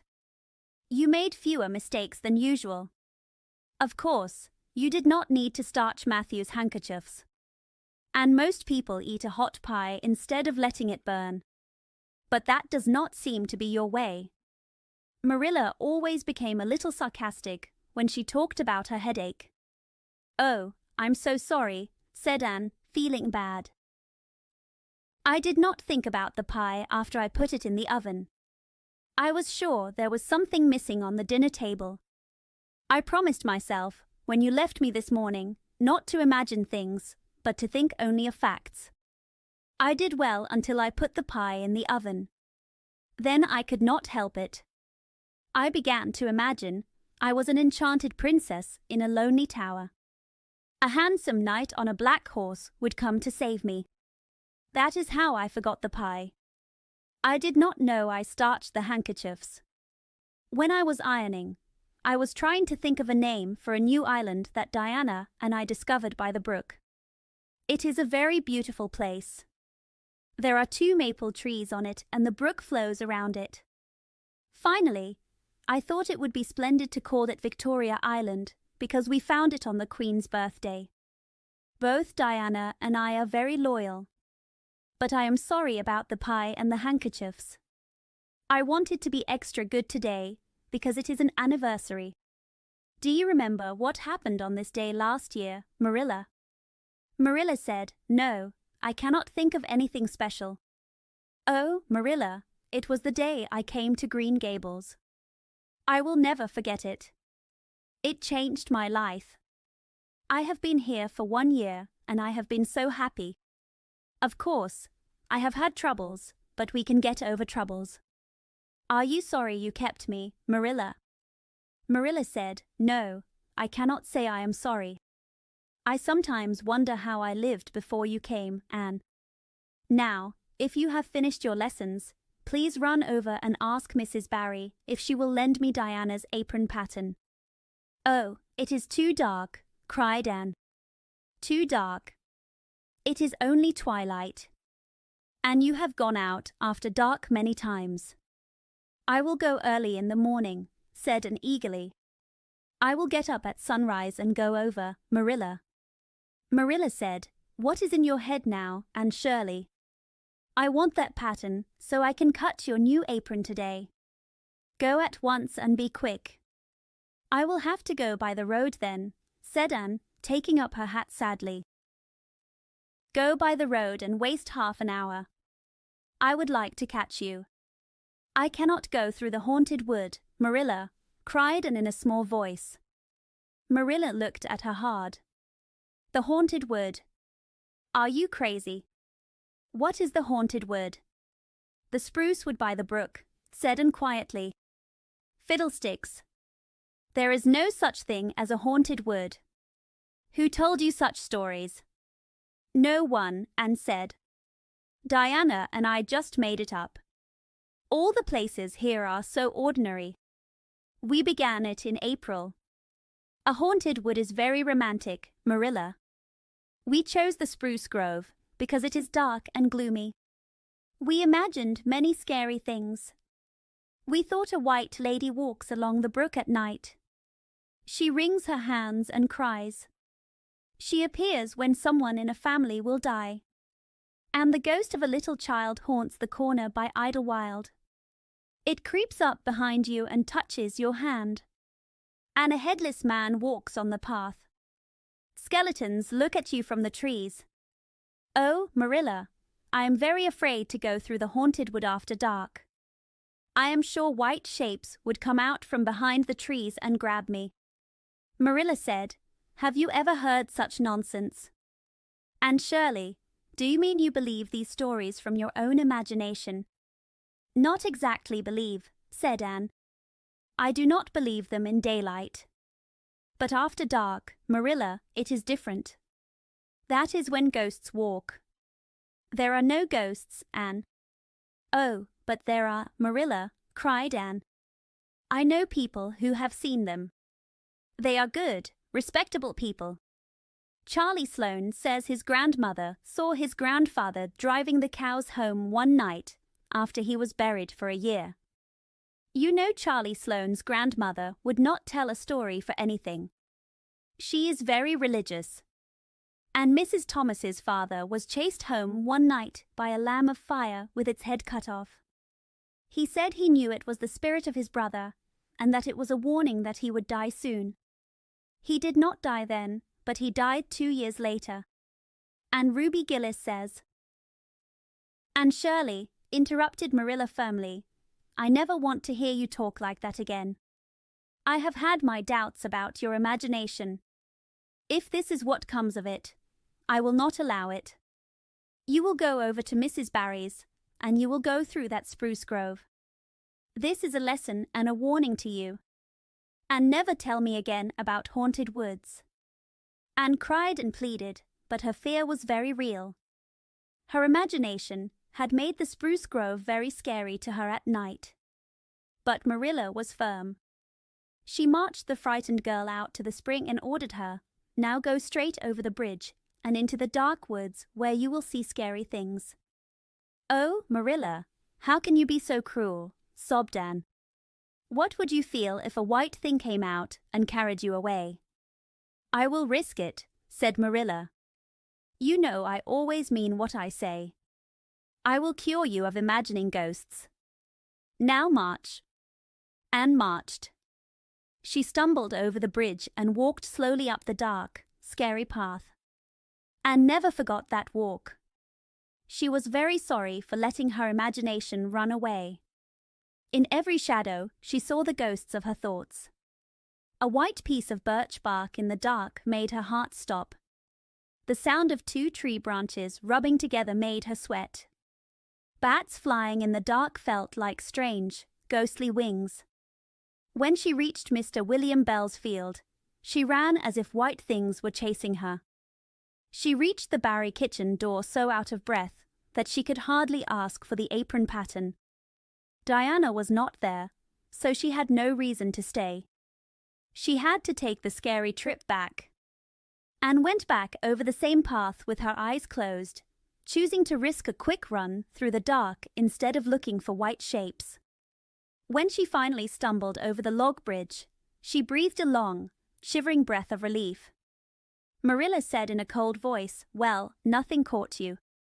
"Oh, Marv Marilla," Anne stammered, "I think I will like ordinary places more after this."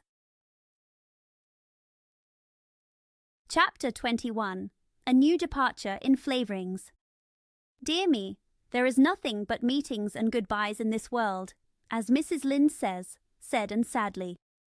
She put her slate and books on the kitchen table on the last day of June and wiped her red eyes with a very wet handkerchief.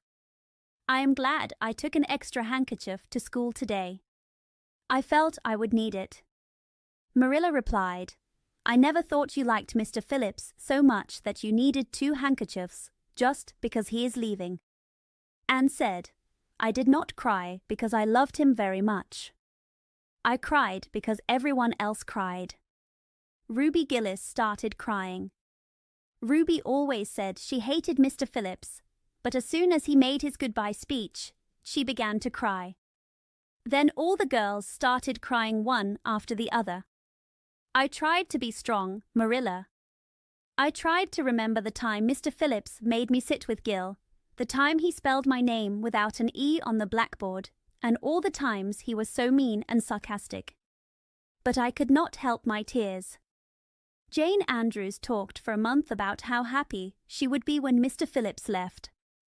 Even she cried and had to borrow a handkerchief from her brother because she did not bring one. Oh, Marilla, it was so sad. Mr. Phillips made a very beautiful farewell speech. He said, "The time has come for us to part," and he even had tears in his eyes. I felt very sorry for all the times I talked in school, drew pictures of him on my slate, and made fun of him and Prissy. I wished I had been a perfect student like Minnie Andrews. The girls cried all the way home. Carrie Sloane kept saying, "The time has come for us to part," and it made us cry again when we almost cheered up. I feel very sad, Marilla. But we have 2 months of vacation. And besides, we met the new minister and his wife at the station. Even though I felt bad about Mr. Phillips leaving, I became a little interested in the new minister. His wife is very pretty. She is not very royal looking, because a minister's wife should not be too royal. Mrs. Lynde says the minister's wife in Newbridge dresses too fashionably. Our new minister's wife wore a blue muslin dress with nice puffed sleeves and a hat with roses. Jane Andrews said puffed sleeves are too worldly for a minister's wife, but I did not say anything unkind because I love puffed sleeves. And she has only been a minister's wife a short time. They will stay with Mrs. Lynde until their new house is ready. That evening, Marilla went to Mrs. Lynde's to return some quilting frames. In Avonlea, many things that Mrs. Lynde lent out were brought back that night. In our small town, a new minister and a minister with a wife is very interesting. Old Mr. Bentley was the minister of Avonlea for 18 years. He was a widower when he came, and he stayed a widower even though people often said he would marry someone. In February he left, and many people were sad because they loved him even though he was not a good speaker. Since then, many different ministers came to preach in church. People in Avonlea judged them. I, a small red-haired girl, sat quietly in the old Cuthbert pew and talked with Matthew about them. Marilla never said anything bad about the ministers. "I do not think Mr. Smith would have done," said Anne. "Mrs. Lynde says his speaking is very poor. I think his worst fault is like Mr. Bentley's, he has no imagination. And Mr. Terry has too much imagination, he lets it run away, just like I did about the haunted wood. Also, Mrs. Lynde says his ideas are not sound. Mr. Gresham was a very good and religious man, but he told too many funny stories in church. A minister should be dignified, mustn't you, Matthew? I thought Mr. Marshall was very handsome, but Mrs. Lynde says he is not married or engaged. She says a young, unmarried minister in Avonlea might cause trouble. Mrs. Lynde is very wise, isn't she, Matthew? I am glad they have called Mr. Allen. I like him because his sermon was interesting and he prayed as if he meant it. Mrs. Lynde says he is not perfect, but we cannot expect a perfect minister for only $750 a year. And she says his ideas are sound because she asked him many questions. She also knows his wife's family. They are very respectable, and the women are good housewives. Mrs. Lynde says that a good minister and a good housewife make the perfect pair. The new minister and his wife were a young, nice couple. They were still on their honeymoon and full of good ideas for their work. Avonlea welcomed them with open hearts. Everyone, young and old, liked the cheerful minister and the kind, gentle minister's wife. I quickly fell in love with Mrs. Allen. I felt she was like me, a kindred spirit. Mrs. Allen is very lovely, I announced one Sunday afternoon. She teaches our class and is a splendid teacher. She said it is not fair for the teacher to ask all the questions, and you know, Marilla, I have always thought so too. She said we can ask any question we like, and I asked many questions. I am very good at asking questions, Marilla. Marilla said, I believe you. No one else asked questions except Ruby Gillis. She asked if there would be a Sunday school picnic this summer. I did not think that was a proper question, because our lesson was about Daniel in the lion's den, but Mrs. Allen just smiled and said she thought there would be a picnic. Mrs. Allen has a lovely smile and beautiful dimples. I wish I had dimples, Marilla. I am not as thin as I was when I first came here, and I do not have dimples yet. If I had them, maybe I could help people. Mrs. Allen said we should always try to help others be good. She talked so nicely about everything. I never knew that religion could be so cheerful. I always thought it was sad, but Mrs. Allen makes it happy. I would like to be a Christian like her. I do not want to be like Mr. Superintendent Bell. Marilla said, "It is very naughty of you to speak so about Mr. Bell. He is a very good man." "Oh, of course he is good," I agreed, "but he does not seem happy. If I were good, I would dance and sing all day because I was happy.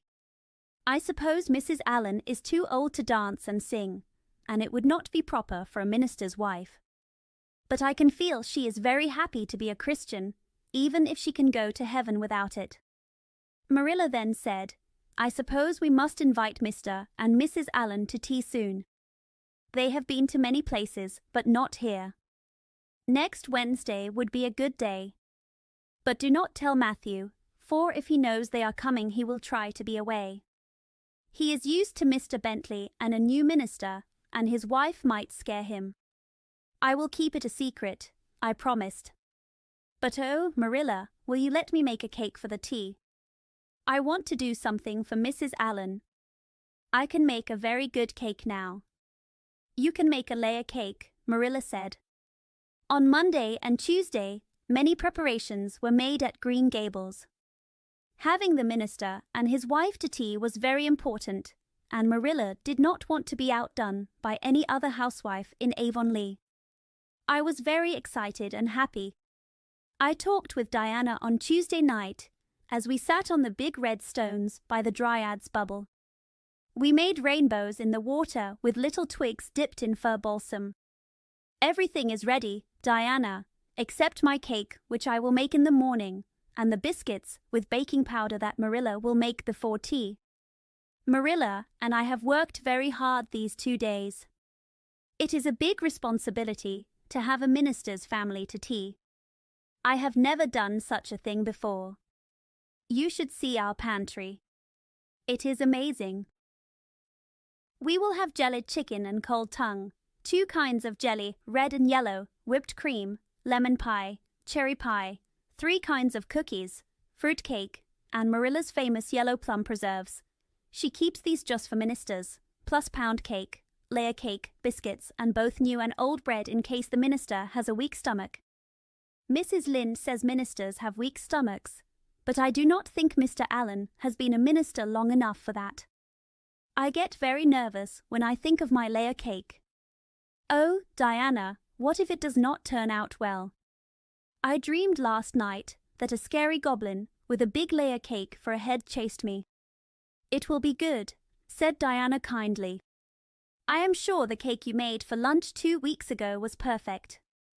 Yes, but cakes sometimes turn out badly when you want them to be good, I sighed. I set a pretty twig in the water and watched a small rainbow form.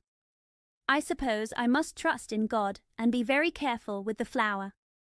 Oh, look, Diana, what a lovely rainbow. Do you think the Dryad will come out after we leave and take it as a scarf? You know there is no such thing as a Dryad, said Diana. Her mother had heard about the haunted wood and was very angry.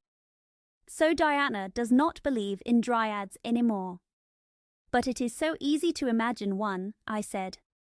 Every night before I go to bed, I look out of my window and wonder if the Dryad is sitting here, combing her hair with the spring light as a mirror. Sometimes I look for her footprints in the morning dew. Oh, Diana, do not give up your faith in the Dryad. Wednesday morning came. I got up at sunrise because I was too excited to sleep. I caught a bad cold in my head because I had been in the spring the evening before, but nothing can stop me when I want to make a cake. After breakfast, I began to make my cake. When I closed the oven door, I took a long breath. I hope I have not forgotten anything this time, Marilla. But do you think the cake will rise? What if the baking powder is bad? I used it from a new can. Mrs. Lynde says you can never be sure to get good baking powder nowadays because it is often mixed with other things. She even says the government should do something, but I do not think a Tory government will ever do that. Marilla, what if the cake does not rise? Marilla said calmly, we will have plenty of cake even without it. The cake did rise and came out of the oven light and soft like golden foam. I was very happy. I clapped the layers together with red jelly and imagined Mrs. Allen eating it and asking for another piece. You will use the best tea set, of course, Marilla, I said. Can I decorate the table with ferns and wild roses? Marilla sniffed. I think that is silly. In my opinion, the food is what matters, not fancy decorations. Mrs. Barry had her table decorated, I said, and the minister said it was a feast for the eyes as well as the mouth. Do as you like, said Marilla. But make sure you leave enough room for the dishes and the food. I decorated the table with many roses and ferns in my own artistic way. When the minister and his wife sat down, they all said together how lovely the table looked. It is Anne's work, said Marilla, and I felt that Mrs. Allen's kind smile was almost too much happiness for me. Matthew was there too. He had been very shy, but I helped him. Now he sat at the table in his best clothes and talked nicely to the minister. He did not speak to Mrs. Allen, but that was normal. Everything was happy until my layer cake was served. Mrs. Allen, after having many pieces, did not want mine. Marilla, seeing the sadness on my face, said with a smile, "Oh, you must try a piece of this, Mrs. Allen. Anne made it especially for you." "In that case, I must taste it," laughed Mrs. Allen. She took a big triangle of cake, and so did the minister and Marilla. Mrs. Allen took a bite, and a strange look came on her face. She did not say a word, but kept eating slowly. Marilla saw this look and quickly tasted the cake. "Anne Shirley," Marilla exclaimed, "what did you put into that cake?" "Nothing but what the recipe said, Marilla," I cried with a sad look. "Oh, isn't it all right?" "It is not all right. It is simply horrible. Mr. Allen, do not eat it. Anne, taste it yourself. What flavor did you use?" "Vanilla," I said, my face turning red with embarrassment. "Only vanilla." "Oh, Marilla, it must be the baking powder." I had my doubts about it. "Baking powder, fiddlesticks. Go and bring me the bottle of vanilla you used." I ran to the pantry and returned with a small bottle that was partly filled with a brown liquid. It was labeled Best Vanilla in yellow letters. Marilla took the bottle, opened it, and smelled it. "Mercy, Anne, you have flavored that cake with anodyne liniment." I broke the liniment bottle last week and poured what was left into an old empty vanilla bottle. I suppose it is partly my fault. I should have warned you, but why did you not smell it? I burst into tears at this double mistake. I could not, I had such a cold. I sobbed. I ran to my room, threw myself on the bed, and cried without wanting comfort. Soon, I heard light steps on the stairs. Someone came into the room. "Oh, Marilla," I sobbed without looking up, "I am so ashamed. I will never live this down. Everyone in Avonlea will know. Diana will ask me about my cake and I must tell her the truth. I will always be known as the girl who flavored her cake with liniment. The boys in school will laugh at me. Oh, Marilla, if you have any pity, do not tell Mrs. Allen. I will wash the dishes after the minister and his wife leave, but I cannot look Mrs. Allen in the face. Perhaps she will think I tried to poison her. Mrs. Lynde says she knows of an orphan girl who tried to poison her benefactor. But the liniment is not poisonous, It is meant to be taken inside, not in cakes. Please tell Mrs. Allen that, Marilla. A merry voice said, "Why don't you tell her yourself?" I looked up quickly and saw Mrs. Allen standing by my bed with kind, laughing eyes. "My dear little girl, you must not cry like this," she said. "It is just a funny mistake that anyone might make." "Oh, no, it hurts me to make such a mistake," I said sadly. "I wanted to make that cake so nice for you, Mrs. Allen." "Yes, dear, I know. I appreciate your kindness as much as if it had turned out perfect. Now, you must not cry any more. Come with me and show me your flower garden. Miss Cuthbert told me you have a little garden of your own. I want to see it because I love flowers." I allowed Mrs. Allen to lead me down to the garden. I thought it was very kind of her. No one talked about the liniment cake after that, and when the guests left, I found that I had enjoyed the evening more than I expected, even with that terrible mistake. Still, I sighed deeply. "Marilla, isn't it nice to think that tomorrow is a new day with no mistakes yet?" I said.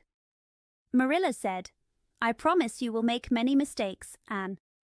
I have never seen you run out of mistakes." "Yes, I know," I admitted sadly. "But have you noticed one good thing about me, Marilla? I never make the same mistake twice. I do not know if that is any good when you keep making new ones." "Oh, Marilla, you see, there must be a limit to the mistakes one person can make, and when I reach the end, then I will be finished with them. That thought makes me feel better." Marilla said, "Well, you had better go and give that cake to the pigs. It is not fit for any human to eat, not even Jerry Boot." Chapter 22. Anne is invited out to tea. "What are your eyes so big for now?" asked Marilla when Anne came in from running to the post office. "Have you found another kindred spirit?" Anne's eyes shone with excitement. She had danced up the lane like a little fairy in the warm sunshine and soft shadows of an August evening. "No, Marilla, but guess what? I have been invited to tea at the manse tomorrow afternoon. Mrs. Allen left me a letter at the post office. Look, Marilla, it says, Miss and Shirley, Green Gables. That is the first time I have ever been called Miss. I felt so thrilled. I will always treasure this moment. Mrs. Allen told me she plans to invite every member of her Sunday school class to tea," said Marilla calmly.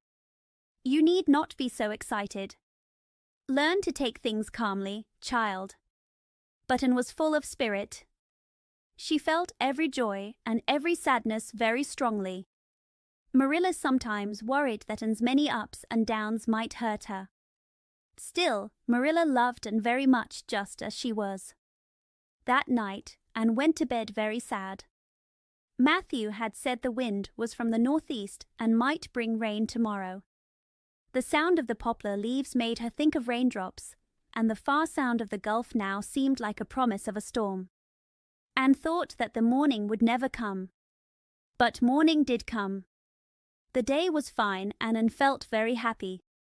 While washing the breakfast dishes, she said, "Oh, Marilla, I feel so good today. I love everyone I see. Wouldn't it be nice if this feeling could last? I think I could be a model child if I were invited to tea every day. But today is a very important day. I feel so nervous. What if I do not behave properly? I have never had tea at a manse before, and I do not know all the rules. I have read the rules in the Family Herald's etiquette department since I came here. I am very afraid I might do something silly. Is it polite to take a second helping if you really want more?" Marilla said firmly, "The trouble with you, Anne, is that you think too much about yourself. You should think about what is best for Mrs. Allen."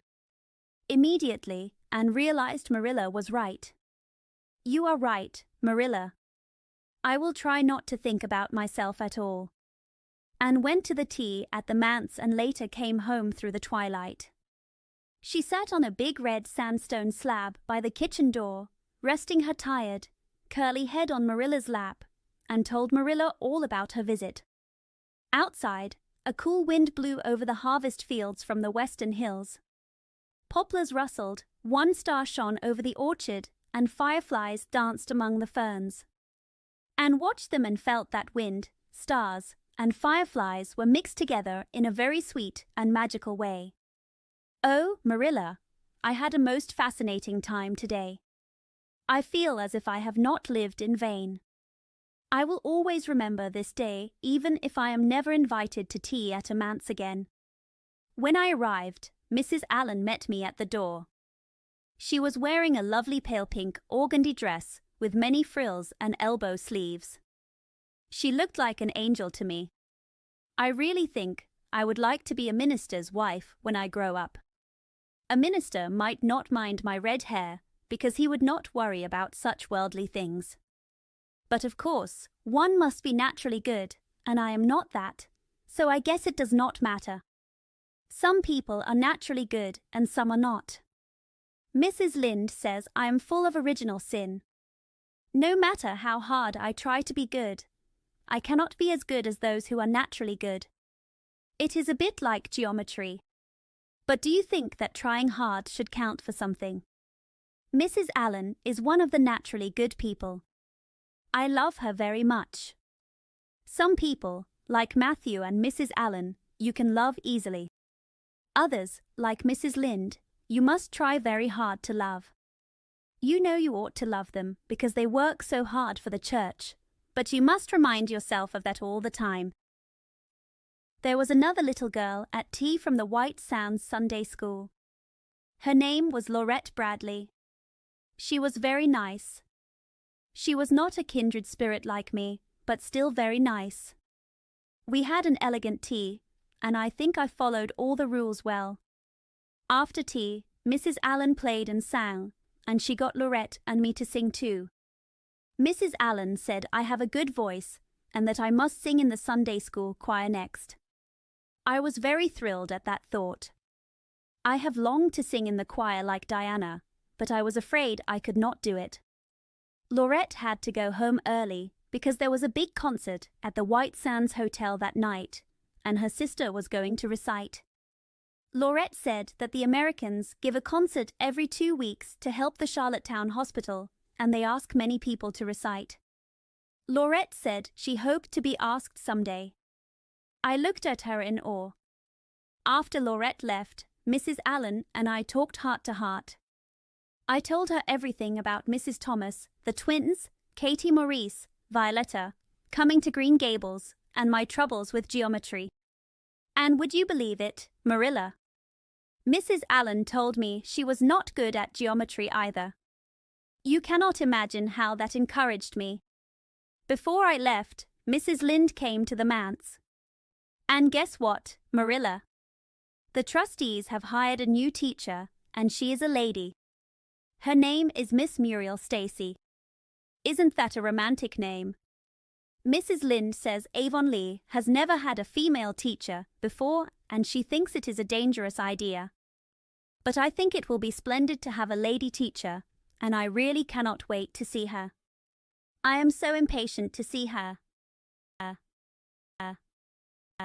Chapter 23. Anne comes to grief in an affair of honor. Why are your eyes so wide? Marilla asked when Anne came in from running to the post office. Have you found another friend like you? Anne was very excited. She had been dancing down the lane in the warm August light. No, Marilla, but guess what? I got a letter. Mrs. Allen invited me to tea at the manse tomorrow afternoon. Look, it says, Miss and Shirley, Green Gables. That is the first time I have ever been called Miss. I feel so happy. I will treasure this moment always. Marilla said in a calm tone, Mrs. Allen plans to invite all your Sunday school friends to tea. You need not get so excited. Try to be calm, child. But Anne was full of spirit. She always felt joy and sadness very strongly. She worried about her manners at tea and studied the rules in the Family Herald. She thought, what if I do something silly? Is it polite to take a second helping if you really want more? Marilla replied firmly, Anne, you think too much about yourself. Think of what is best for Mrs. Allen instead. Anne listened, and later that day she went to tea at the manse. She followed all the rules well. When she came home, she sat on a big red stone by the kitchen door with Marilla and told her all about the tea. Outside, a cool wind blew over the fields, a star shone over the orchard, and fireflies danced among the ferns. Anne felt that the wind, the star, and the fireflies were mixed together in a very sweet, magical way. Oh, Marilla, I had a wonderful time today, Anne exclaimed. Mrs. Allen met me at the door in a beautiful pale pink organdy dress with many frills. I even think I would like to be a minister's wife when I grow up, because I love Mrs. Allen. I love her so much, and some people, like Matthew and Mrs. Allen, you can love easily. I also met a nice little girl from the White Sands Sunday School named Laurette Bradley.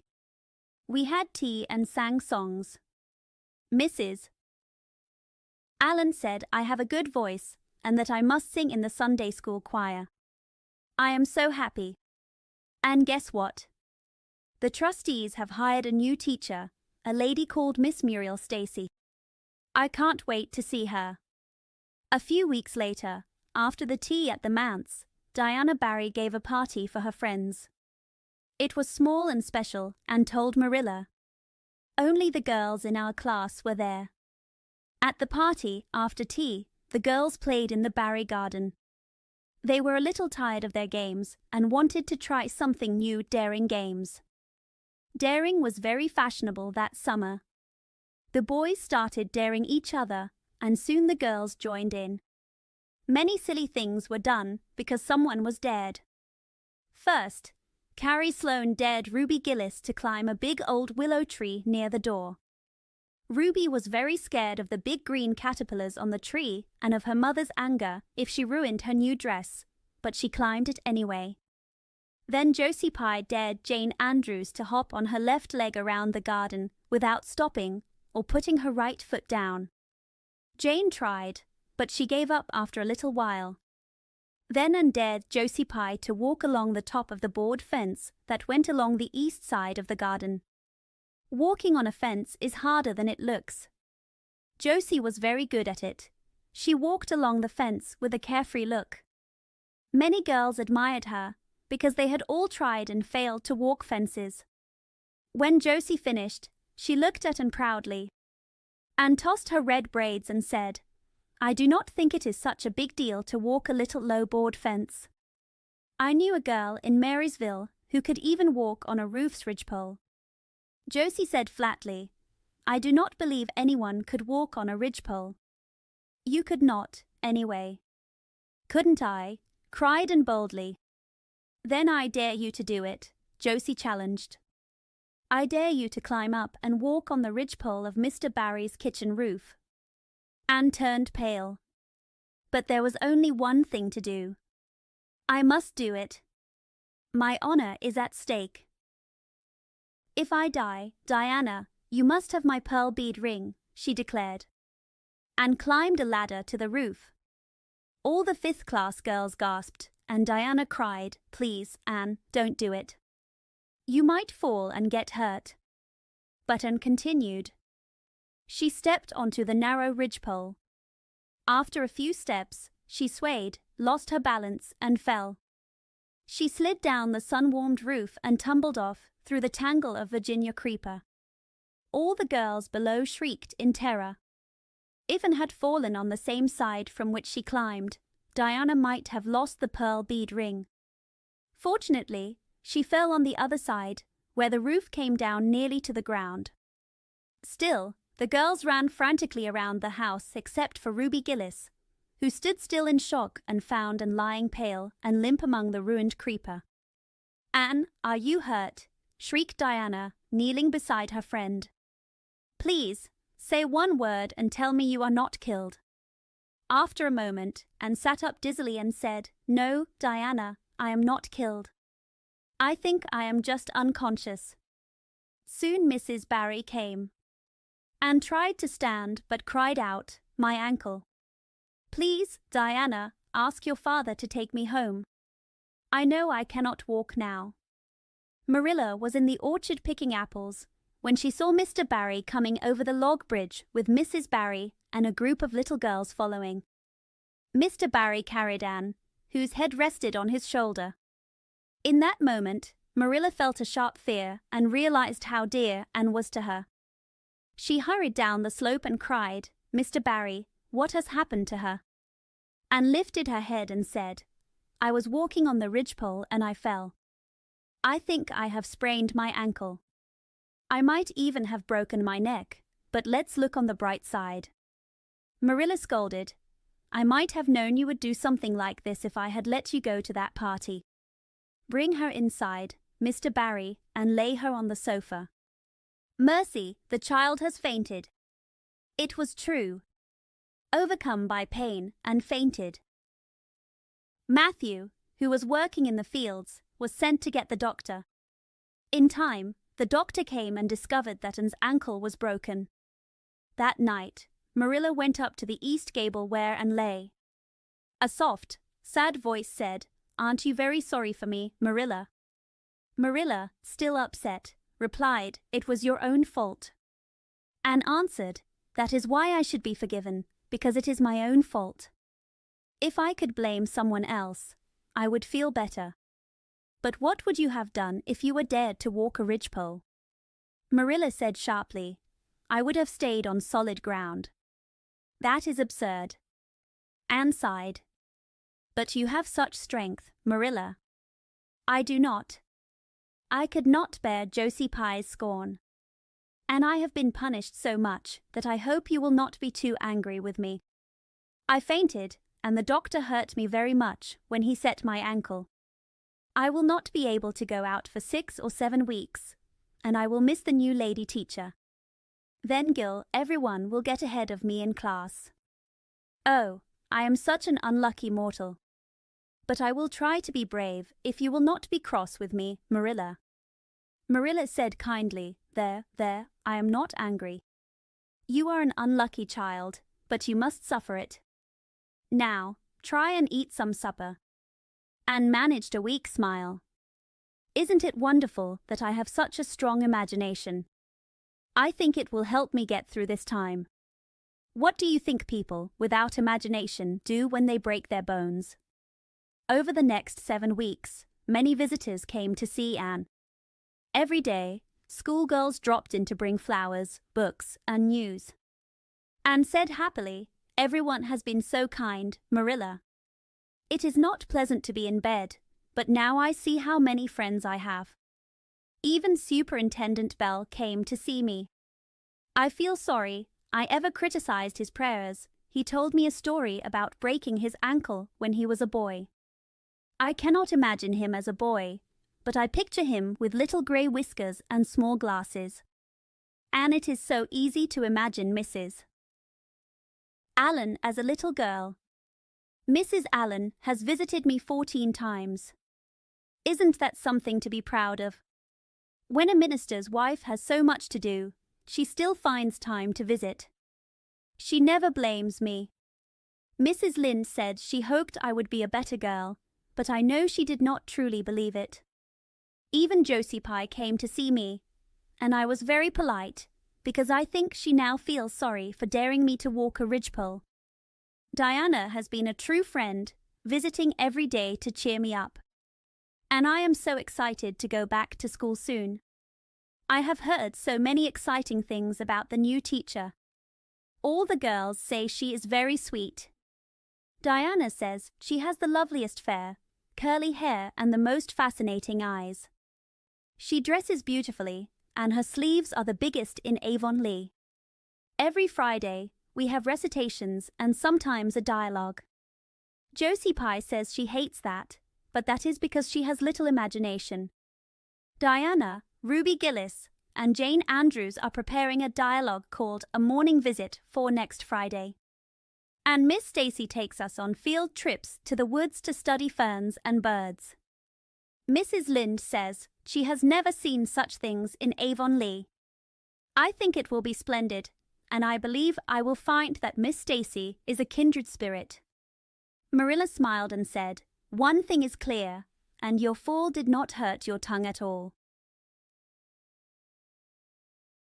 Chapter 24. Miss Stacy and her pupils get up a concert. It was October again when Anne was ready to go back to school. The month was full of red and gold leaves. In the mornings, a soft mist covered the valleys, and the fields shone with heavy dew like silver cloth. The birch path was bright yellow, and the ferns along it were brown. The fresh air made the little girls happy as they skipped quickly to school. It was fun to sit at a small brown desk beside Diana, with Ruby Gillis nodding from across the aisle, Carrie Sloane passing notes, and Julia Bell sharing her gum from the back seat. Anne took a deep breath of happiness as she sharpened her pencil and arranged her picture cards on her desk. Life felt very interesting. At school, Anne found a true and kind friend in the new teacher, Miss Stacy. Miss Stacy was bright and friendly. She made all her pupils feel special and helped them do their best. Under Miss Stacy's care, Anne grew like a flower. Every day she told Matthew, who admired her, and Marilla, who was sometimes critical, about her schoolwork and her big dreams. "I love Miss Stacy with all my heart, Marilla. She is so ladylike and her voice is so sweet. When she says my name, I feel happy. This afternoon we had recitations. I wish you had heard me recite Mary, Queen of Scots. I put my whole soul into it. Ruby Gillis said that when I said the line, 'Now for my father's arm, my woman's heart farewell,' it made her feel very moved, and said, 'Matthew suggested, maybe you could recite it for me sometime in the barn.' 'Of course I will,' Anne answered. 'But I know it is not as exciting as when the whole school listens. I do not think I can make your blood run cold like that.' Marilla said, 'Mrs. Lind told me that it made her blood run cold to see the boys climbing those big trees on Bell's Hill after the crows' nests last Friday. I wonder why Miss Stacy would encourage that. But we wanted a crow's nest for our nature study,' Anne explained. That was on our field afternoon. Field afternoons are splendid, Marilla. Miss Stacy explains everything so well. We even have to write compositions about our field afternoons. I think mine are the best." Marilla replied, "It is very vain to say so. You should let your teacher say it." "But she did say it, Marilla." "I am not vain.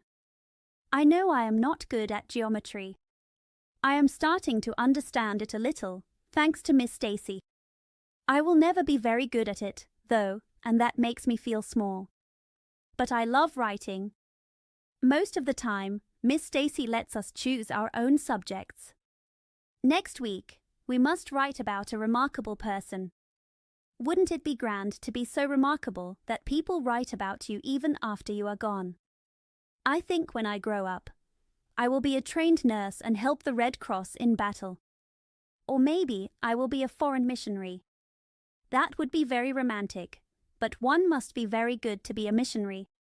We also have physical education every day. It makes you graceful and helps your digestion." Marilla shook her head. "That is all just silly talk." But then a big project came in November. Miss Stacy told the class that they would put on a concert in the school hall on Christmas night. The goal was to help raise money for a schoolhouse flag. All the pupils were happy with this plan, and they started to prepare a program. No one was as excited as Anne. She put her whole heart into the project, even though Marilla did not like it. Marilla grumbled, "It is all just nonsense. You should spend your time on your lessons, not on concerts and endless practice. It makes you vain and always ready for fun. But think of the good cause," and pleaded. "A flag will help us feel proud of our country." Fudge. You do not really care about patriotism. All you want is to have a good time, Marilla replied. Well, if you can mix patriotism with fun, then it is all right, and said, We will have 6 choruses, and Diana will sing a solo. I am in 2 dialogues, the Society for the Suppression of Gossip and the Fairy Queen. The boys will have a dialogue too. I have 2 recitations. I tremble when I think of it, but that is a nice kind of tremble. At the end, we will have a tableau called Faith, Hope and Charity. Diana, Ruby, and I will be in it, all dressed in white with our hair flowing. I must practice my recitations in the garret. Do not be alarmed if you hear me groaning. I have to groan very sadly in one of them, and it is hard to do a good artistic groan. Josie Pye is upset because she did not get the part she wanted. She wanted to be the Fairy Queen, but that would be silly because whoever saw a Fairy Queen as fat as Josie? Fairy Queens must be slender. Jane Andrews will be the Queen, and I will be one of her maids of honor. Josie says that a red-haired fairy is as silly as a fat fairy, but I do not mind what she says. I will have a wreath of white roses in my hair, and Ruby Gillis will lend me her slippers because I have none.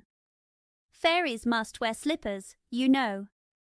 You could not imagine a fairy in boots, could you? We will decorate the hall with green spruce and fir branches and pink tissue paper roses. We will all march in pairs after the audience sits down while Emma White plays a march on the organ. Oh, Marilla, I know you are not as excited as I am, but do you hope that I will do well? Marilla said firmly, All I hope is that you will behave yourself. I will be very glad when all this fuss is over and you can settle down. Right now, you fill your head with too many dialogues and groans and tableaus. Your tongue is a wonder it is not tired out. Anne sighed and went out into the backyard. A young new moon shone through the bare poplar branches in the apple-green sky. Matthew was splitting wood there. Anne sat on a block and talked with him about the concert. She knew Matthew would listen kindly.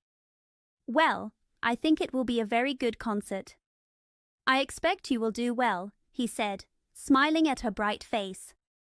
Anne smiled back. They were the best of friends.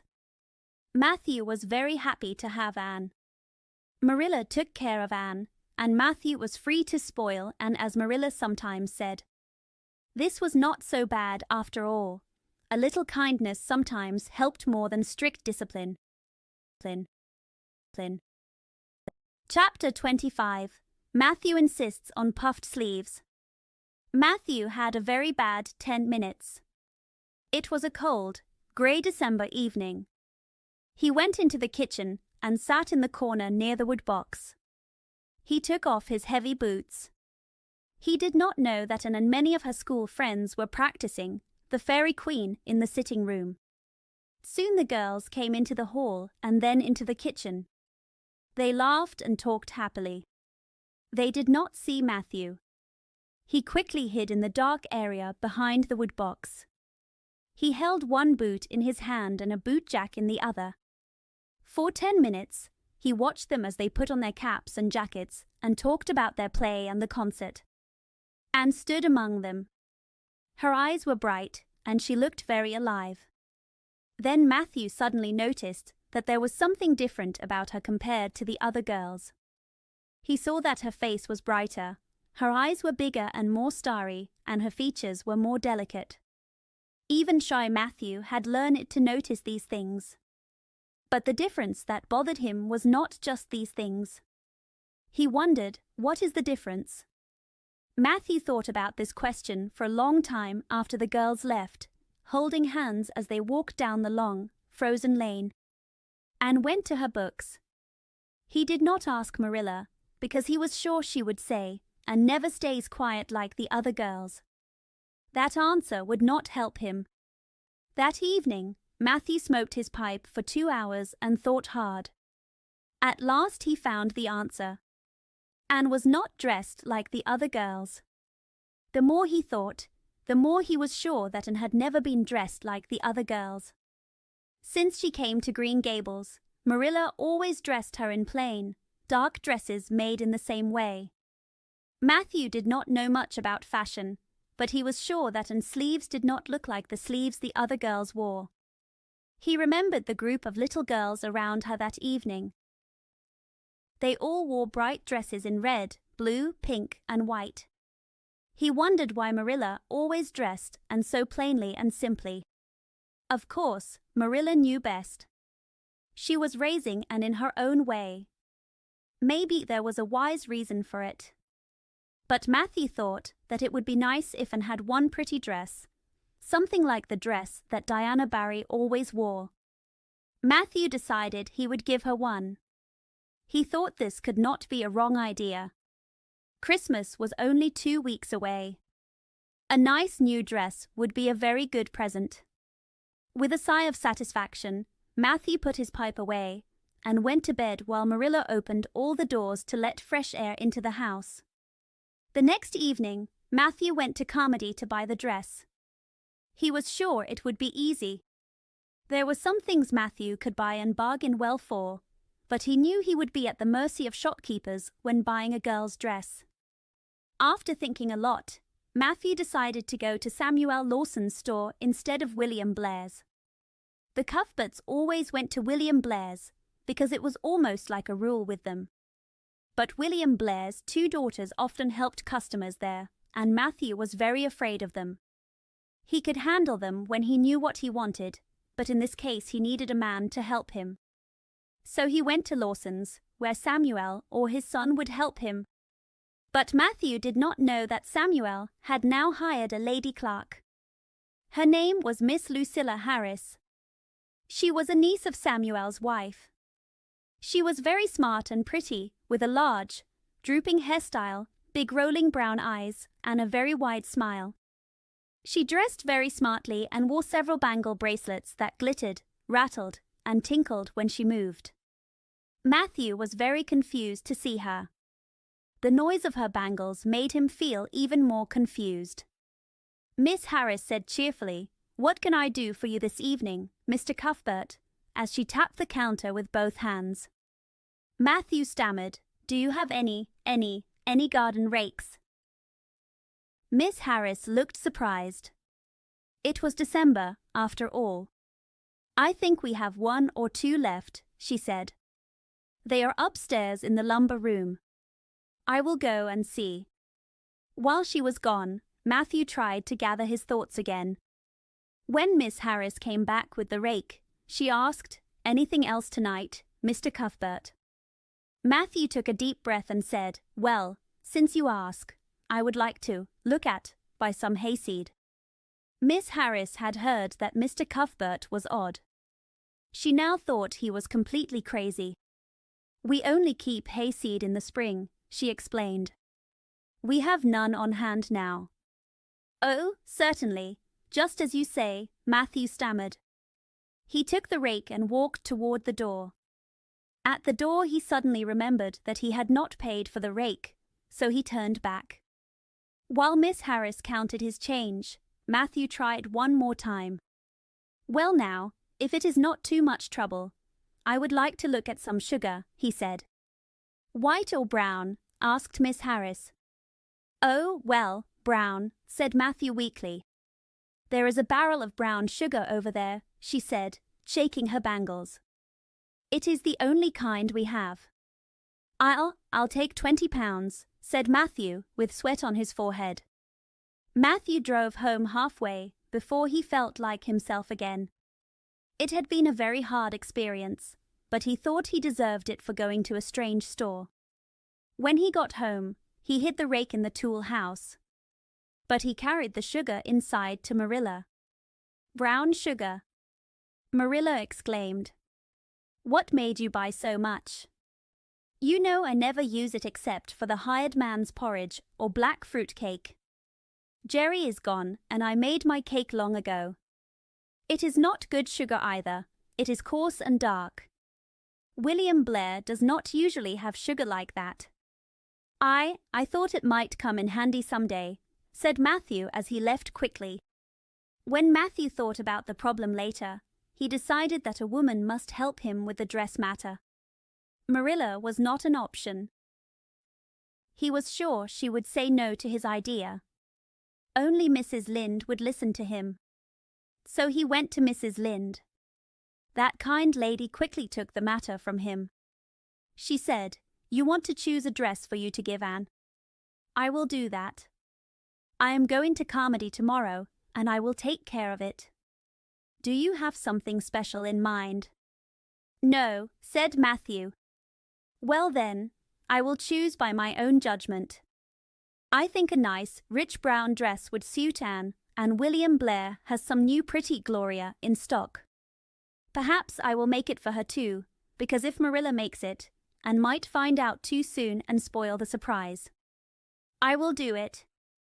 It is not too much trouble. I like sewing. I will make it to fit my niece, Jenny Gillis, because she and Anne look very alike." Matthew said, "Thank you.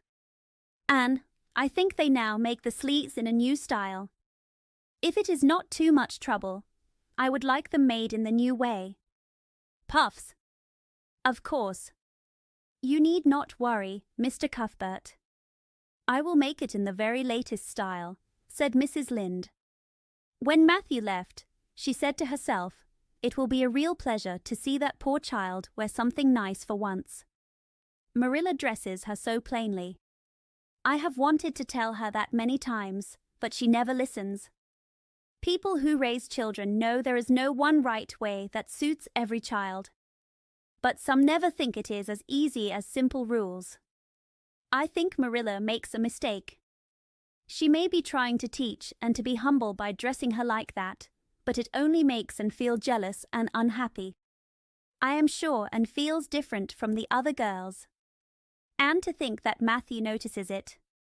That man is finally waking up after many years."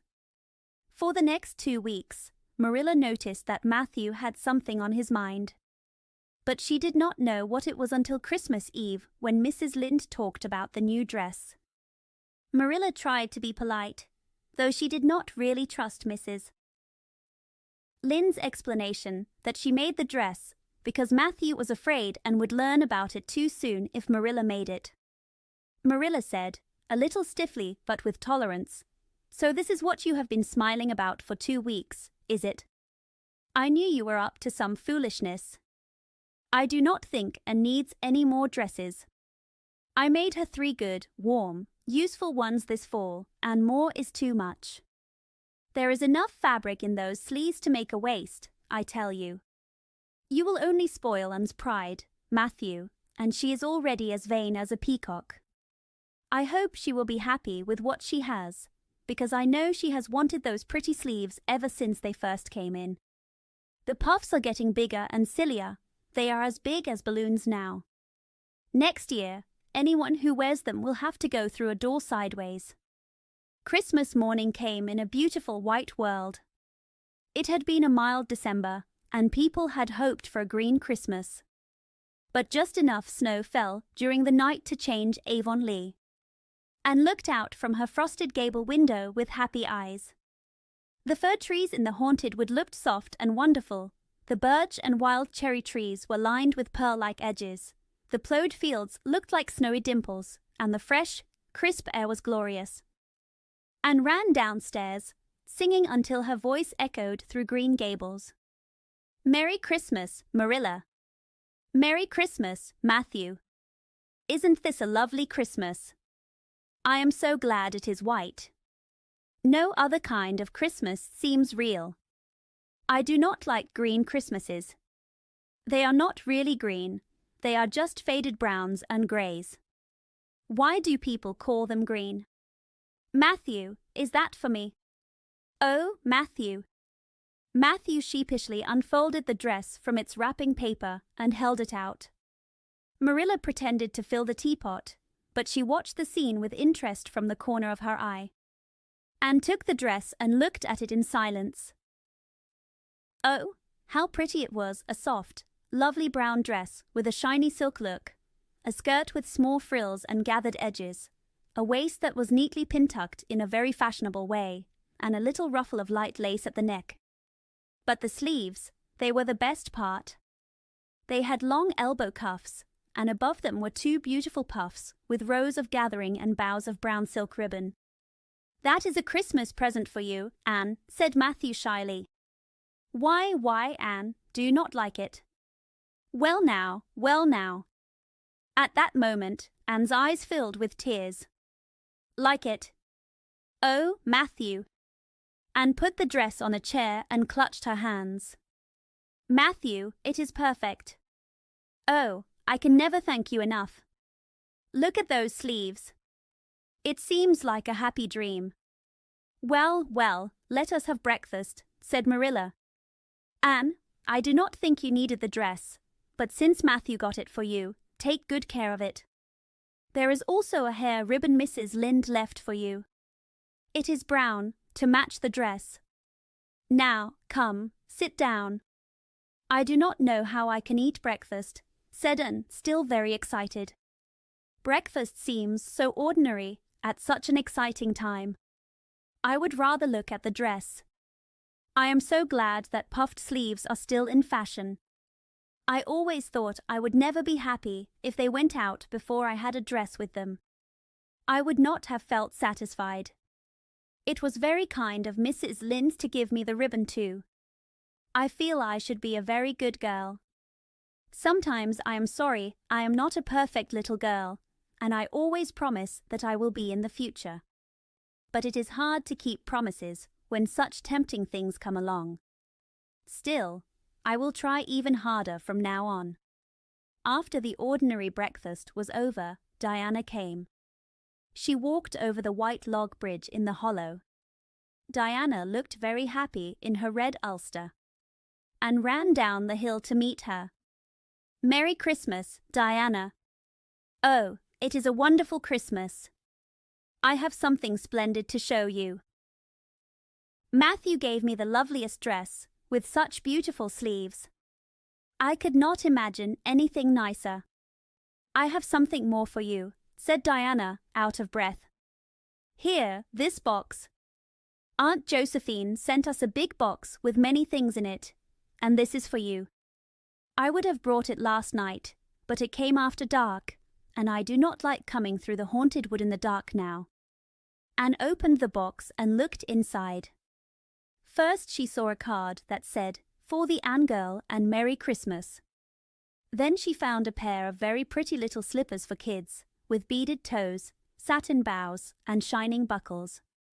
"Oh," said Anne, "Diana, this is too much. I must be dreaming." "I call it Providence," said Diana. "You will not have to borrow Ruby's slippers now. They are 2 sizes too big for you, and it would be awful to hear a fairy shuffle. Josie Pye would be very happy.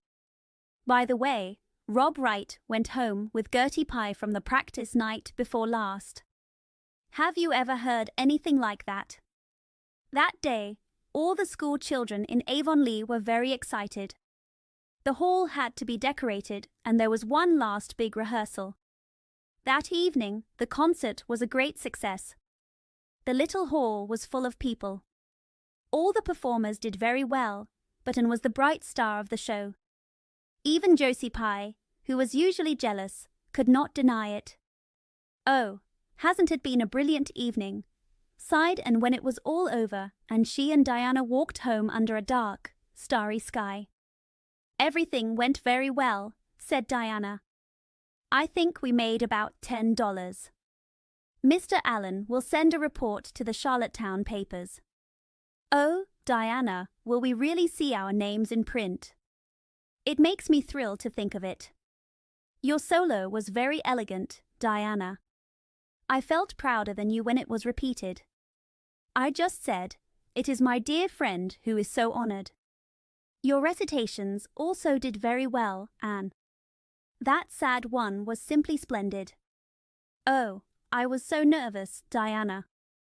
When Mr. Allen called my name, I do not know how I got onto the platform.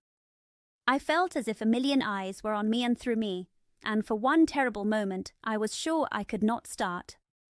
Then I thought of my lovely puffed sleeves and found courage. I knew I had to live up to them, Diana. So I began, and my voice seemed very far away. I felt like a parrot.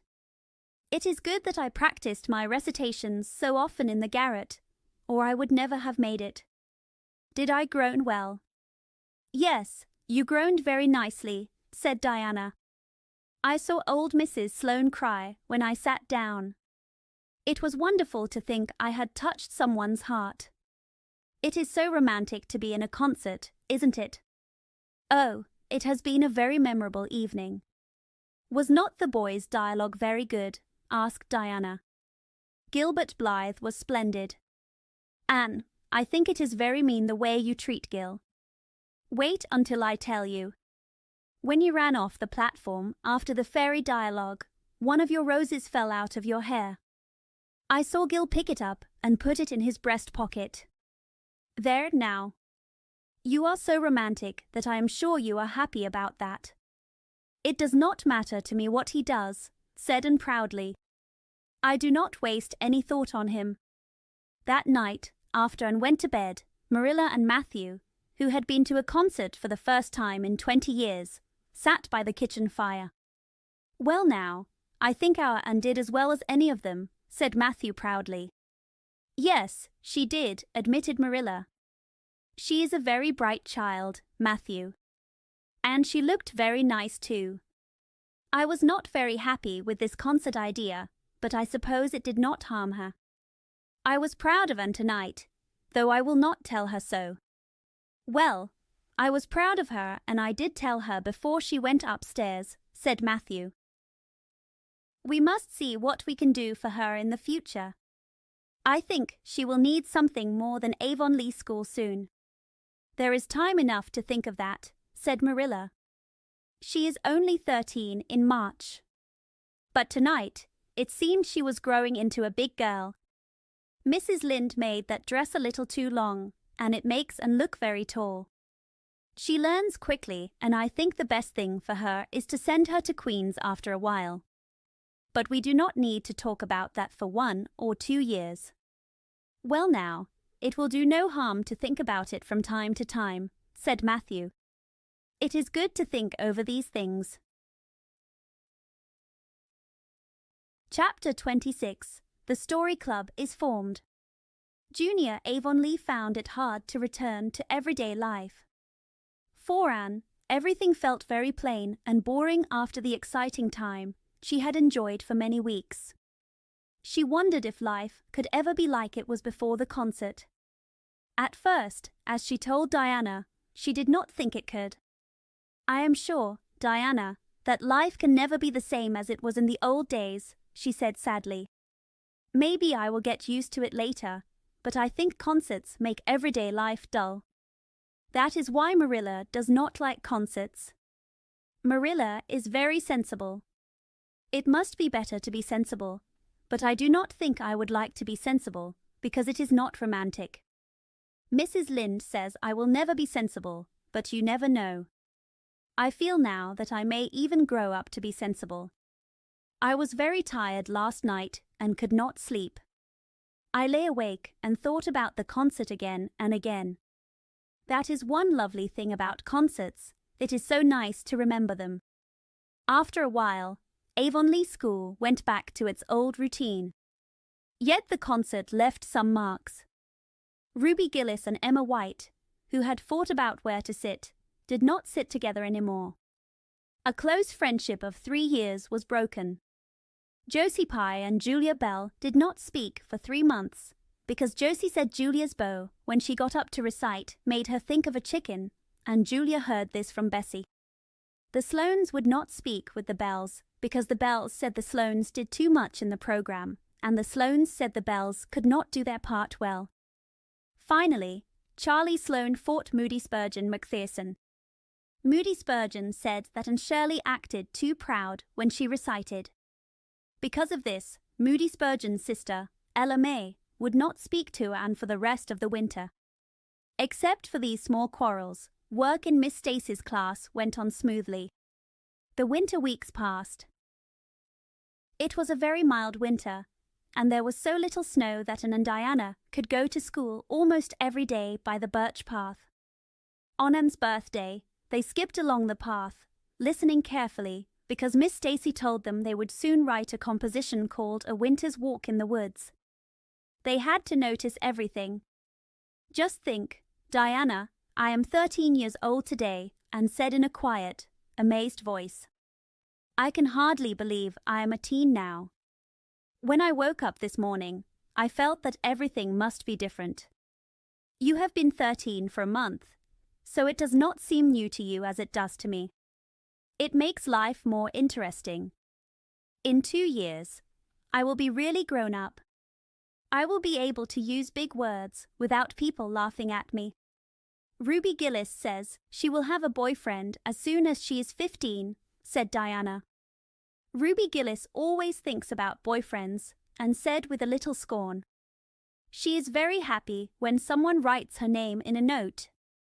But that is not very nice to say. Mrs. Allen says we should not speak badly about others, but sometimes it happens before we think. I never speak about Josie Pye at all. You may have noticed that. I try to be like Mrs. Allen because I think she is perfect. Mr. Allen thinks so too.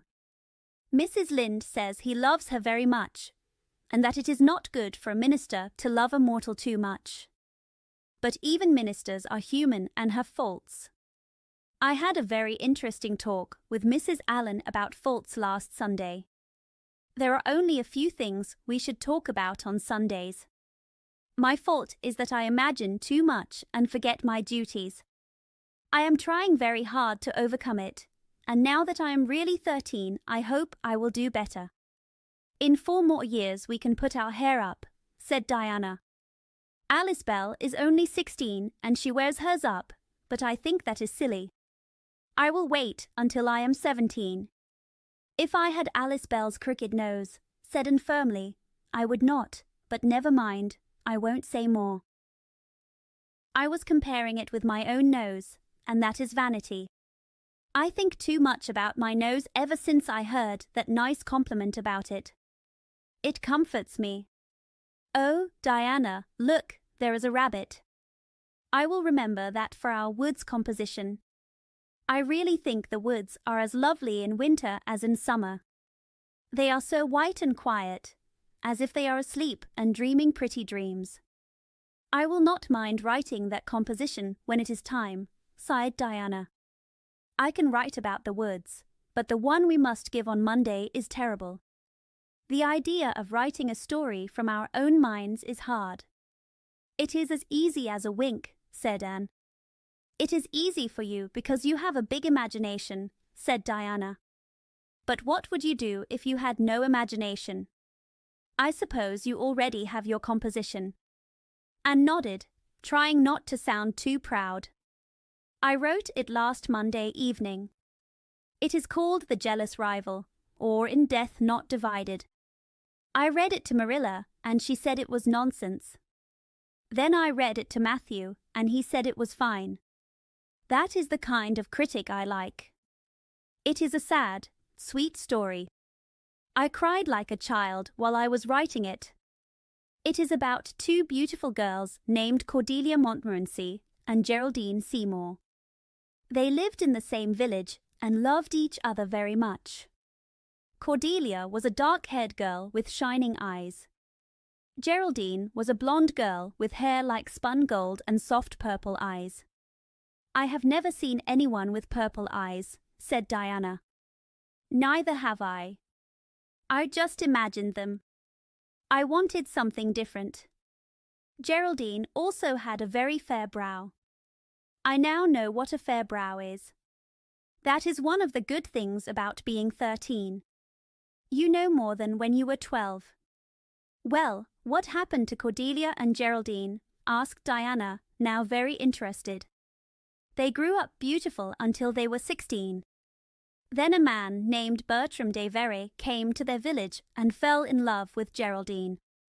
He saved her life when her horse ran away with her in a carriage. She fainted in his arms and he carried her home 3 miles because the carriage was broken. I found it hard to imagine the proposal because I have no experience. I asked Ruby Gillis if she knew how men propose, since many of her sisters are married. Ruby said she was hiding in the hall pantry when Malcolm Andress proposed to her sister Susan. Malcolm said his father had given him the farm and then asked, "What do you say, darling, if we get married this fall?" And Susan said, "Yes, no, I do not know, let me see," and they became engaged quickly. But I did not think that was very romantic, so I made up a more flowery and poetic proposal in my mind. I imagined Bertram going down on one knee. Ruby Gillis says that is not done anymore.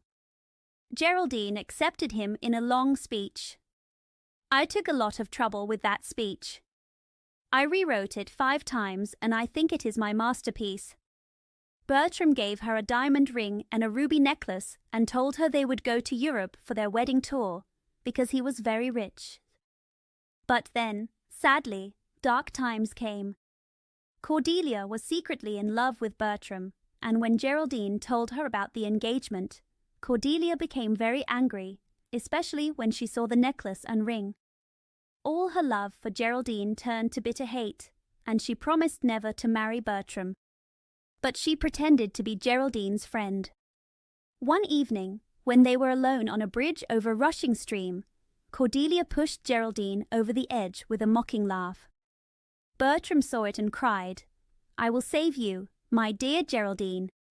But he forgot that he could not swim, and they both drowned, holding each other. Their bodies were found soon after. They were buried in one grave, and their funeral was very grand. It is more romantic to end a story with a funeral than with a wedding. As for Cordelia, she went mad with regret and was sent to a mental hospital. I thought that was a fitting punishment for her crime. How perfectly lovely! Sighed Diana, who liked Matthew's way of judging things. I do not know how you make such thrilling stories from your own head, Anne. I wish my imagination was as good as yours. It would be if you just practiced it, said and cheerfully. I have a plan, Diana. Let us have our own story club and write stories for practice. I will help you until you can write on your own. You should work on your imagination, you know. Miss Stacy says so. But we must do it the right way. I told her about the haunted wood, but she said we did not do it correctly. That is how the story club began. At first it was just Diana and Anne, but soon Jane Andrews, Ruby Gillis, and a few others joined. No boys were allowed, though Ruby Gillis said that would make it more exciting. Each member must write one story a week. It is very interesting, Anne told Marilla. Each girl reads her story out loud, and then we talk about it. We will keep all our stories and read them to our children someday. We all write under a fake name. Mine is Rosamond Montmorency. All the girls do well. Ruby Gillis is very sentimental. She puts too much love in her stories, and sometimes that is too much. Jane never puts any love in hers because she says it makes her feel silly. Jane's stories are very sensible. Then Diana puts too many murders in hers. She says she does not know what to do with the characters, so she kills them. I often have to tell the others what to write about, but that is not hard because I have many ideas. I think this story writing club is the silliest thing yet, said Marilla. You will fill your heads with nonsense and waste time that should be spent on your lessons. Reading stories is bad enough, but writing them is even worse. But we are very careful to put a good moral in every story, Marilla, explained Anne. I insist on that. All the good people are rewarded and all the bad people are punished. I am sure that has a good effect. Mr. Allen says so. I read one of my stories to him and to Mrs. Allen, and they both said the moral was excellent. They just laughed in the wrong places. I like it better when people cry. Jane and Ruby almost always cry when I read the sad parts. Diana wrote to her Aunt Josephine about our club, and her aunt wrote back asking us to send some of our stories. So we copied our best 4 stories and sent them. Miss Josephine Barry wrote back that she had never read anything so funny in her life.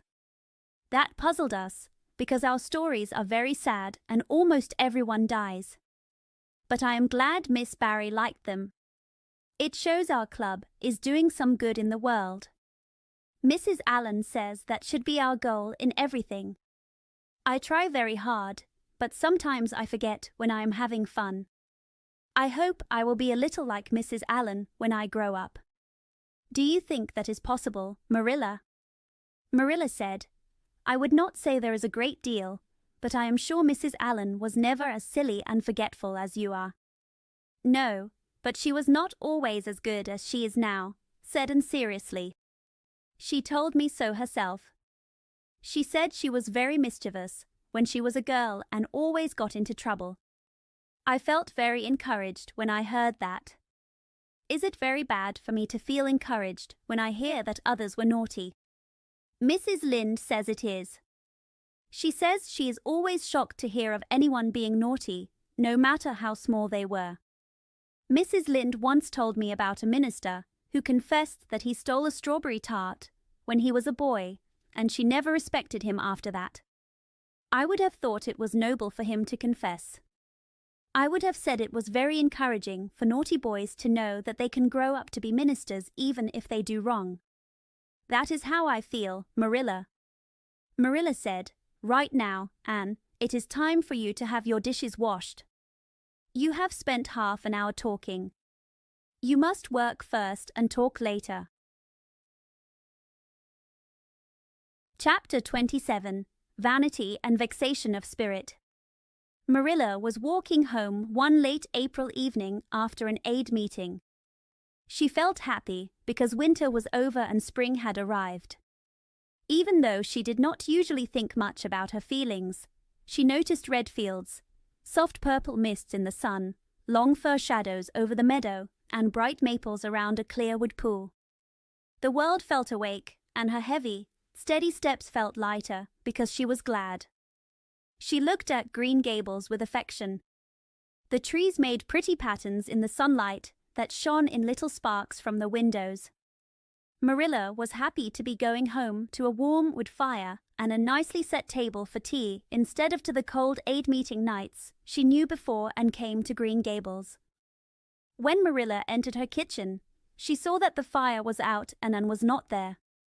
This made her very disappointed and a little angry. Marilla had told Anne to be home with tea ready by 5 o'clock, but now she must hurry. Marilla quickly took off her second-best dress and started to prepare the meal herself, because Matthew would soon return from plowing. I will set Miss Anne right when she comes home, Marilla said in a grim voice. She is out somewhere with Diana, writing stories or practicing her dialogues or doing some foolish things. She never thinks about the time or her duties. She must be stopped now. I do not care if Mrs. Allen says she is the brightest and sweetest child. She may be bright and sweet, but her head is full of nonsense. As soon as she grows out of one silly idea, she takes up another. But look, I am saying the same thing I told Rachel Lynde at the aid today. I was very glad when Mrs. Allen spoke up for Anne, for if she had not, I know I would have said something very sharp to Rachel before everyone. Anne has many faults, and I do not deny that. But I am raising her and not Rachel Lynde. Still, Anne should not leave the house when I told her to stay home and do her work. I have never found her disobedient or untrustworthy before, and I am very sorry to see her like this. Matthew, who was waiting for his tea, said patiently, Maybe you are judging her too quickly, Marilla. Do not call her untrustworthy until you are sure she has disobeyed you. Perhaps she can explain. Anne is very good at explaining.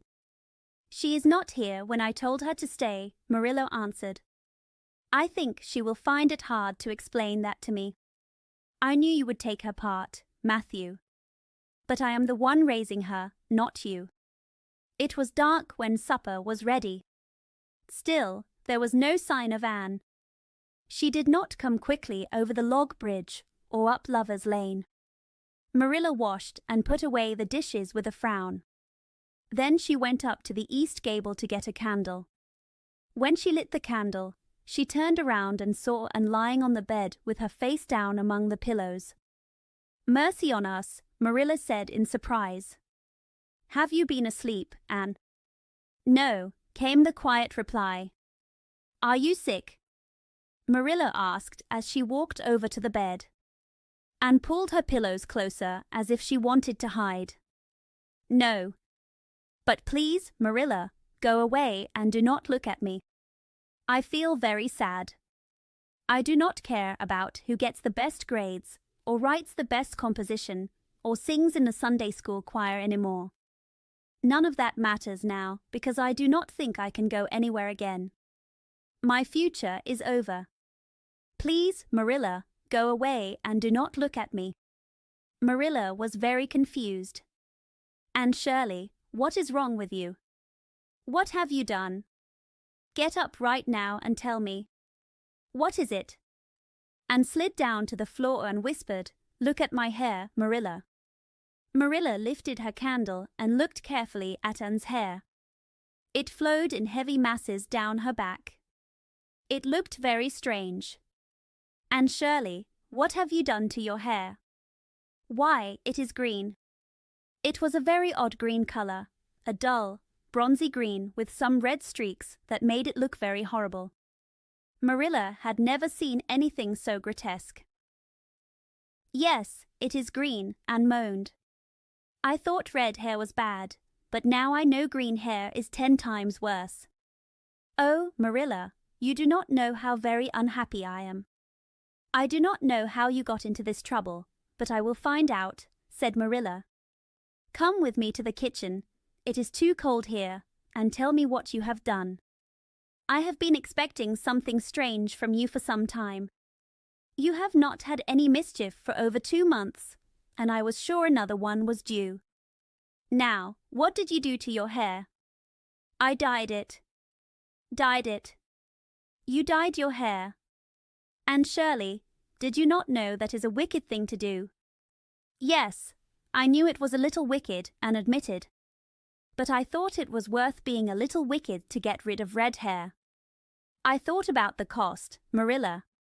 I also promised I would be extra good in other ways to make up for it." Marilla said sarcastically, "If I had decided to dye my hair, I would have chosen a decent color. I would not have dyed it green." "But I did not mean to dye it green, Marilla," Anne protested sadly. "If I am going to be wicked, I want it to be for a good reason. A man told me it would turn my hair a beautiful black. He assured me that it would. How could I doubt him?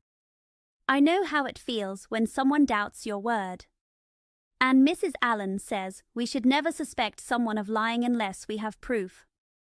Now I have proof. My hair is green. But I did not have that proof before, and I believed every word he said." "Who said that?" "Who are you talking about?" "The peddler who was here this afternoon. I bought the dye from him. And Shirley, how many times have I told you never to let one of those peddlers in the house? I do not believe in letting them come around." "Oh, I did not let him into the house. I remembered what you told me.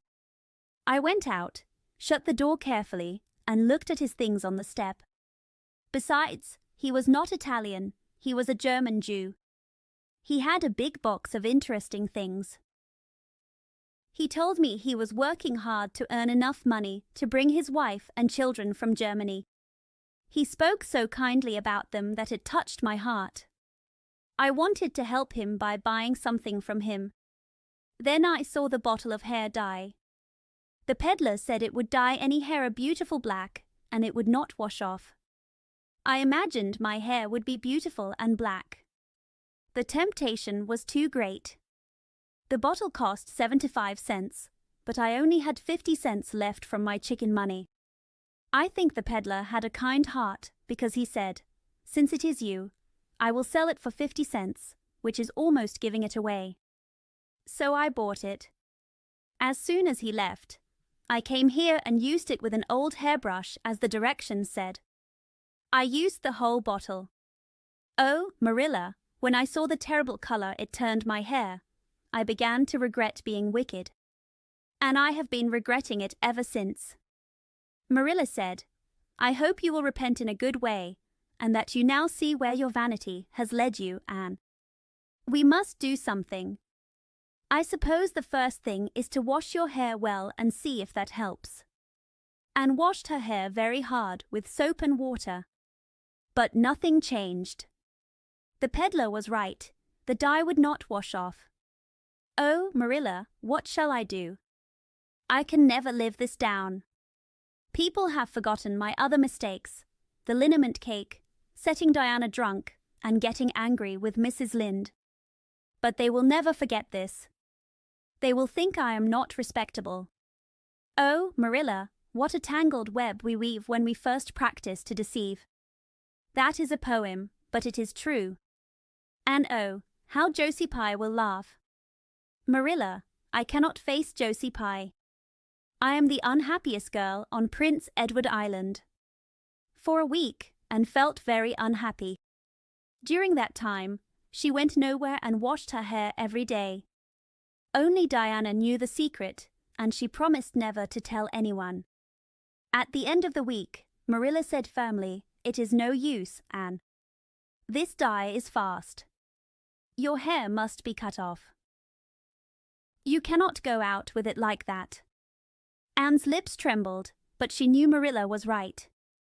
With a sad sigh, she went to get the scissors. Please cut it off right away, Marilla, and get it over with.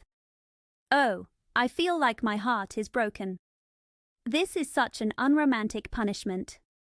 In the stories, girls lose their hair because of fever or sell it to help others, and I might not mind that as much. But there is no comfort in having your hair cut off, because you dyed it a horrible color, is there? I will cry the whole time you cut it, if it does not stop you. It seems so tragic. Anne wept as Marilla cut her hair. When Anne went upstairs and looked in the mirror, she was very sad. Marilla had cut her hair very short. The result was not pretty. Anne quickly turned the mirror away. I will never look at myself again until my hair grows, she said passionately. Then she quickly turned the mirror back and said, Yes, I will. I will take my punishment. I will look at myself every time I come to my room and see how ugly I am. I will not try to imagine it away. I never thought I was vain about my hair, even though it is red, because it is long, thick, and curly. Now I think maybe something will happen to my nose next. At school the next Monday, Anne's short hair made a big impression. To her relief, no one knew the real reason. Even Josie Pye said, You look like a perfect scarecrow. I did not say anything when Josie said that, and told Marilla that evening. I thought it was part of my punishment, and I had to bear it. I wanted to say something back, but I did not. I just gave her a scornful look and then forgave her. Forgiving makes you feel very good, does it not? I promise to work hard at being good from now on. I will never try to be beautiful again. It is better to be good. I really want to be good, Marilla, like you, Mrs. Allen, and Miss Stacy, and to make you proud. Diana says when my hair grows, I should tie a black velvet ribbon around my head with a bow. She says it will look very nice. I will call it a snood. It sounds romantic. But, Marilla, am I talking too much? Does it hurt your head? Marilla replied, My head is better now. It was very bad this afternoon. My headaches are getting worse. I will have to see a doctor. As for your talking, I do not mind it. I am used to it. Marilla's way of speaking meant that she enjoyed hearing and talk. Chapter 28. An Unfortunate Lily Maid. Of course you must be Elaine, Anne, said Diana. I could never have the courage to float down there. Nor I, said Ruby Gillis with a shiver. I do not mind floating when 2 or 3 of us are in the flat and we can sit up. That is fun. But to lie down and pretend I am dead, I just could not. I would be very scared. Of course it would be romantic, said Jane Andrews. But I know I could not stay still. I would pop up every minute to see where I was. And you know, Anne, that would spoil the effect. But it is so silly to have a red-headed Elaine, said Anne sadly. I am not afraid to float down, and I would love to be Elaine. But it is still silly. Ruby should be Elaine, because she is very fair and has long, golden hair. Elaine had all her bright hair flowing down, you know. And Elaine was the lily maid. A red-haired girl cannot be a lily maid. Your skin is just as fair as Ruby's, said Diana kindly, and your hair is much darker now than it was before you cut it. Oh, do you really think so? Anne asked, her cheeks warming with delight. I sometimes thought it was me, but I was too afraid to ask. Do you think my hair can be called auburn now, Diana? Yes, and I think it is very pretty, said Diana, looking at the short, silky curls on Anne's head. They were held by a smart black velvet ribbon and bow. They were standing on the bank of the pond below Orchard Slope. A small headland with birch trees reached out from the bank. At its tip was a little wooden platform built in the water for fishermen and duck hunters. Ruby and Jane spent the afternoon with Diana, and came over to play with them. That summer, Anne and Diana played near the pond every day. Idlewild was gone because Mr. Bell cut down the small circle of trees in his field in the spring. Anne once sat among the stumps and cried a little because it was so romantic, but soon she was comforted. As they said, girls of 13, almost 14, were too old for playhouses, and there were more interesting games to be found near the pond. It was splendid to fish for trout over the bridge, and the 2 girls even learned to row in the little flat-bottomed boat Mr. Barry kept for duck hunting.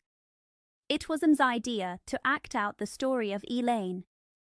They had studied Tennyson's poem at school last winter. They talked about Elaine, Lancelot, Guinevere, and King Arthur, and secretly wished she had been born in Camelot, because those days seemed more romantic than now. Everyone was very excited about the play.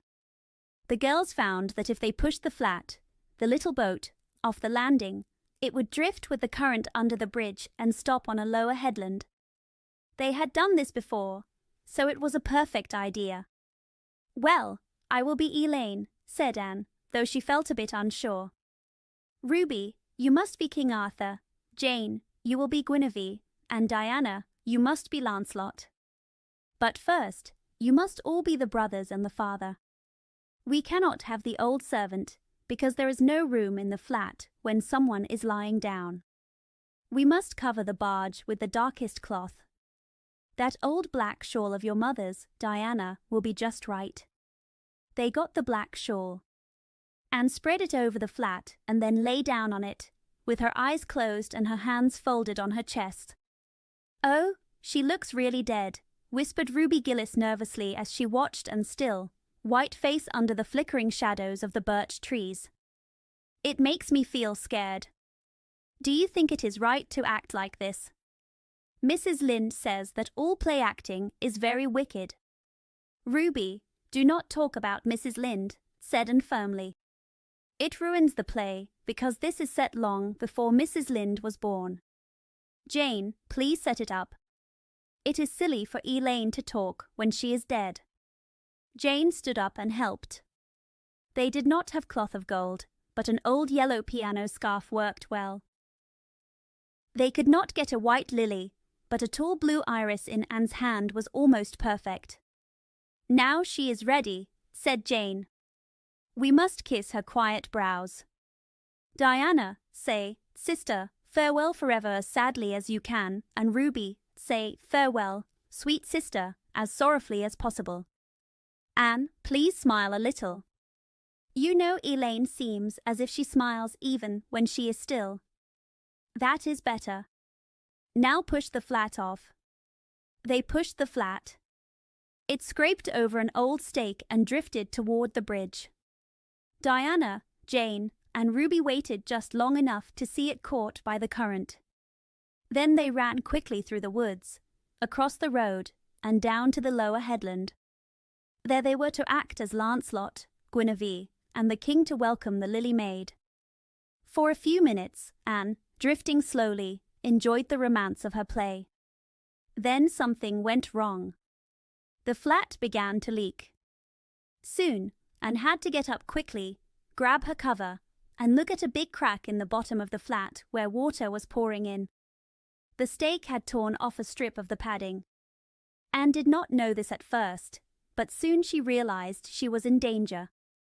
The flat would fill with water and sink before it reached the lower headland. The oars were left behind at the landing. Anne gave a small, quiet scream that no one heard. Her lips turned white, but she stayed calm. There was one chance, just one. I was very frightened, she later told Mrs. Allen. It felt like years while the flat drifted down to the bridge and the water kept rising. I prayed very hard, and I did not close my eyes, because I knew God could only help if the flat came near a bridge pile. The piles are old tree trunks with many knots. I kept saying, "Dear God, please bring the flat near a pile, and I will do the rest," over and over. I did not think about flowery words, because I was so scared. But my prayer was answered. The flat bumped against a pile for a moment, and I threw my scarf and shawl over my shoulder and climbed onto a big, wet stump. I clung to that slippery pile with no way to get up or down. It was not romantic, but I did not care. I prayed a thank you prayer and held on very tight, knowing I might need help to get back to dry land. The flat drifted under the bridge and then sank in the middle of the stream. Ruby, Jane, and Diana, who waited on the lower headland, saw it sink and were sure that Anne had gone down with it. For a moment, they stood still, white with fear. Then they screamed and ran quickly through the woods, across the road, and to the bridge. Anne, clinging desperately, heard their screams. She knew help would soon come, but her position was very dangerous. The minutes passed slowly, each feeling like an hour for poor Anne. Why did no one come? Where had the girls gone? What if they all fainted? What if I get too tired to hold on? Anne looked at the dark, green water and long, oily shadows and shivered. Her mind began to imagine many horrible things. Then, just as she felt she could not hold on any longer, Gilbert Blythe came rowing under the bridge in Mr. Andrews's boat. Gilbert looked up and, with great surprise, saw a little white, scared face with big, frightened grey eyes looking at him. "Anne Shirley." "How did you get here?" he cried. Without waiting for an answer, he rowed close to a pile and held out his hand. Anne, with no other choice, grabbed his hand and climbed into the boat. She sat in the stern, all wet and angry, with her arms dripping with her shawl and crepe. It was very hard to be dignified in that situation. "What happened?" Anne asked Gilbert as he took his oars. "We were playing Elaine," said Anne coldly, not looking at him. "I had to float down to Camelot in the flat. The flat began to leak and I climbed onto a pile. The girls went to get help. Will you row me to the landing, please?" Gilbert rowed to the landing. Anne, not wanting too much help, jumped quickly onto the shore. "I thank you very much," she said proudly as she turned away. But Gilbert also got out of the boat and gently took her arm. "Anne," he said quickly, "can't we be friends? I am very sorry I made fun of your hair that time. I did not mean to hurt you. It was only a joke, and that was a long time ago. I really do think your hair looks very pretty now. Let us be friends." For a moment, Anne hesitated. She felt something new in Gilbert's kind, shy eyes. Her heart beat quickly. But then her old anger came back. She remembered 2 years ago when Gilbert called her carrots and made her feel very embarrassed in front of the whole school. Her anger did not go away. She hated Gilbert Blythe. She would never forgive him. "No," she said coldly, "I will never be friends with you, Gilbert Blythe, and I do not want to be." "All right," Gilbert said, turning red. "I will never ask you to be my friend again, Anne Shirley. I do not care." He quickly got into his boat and rowed away. Anne went up a steep, ferny path under the maples. She held her head high, but she felt a little regret. She almost wished she had answered Gilbert differently. Of course, he had hurt her badly, but still, she almost wanted to cry. She felt very upset from her fright and from holding on so hard. Halfway up the path, she met Jane and Diana running back from the pond. They looked very frightened. They had not found anyone at Orchard Slope because both Mr. and Mrs. Barry were away. Ruby Gillis was in hysterics, and Jane and Diana had run through the haunted wood and across the brook to Green Gables. There they found no one, because Marilla had gone to Carmody and Matthew was working in the field. "Oh, Anne," cried Diana as she hugged her tightly and wept with relief, "we thought you were drowned. We felt so bad because we made you play Elaine. And Ruby is in hysterics. Oh, Anne, how did you escape?" "I climbed onto a pile," said Anne sadly. "And Gilbert Blythe came in Mr. Andrews's boat and rowed me to land."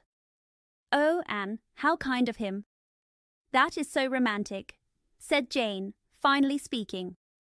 "Of course you will talk to him after this."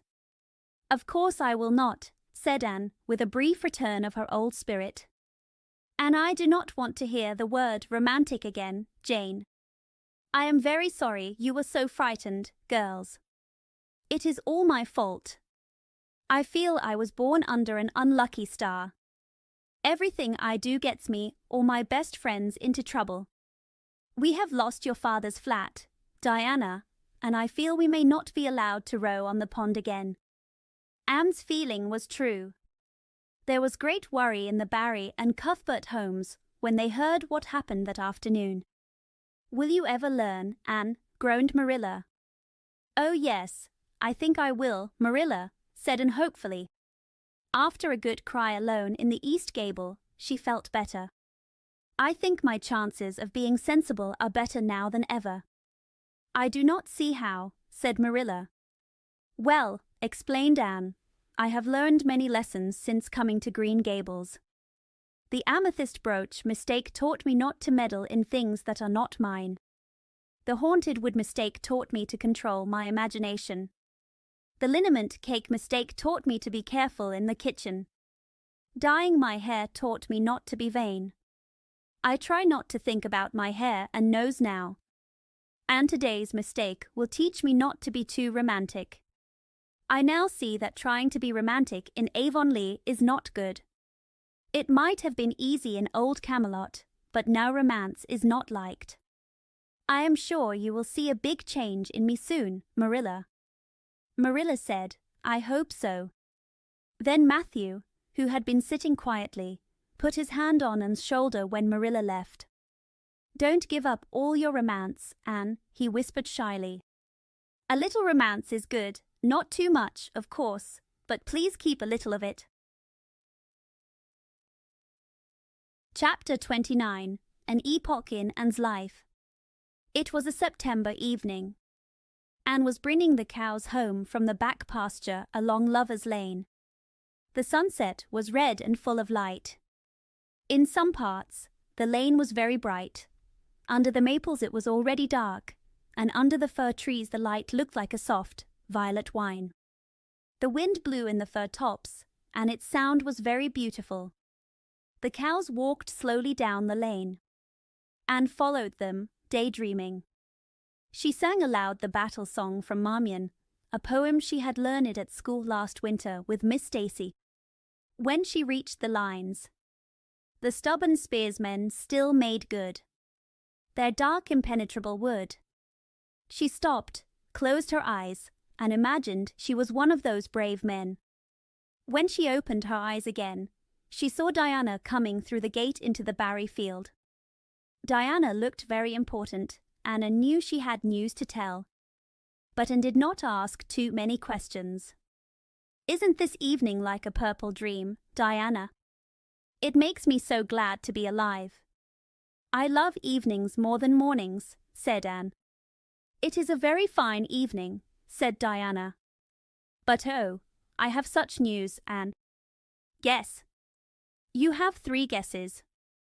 "Charlotte Gillis is going to be married in the church, and Mrs. Allen wants us to decorate it," guessed Anne. "No, not that," said Diana. "Charlotte's boyfriend will not agree, because no one has ever been married in the church. He thinks it looks too much like a funeral." "Guess again." "Maybe Jane's mother will let her have a birthday party," Anne offered sadly. Diana shook her head, laughing in her black eyes. "I cannot think what it is," said Anne. "Maybe Moody Spurgeon Macpherson saw you home from prayer meeting last night." "Did he?" "I do not think so," said Diana. "I would not boast about that if I did, that horrible creature. I knew you could not guess it. Mother got a letter from Aunt Josephine today. Aunt Josephine wants you and me to go to town next Tuesday for the exhibition. There." "Oh, Diana," whispered Anne, leaning on a maple tree, "do you really mean it? But I am afraid Marilla will not let me go. She will say I should not go out for fun. That is what she said last week when Jane asked me to go to the American concert at the White Sands Hotel. I wanted to go, but Marilla said I should stay home and learn my lessons. I felt very sad, Diana. I did not say my prayers that night because I was so heartbroken. But then I got up and said them in the middle of the night. I will ask Mother to talk to Marilla. She will be more likely to let you go. And if you do, we will have the time of our lives, Anne. I have never been to an exhibition. Jane and Ruby have been twice, and they will go again this year. I will not think about it until I know if I can go, said Anne. If I go and then am disappointed, it will be too much. But if I do go, I am glad that my new coat will be ready by then. Marilla said I did not need a new coat, and that my old one was fine for another winter. She also said I should be happy with my new dress. The dress is very pretty, Diana, navy blue and very fashionable.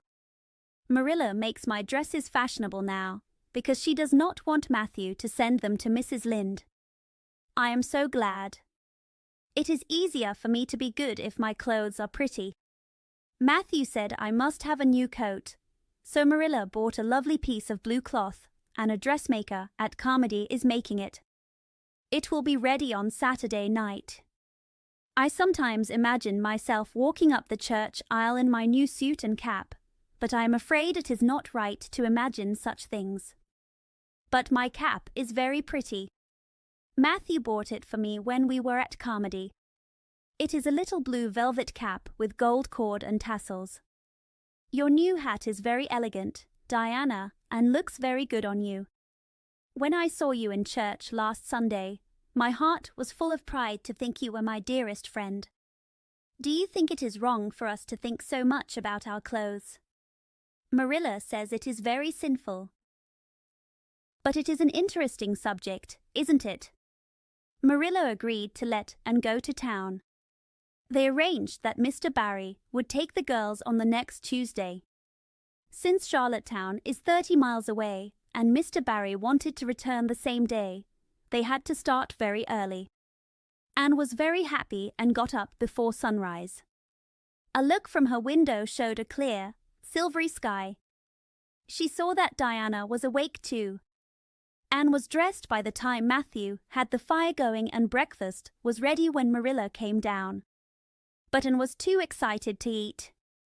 After breakfast, she put on her new cap and jacket and hurried over the brook and up through the fir trees to Orchard Slope. Mr. Barry and Diana were waiting for her, and soon they were on the road. It was a long drive, but Anne and Diana enjoyed every minute. They laughed as they rode on the moist roads in the early red sunlight. The air was fresh, and little misty clouds curled through the valleys. Sometimes the road went through woods where maples had bright red leaves. Sometimes it crossed a river on a bridge that made Anne feel a little scared. Sometimes it went along a harbour with small, grey fishing huts, and sometimes it climbed up to hills where they could see a blue sky. There was much to talk about. By noon they reached town and went to Beechwood. Beechwood was a very old, fine mansion, hidden by green elms and beeches. Miss Barry met them at the door with a twinkle in her sharp black eyes. "So you have come to see me at last, you Anne girl," she said. "My dear, how you have grown. You are taller than I am now, and you look much better than you did before. I dare say you know that without being told." "Indeed I did not know," said Anne happily. "I know I am not so freckled as before, so I am thankful for that. I did not dare hope for any other change." "I am so glad you think so, Miss Barry." Later, Anne told Marilla that Miss Barry's house was very grand. The two girls felt a bit shy in the beautiful parlour where Miss Barry left them before dinner. "Isn't it just like a palace?" whispered Diana. "I never knew Aunt Josephine's house was so grand. I wish Julia Bell could see this. She always talks about her mother's parlour. Velvet carpet and silk curtains," sighed Anne happily. "I have dreamed of such things, Diana. But now I do not feel very comfortable with them. There are so many pretty things here that there is not much left to imagine. That is one good thing about being poor. You can imagine many things." Their time in town was full of delights for many years. On Wednesday, Miss Barry took them to the exhibition grounds and kept them there all day. It was splendid, and later told Marilla, "I never imagined anything so interesting. I liked the horses, the flowers, and the fancy work best. Josie Pye won first prize for her knitted lace, and I was very happy for her. I was glad that I felt glad, because that shows I am improving, don't you think, Marilla? Mr. Harmon Andrews won second prize for his Gravenstein apples, and Mr. Bell won first prize for a pig. Diana said it was silly for a Sunday school superintendent to win a prize for a pig, but I did not mind. Clara Louise Macpherson won a prize for painting, and Mrs. Lynde won first prize for her homemade butter and cheese. Avonlea was well represented that day. Mrs. Lynde was there, and I did not know how much I liked her until I saw her among so many strangers. There were thousands of people, Marilla. It made me feel very small. Miss Barry then took us up to the grandstand to watch the horse races. Mrs. Lynde did not go because she said horse racing is wrong and she must set a good example. But there were so many people that I do not think anyone missed her. I do not think I should go to horse races very often because they are very exciting. Diana was so excited that she offered to bet me 10 cents that the red horse would win. I did not want to bet because I wanted to tell Mrs. Allen everything, and I knew it would be wrong to tell her. It is good to have a minister's wife as a friend. I was glad I did not bet, because the red horse did win, and I would have lost 10 cents. Virtue is its own reward. We saw a man go up in a balloon. I would love to go in a balloon, Marilla. It would be thrilling. We also saw a man selling fortunes. You paid him 10 cents, and a little bird picked out your fortune. Miss Barry gave Diana and me 10 cents each for our fortunes. Mine said I would marry a dark man who is very rich, and I would live across the water. I looked at all the dark men, but I did not care much for any of them. I suppose it is too early to look for him yet. Oh, it was a day I will never forget, Marilla. I was so tired I could not sleep at night. Miss Barry put us in the spare room as she promised. It was a very elegant room, but sleeping in a spare room is not as nice as I thought it would be. That is one of the hard parts of growing up. The things you want as a child are not as wonderful when you get them. On Thursday, the girls had a drive in the park. In the evening, Miss Barry took them to a concert at the Academy of Music, where a famous singer sang. To Anne, the evening was full of glittering delight. Oh, Marilla, it was beyond words. I was so excited I could not talk. I sat very still. Madame Selitsky was very beautiful and wore white satin and diamonds. When she began to sing, I thought of nothing else. I cannot tell you how I felt. It was like looking up at the stars and feeling happy. Tears came to my eyes, but they were happy tears. I was so sad when it ended, and I told Miss Barry I did not know how I could go back to normal life. She said that if we went to the restaurant across the street and had an ice cream, it might help. That sounded plain, but it was true. The ice cream was delicious, Marilla, and it was so nice to sit and eat it at 11 o'clock at night. Diana said she was born for city life. Miss Barry asked me what I thought, but I said I needed to think first. When I went to bed, I thought a lot. I came to the conclusion that I was not made for city life, and I was glad for that. It is nice to eat ice cream at a fancy restaurant sometimes, but I would rather be home in the East Gable at 11, sound asleep and knowing the stars shine outside and the wind blows in the fir trees. I told Miss Barry this at breakfast the next morning, and she laughed. Miss Barry always laughs at what I say, even when I say very serious things. I did not like that much, but she is very kind and treats us like royalty. On Friday, it was time to go home. Mr. Barry drove the girls back. "Well, I hope you had fun," said Miss Barry as she said goodbye. "Indeed we did," said Diana. "And you, Anne girl." "I enjoyed every minute," said Anne, throwing her arms around Miss Barry and kissing her wrinkled cheek. Diana was surprised by Anne's boldness, but Miss Barry was pleased. She stood on her porch and watched the buggy disappear. Then she went back into her big house with a sigh. It felt lonely without the young people. Miss Barry was a bit selfish and cared mostly about herself. She liked people only if they were useful or fun. Anne had amused her, so Anne was high in her favor. But Miss Barry thought more about Anne's fresh feelings, her winning ways, and the sweetness of her eyes and lips. I thought Marilla Cuthbert was an old fool when I heard she had adopted a girl from an orphan asylum, Miss Barry said to herself, but I guess she did not make a mistake after all. If I had a child like Anne, I would be a better and happier woman. Anne and Diana liked the drive home very much. It was even more pleasant than the drive to town because they knew home was waiting. At sunset, they passed through white sands and turned onto the shore road. Beyond, the Avonlea hills came out dark against the saffron sky. The moon was rising from the sea, which looked radiant in its light. Every small cove along the road was full of dancing water. The waves broke softly on the rocks, and the salty smell of the sea filled the fresh air. "Oh, it is so good to be alive and going home," Anne said happily.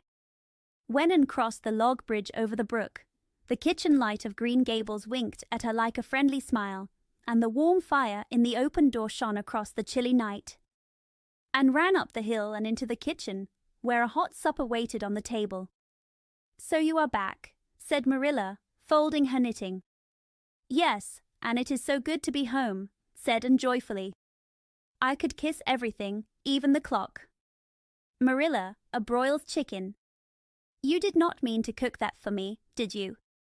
"Yes, I did," said Marilla. "I thought you would be very hungry after the long drive. Hurry and take off your things. We will have supper as soon as Matthew comes in. I am glad you are back. It has been very lonely here without you." After supper, Anne sat by the fire with Matthew and Marilla. She told them all about her day in town. "I had a wonderful time," she said happily. "It feels like a new time in my life." But the best part is coming home. Chapter 30. The Queen's class is organized. Marilla put her knitting on her lap and leaned back in her chair. Her eyes were tired, and she thought she must get new glasses next time she goes to town because her eyes felt very tired lately. It was almost dark. The full November twilight had come over Green Gables. The only light in the kitchen came from the red flames dancing in the stove. Anne was curled up on the rug by the fire. She looked at the warm light as if it held the sunshine of many summers. She had been reading, but her book fell on the floor. Now she was dreaming with a smile on her lips. In her imagination, glittering castles in Spain appeared from the mists and rainbows. Wonderful adventures were happening in her dreams, adventures that always ended well and never got her into real trouble. Marilla looked at Anne with a kind love that she never showed openly. Marilla had learned to love this small, grey-eyed girl very deeply. Sometimes Marilla felt it was almost sinful to love a person so much, so she was sometimes strict with Anne. Anne did not know how much Marilla loved her. Anne sometimes thought that Marilla was hard to please and did not understand her. But then Anne always remembered what she owed to Marilla. Anne, Marilla said sharply, "Miss Stacy was here this afternoon when you were out with Diana." Anne came back from her daydream with a start and a sigh. "Was she? Oh, I'm so sorry I wasn't there. Why did you not call me, Marilla?" "Diana and I were in the haunted wood. It is very pretty in the woods now. All the little ferns, satin leaves, and crackerberries look as if someone has tucked them under a blanket until spring. I think a little grey fairy with a rainbow scarf came last night. But Diana does not say much about that. Diana never forgets when her mother scolds her about imagining ghosts in the woods. It hurt her imagination. Mrs. Lynde says Myrtle Bell is ruined." I asked Ruby Gillis why Myrtle is ruined, and Ruby said maybe it is because her young man left her. Ruby Gillis only thinks of young men, and the older she gets the worse she is. Young men are fine in their place, but it is not good to bring them into every matter, is it? Diana and I are even thinking about promising that we will never marry, but live together forever as old maids. Diana is not sure yet, because she sometimes thinks it is nobler to marry a wild, daring, wicked young man and help him change. Diana and I now talk about serious things. We feel we are much older than before, and we do not want to talk about childish matters. It is a very serious thing to be almost 14, Marilla. Miss Stacy took all the girls in our teens to the brook last Wednesday and talked to us. She said we must be careful about the habits we form now, because when we are 20 our character is built. If our foundation is weak, we can never build a good life. Diana and I talked about it when we came home from school. We felt very serious, Marilla. And we decided that we would try very hard to form good habits, learn a lot, and be as sensible as possible so that by the time we are 20 our character is strong. It is a little scary to think of being 20, Marilla. It sounds so old and grown up. But why was Miss Stacy here this afternoon? That is what I want to tell you, Anne, if you will let me speak, said Marilla. She was talking about you, Marilla said. About me. Anne looked a bit scared. Then she blushed and said, "Oh, I know what she was saying. I meant to tell you, Marilla, but I forgot. Miss Stacy caught me reading Ben-Hur in school yesterday, when I should have been studying my Canadian history. Jane Andrews lent it to me. I read it at dinner time. I had just reached the chariot race when school started. I was so eager to know how it ended. I thought Ben-Hur must win. So I placed the book on my desk and then hid Ben-Hur between the desk and my knee. I looked as if I was studying history, while I was really enjoying Ben-Hur. I was very interested, and I did not notice Miss Stacy coming until I looked up and saw her looking at me very sternly. I felt very ashamed, especially when I heard Josie Pye giggling. Miss Stacy took Ben her way, but she never said a word then. She kept me in at recess and talked to me. She said I did very wrong in 2 ways. First, I wasted time I should have spent studying, and second, I tricked my teacher by pretending to read a history book when it was a story. I did not know until then that I was being deceitful. I was shocked. I cried and asked Miss Stacy to forgive me, and I promised never to do it again. I even offered to do penance by not looking at Ben-Hur for 1 week. But Miss Stacy did not demand that, and she forgave me. So I think it was not very kind of her to speak to you about it later. Miss Stacy never told me that, Anne. It is only your guilty mind that troubles you. You should not bring storybooks to school. You read too many novels. When I was a girl, I was not even allowed to look at a novel. Oh, how can you call Ben-Hur novel when it is really a religious book? Protested Anne. Of course, it is a little too exciting for Sunday, and I only read it on weekdays. And I never read any book now unless Miss Stacy or Mrs. Allen say it is a proper book for a girl of my age. Miss Stacy made me promise that. She found me reading a book called The Lurid Mystery of the Haunted Hall, which Ruby Gillis lent me. It was very fascinating and a little creepy. But Miss Stacy said it was silly and unwholesome, and she asked me not to read any more books like it. I did not mind that promise, but I was very sad to return that book without knowing the end. But my love for Miss Stacy helped me, and I did it. It is wonderful, Marilla, what you can do when you really want to please someone. Marilla said, "Well, I guess I will light the lamp and get to work." I see you do not want to hear what Miss Stacy said. You like the sound of your own voice too much. Oh, indeed, Marilla, I do want to hear it, cried and sadly. I will not say another word about it. I know I talk too much, but I have many things I want to say and do not get to say. Please tell me, Marilla. Well, Miss Stacy wants to form a class of advanced students who will study for the Queen's entrance exam. She will give them extra lessons for 1 hour after school. She asked Matthew and me if we would like to have you join her class. What do you think, Anne? Would you like to go to Queen's and try to become a teacher? Oh, Marilla. Anne stood up on her knees and clutched her hands. It has been my dream for the last 6 months, ever since Ruby and Jane started talking about studying for the entrance exam. I did not say anything because I thought it was useless. I would love to be a teacher. But won't it be very expensive? Mr. Andrews says it cost him $150 to send Prissy to school, and Prissy is not bad in geometry. I think you need not worry about that. When Matthew and I raised you, we promised to give you the best education we could. I believe a girl should learn to earn her own living whether she needs to or not. You will always have a home at Green Gables as long as Matthew and I are here. But the world is uncertain, and it is good to be prepared. So you can join the Queen's class if you like, Anne. Oh, Marilla, thank you. Anne threw her arms around Marilla's waist and looked up into her face. I am very grateful to you and Matthew. I will study very hard and do my best to make you proud. I warn you not to expect too much in geometry, but I think I can do well in everything else if I work hard. I think you will do well. Miss Stacy says you are bright and diligent. You need not rush or hurt yourself with your studies.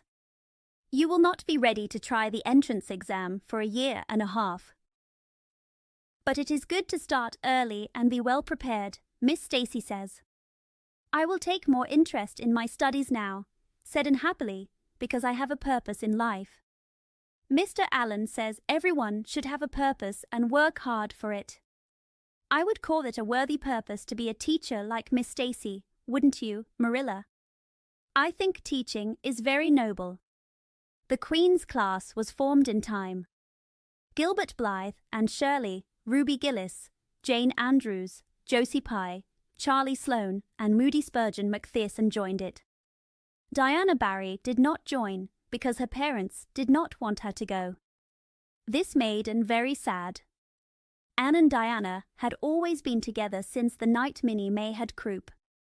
When the Queen's class first stayed for extra lessons, Anne saw Diana leave slowly with the others to go home alone through the birch path and violet vale, and tried hard to stay in her seat and not follow her friend. A lump came in her throat, and she hid her tears behind her Latin grammar book. Anne never wanted Gilbert Blythe or Josie Pye to see her cry. But, oh, Marilla, I really felt that I had tasted the bitterness of death, as Mr. Allen said in his sermon last Sunday, when I saw Diana go out alone, and said sadly that night, I thought it would have been so splendid if Diana were studying for the entrance exam too. But things are not perfect in this imperfect world, as Mrs. Lynde says. Mrs. Lynde is not very comforting sometimes, but she does say many true things. And I think the Queen's class will be very interesting. Jane and Ruby are going to study to be teachers. That is what they want most. Ruby says she will only teach for 2 years after she finishes, and then she will marry. Jane says she will teach her whole life and never marry, because a teacher is paid a salary, but a husband does not give you money and will grumble if you ask for your share.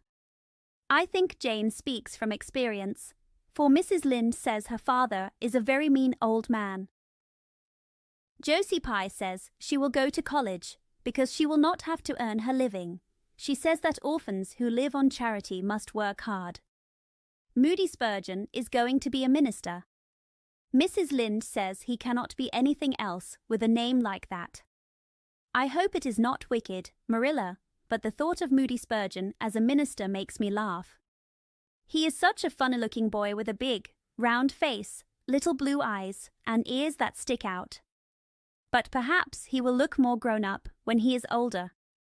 Charlie Sloane says he is going into politics and will be a member of Parliament, but Mrs. Lynde says he will never succeed because the Sloanes are all honest, and only rascals get into politics these days. What is Gilbert Blythe going to be? Asked Marilla, as Anne opened her Caesar. I do not know what Gilbert Blythe's dream is, if he even has one, said Anne with a little scorn. There was now open rivalry between Gilbert and Anne. Before, the rivalry was mostly one-sided, but now Gilbert was also very determined to be first in class, as much as Anne was. He wanted to be the best, and the other students did not try to compete with them. Since the day by the pond when Anne refused to listen to his apology, Gilbert, except for this rivalry, did not notice Anne. He talked and joked with the other girls, shared books and puzzles, and discussed lessons and plans. Sometimes he walked home with one of them from prayer meeting or debating club. But he simply ignored Anne. Anne found it very unpleasant to be ignored. She told herself with a toss of her head that she did not care. But deep in her heart she did care, and if she had the chance at the Lake of Shining Waters again, she would answer very differently. Suddenly, and to her secret dismay, she found that the old anger she had against him was gone just when she needed it to feel strong. She tried to remember every hurt and feel angry, but the memory faded. Anne realized that she had forgiven and forgotten without knowing it. But it was too late. And at least, neither Gilbert nor anyone else, not even Diana, should ever know how sorry she was and how much she wished she had not been so proud and mean. She decided to hide her feelings completely, and she did it so well that Gilbert, who was perhaps not as indifferent as he seemed, could not be sure that Anne felt his scorn. The only small comfort he had was that she always ignored Charlie Sloane, unmercifully and continuously. The rest of the winter passed with pleasant work and studies. For Anne, the days went by like golden beads on a necklace. She was happy and eager. There were lessons to learn, honor to win, delightful books to read, new songs to practice for the Sunday school choir, pleasant Saturday afternoons at the manse with Mrs. Allen, and then, almost before she knew it, spring came again to Green Gables and the whole world bloomed. studies lost a little of their charm. The Queen's class, left behind in school while the others went out to green lanes and leafy wood cuts, looked sadly out of the windows. Even Anne and Gilbert became tired and less interested. Both teacher and students were happy when the term ended and a joyful vacation began. "Good work this past year," Miss Stacy told them on the last evening. "You deserve a very happy vacation. Have the best time outdoors and keep healthy, strong, and full of ambition for next year. It will be a tug of war, you know, the last year before the entrance exam." "Are you going to be back next year, Miss Stacy?" asked Josie Pye. Josie Pye never hesitated to ask questions. The rest of the class felt thankful for her asking, because no one else dared. There had been many rumors that Miss Stacy might not return next year, that she had been offered a job in her own district and planned to accept. The Queen's class listened in quiet suspense. "Yes, I think I will," said Miss Stacy. "I thought of taking another job, but I have decided to come back to Avonlea. I have grown so interested in you all that I cannot leave. I will stay and see you through." "Hurrah," said Moody Spurgeon. Moody Spurgeon had never felt so excited, and he blushed every time he thought about it. "Oh, I am so glad," said Anne with shining eyes. "Dear Miss Stacy, it would be very sad if you did not come back. I do not believe I could go on with my studies if another teacher came here." When Anne got home that night, she put all her textbooks into an old trunk in the attic, locked it, and threw the key into the blanket box. "I am not going to look at a school book during vacation," she told Marilla. "I studied very hard all term and learned every part of my geometry book by heart, even when the letters change. I feel tired of all the sensible work, and I want my imagination to run free this summer. Do not worry, Marilla. I will only let it run free in a proper way. I want to have a really fun summer, because maybe it is the last summer I will be a little girl. Mrs. Lynde says that if I keep growing like this, I will have to wear longer skirts next year. She says I am growing too fast. And when I wear longer skirts, I will have to be very proper. I might not even believe in fairies then. So I will believe in fairies with all my heart this summer. I think we will have a very happy vacation. Ruby Gillis will have a birthday party soon, and there will be a Sunday school picnic and a missionary concert next month. And Mr. Barry says that one evening he will take Diana and me to the White Sands Hotel for dinner. They have dinner there in the evening, you know. Jane Andrews was there last summer, and she said it was a dazzling sight to see the electric lights, the flowers, and the beautiful dresses. Jane said it was her first glimpse of high life, and she will never forget it.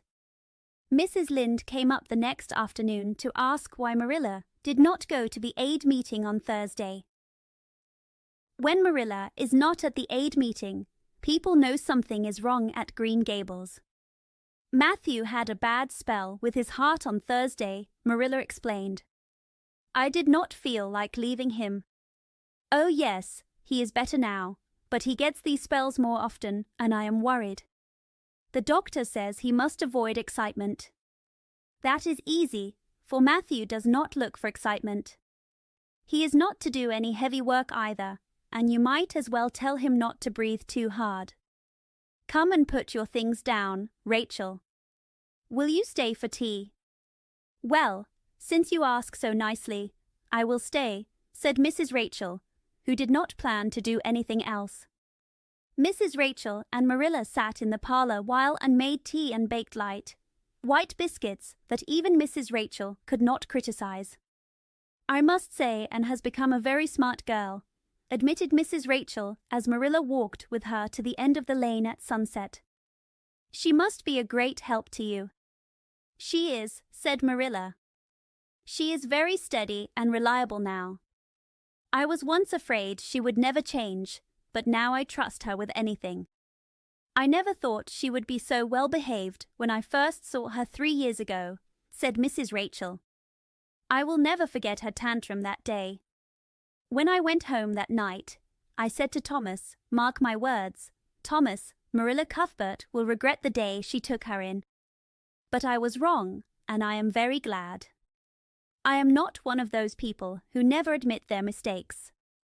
I did make a mistake in judging Anne, but it was no wonder, for there is no child like her. She is wonderful.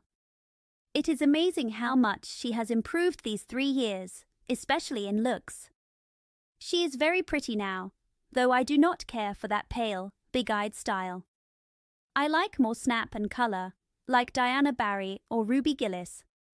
Ruby's looks are very showy. But somehow, when Anne is with them, even if she is not as handsome, she makes them look common, like white June lilies next to big red peonies. Chapter 31, Where the Brook and River Meet. Anne had a very good summer and enjoyed it very much. She and Diana spent most of their time outdoors. They loved playing on Lover's Lane, at the Dryad's Bubble, at Willowmere, and on Victoria Island.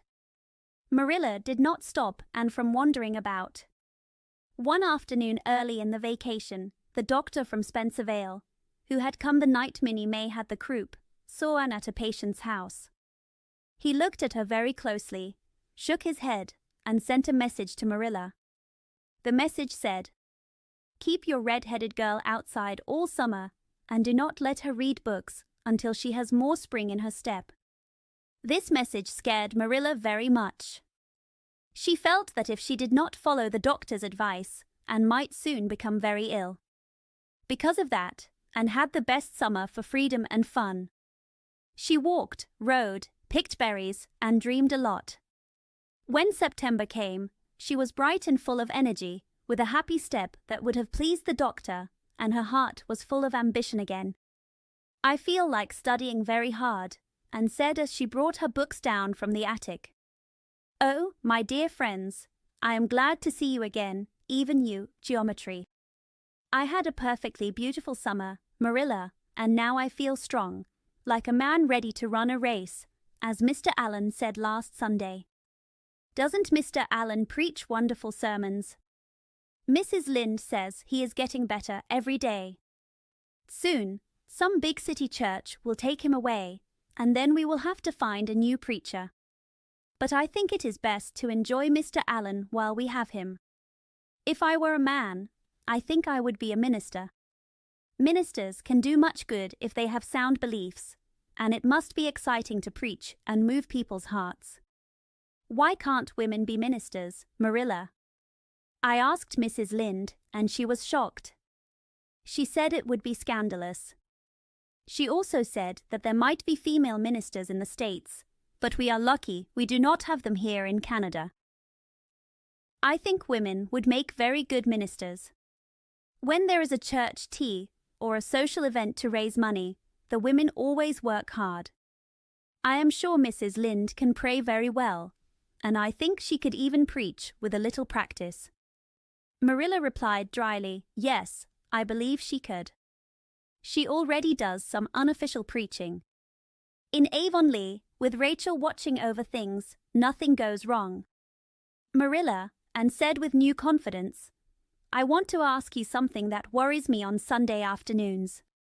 I really want to be good, and when I am with you, Mrs. Allen, or Miss Stacy, I try very hard to do what will please you. But when I am with Mrs. Lynde, I feel very wicked, as if I want to do all the things she says I should not do. I feel very tempted. Do you think it is because I am really bad?" Marilla looked for a moment, then laughed. "If you are bad, I guess I am too, Anne. Rachel often makes me feel that way. I sometimes think she would help people more if she did not always tell them what to do.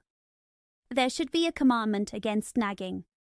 But I should not talk so much. Rachel is a good Christian woman, and she means well. There is not a kinder soul in Avonlea, and she works very hard." "I am very glad you feel the same," said Anne. "That is very encouraging. I will not worry so much about that now. But I know many other things will worry me. New questions always come when you are growing up. One question is solved, and another comes along. There are so many things to think about and decide when you are growing up. It keeps me busy. Growing up is very serious, isn't it, Marilla? But when I have good friends like you, Matthew, Mrs. Allen, and Miss Stacy, I know I will grow up right. I feel I have only one chance. If I do not grow up well, I cannot start over. I grew 2 inches this summer, Marilla. Mr. Gillis measured me at Ruby's party. I am so glad you made my new dresses longer.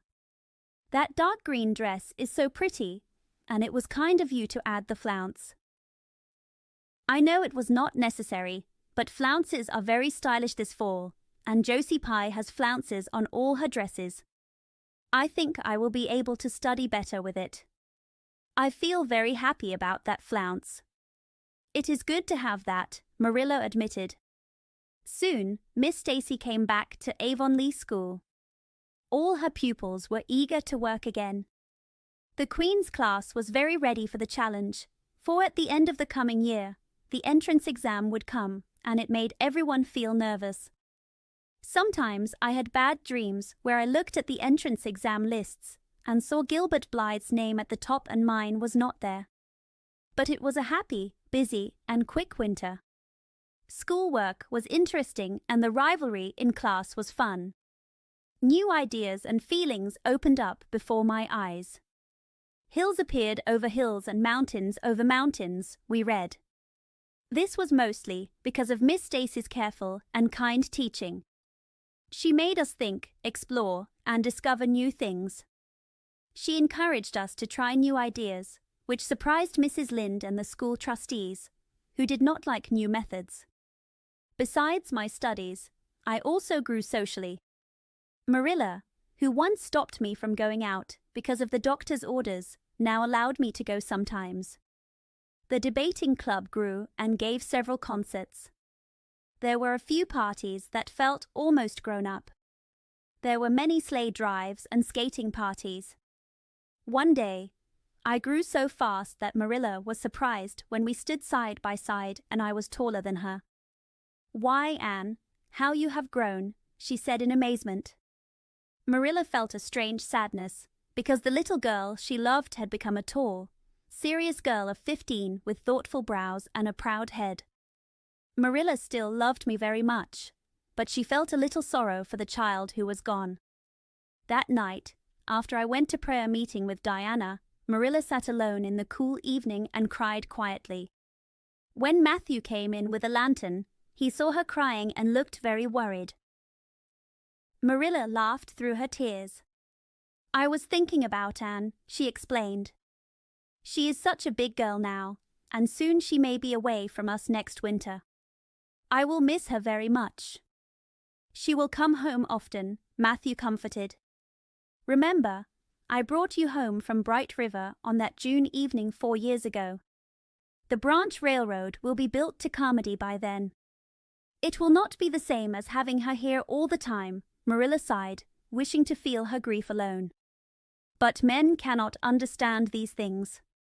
I also changed in other ways. I became much quieter. I still thought and dreamed a lot, but I talked less. Marilla said, "You do not chatter like you used to, Anne, nor use as many big words. What has happened to you?" I smiled a little and said, "I do not want to talk so much. I like to keep good, pretty thoughts in my heart like treasures. I do not want others to laugh at them. And I do not want to use big words anymore. It is a pity, now that I am almost grown up and could use them if I wanted to. It is fun to be almost grown up, but it is not the fun I expected. There is so much to learn and think about that there is no time for big words. Besides, Miss Stacy says short words are much stronger and better. At first, I liked to use many big words, but now I see it is much better to use simple words." "What happened to your story club?" "I have not heard about it for a long time," Marilla asked. "Our story club is no more," I said. "We did not have time for it, and we got tired of writing about love, murder, elopement, and mystery. Miss Stacy sometimes has us write a story to practice, but she only lets us write about things that happen in Avonlea. She criticizes our work very sharply and makes us look for our own mistakes. I never thought my stories had so many faults until I looked for them myself. I felt very ashamed and wanted to give up, but Miss Stacy said I could learn to write well if I was my own toughest critic. So I am trying. You have only 2 months before the entrance, said Marilla. Do you think you will pass? I shivered. I do not know. Sometimes I think I will do well, and then I get very afraid. We have studied hard and Miss Stacy has taught us very well, but we each have a stumbling block. Mine is geometry, Jane's is Latin, Ruby and Charlie's is algebra, and Josie's is arithmetic. Moody Spurgeon says he feels he will fail in English history.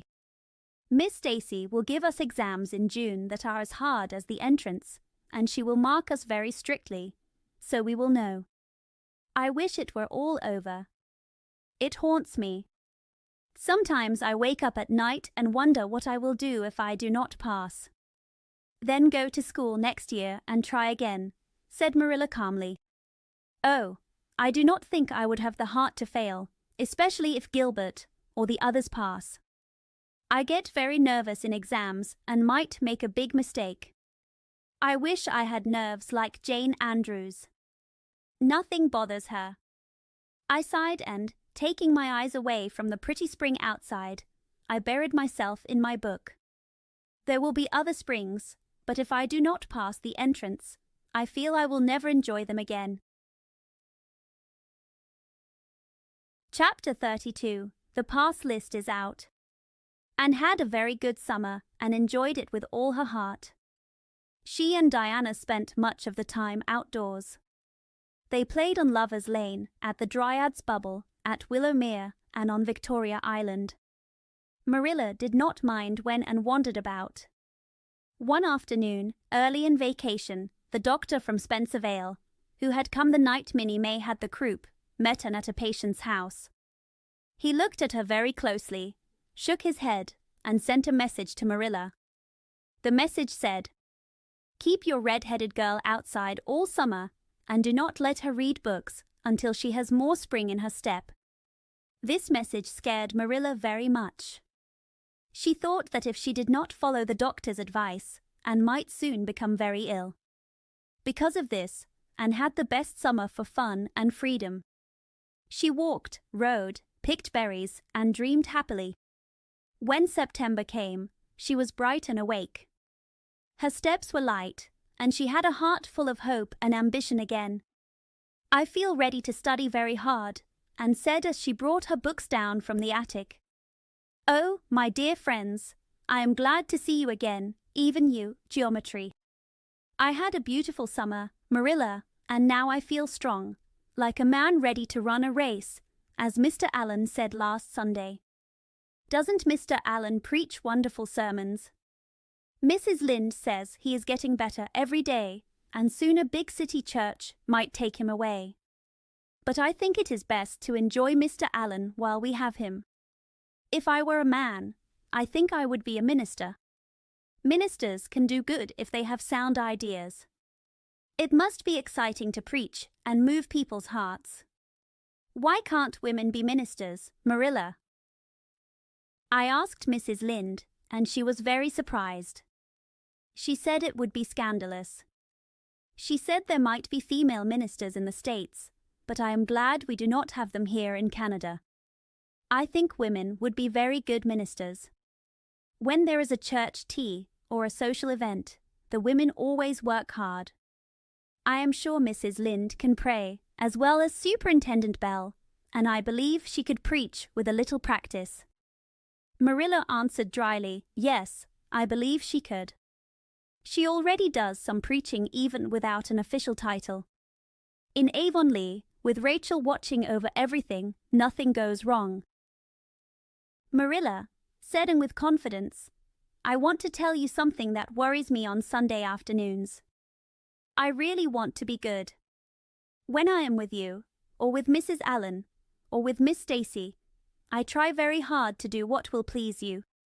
But when I am with Mrs. Lynde, I feel very wicked, and I feel tempted to do the very things she tells me I should not do. Do you think I feel that because I am really bad?" Marilla looked for a moment, then she laughed. "If you are bad, then I suppose I am too, Anne, because Rachel makes me feel that way sometimes. I sometimes think she would help people more if she did not always tell them what to do. There should be a rule against nagging. But I should not talk so much. Rachel is a good Christian woman, and she means well. There is no kinder person in Avonlea, and she always does her work. I am very glad you feel that way," said Anne firmly. "That is very encouraging. I will not worry so much about it now. But I know many new questions will come when you are growing up. One question is solved and then another comes along. There are so many things to think about and decide. Growing up is very serious, isn't it, Marilla? But when I have good friends like you, Matthew, Mrs. Allen, and Miss Stacy, I know I will grow up right. I feel I have only one chance. If I do not grow up well, I cannot start over. I have grown 2 inches this summer, Marilla. Mr. Gillis measured me at Ruby's party. I am so glad you made my new dresses longer. That dark green dress is very pretty, and it was kind of you to add the flounce. I know it was not really needed, but flounces are very stylish this fall, and Josie Pye has flounces on all her dresses. I believe I will study better with mine. I feel very happy about that flounce." Marilla said, "It is good to have that." Later, Miss Stacy returned to Avonlea School, and all her pupils were eager to work again. The Queen's class prepared for the entrance exam. When we think of the entrance exam, our hearts feel heavy. Sometimes I have bad dreams where I see the exam results and my name is not there. I see Gilbert Blythe's name at the top. But the winter was happy and busy. Schoolwork was interesting and the class rivalry was fun. New ideas and dreams opened up for me. We read a poem, "Hills peeped o'er hill and Alps on Alps arose." Much of this came from Miss Stacy's kind teaching. She led us to think, explore, and discover new things. She even encouraged us to try new ideas, which surprised Mrs. Lynde and the school trustees. Besides studying, I also grew socially. Marilla, who once did not let me go out because of the doctor's advice, now allowed me to go sometimes. The debating club grew and gave concerts. There were a few parties that felt almost like grown-up affairs. There were many sleigh rides and skating parties. One day, I grew so fast that Marilla was surprised when we stood side by side, and I was taller than her. "Why, Anne, how you have grown," Marilla said, hardly believing it.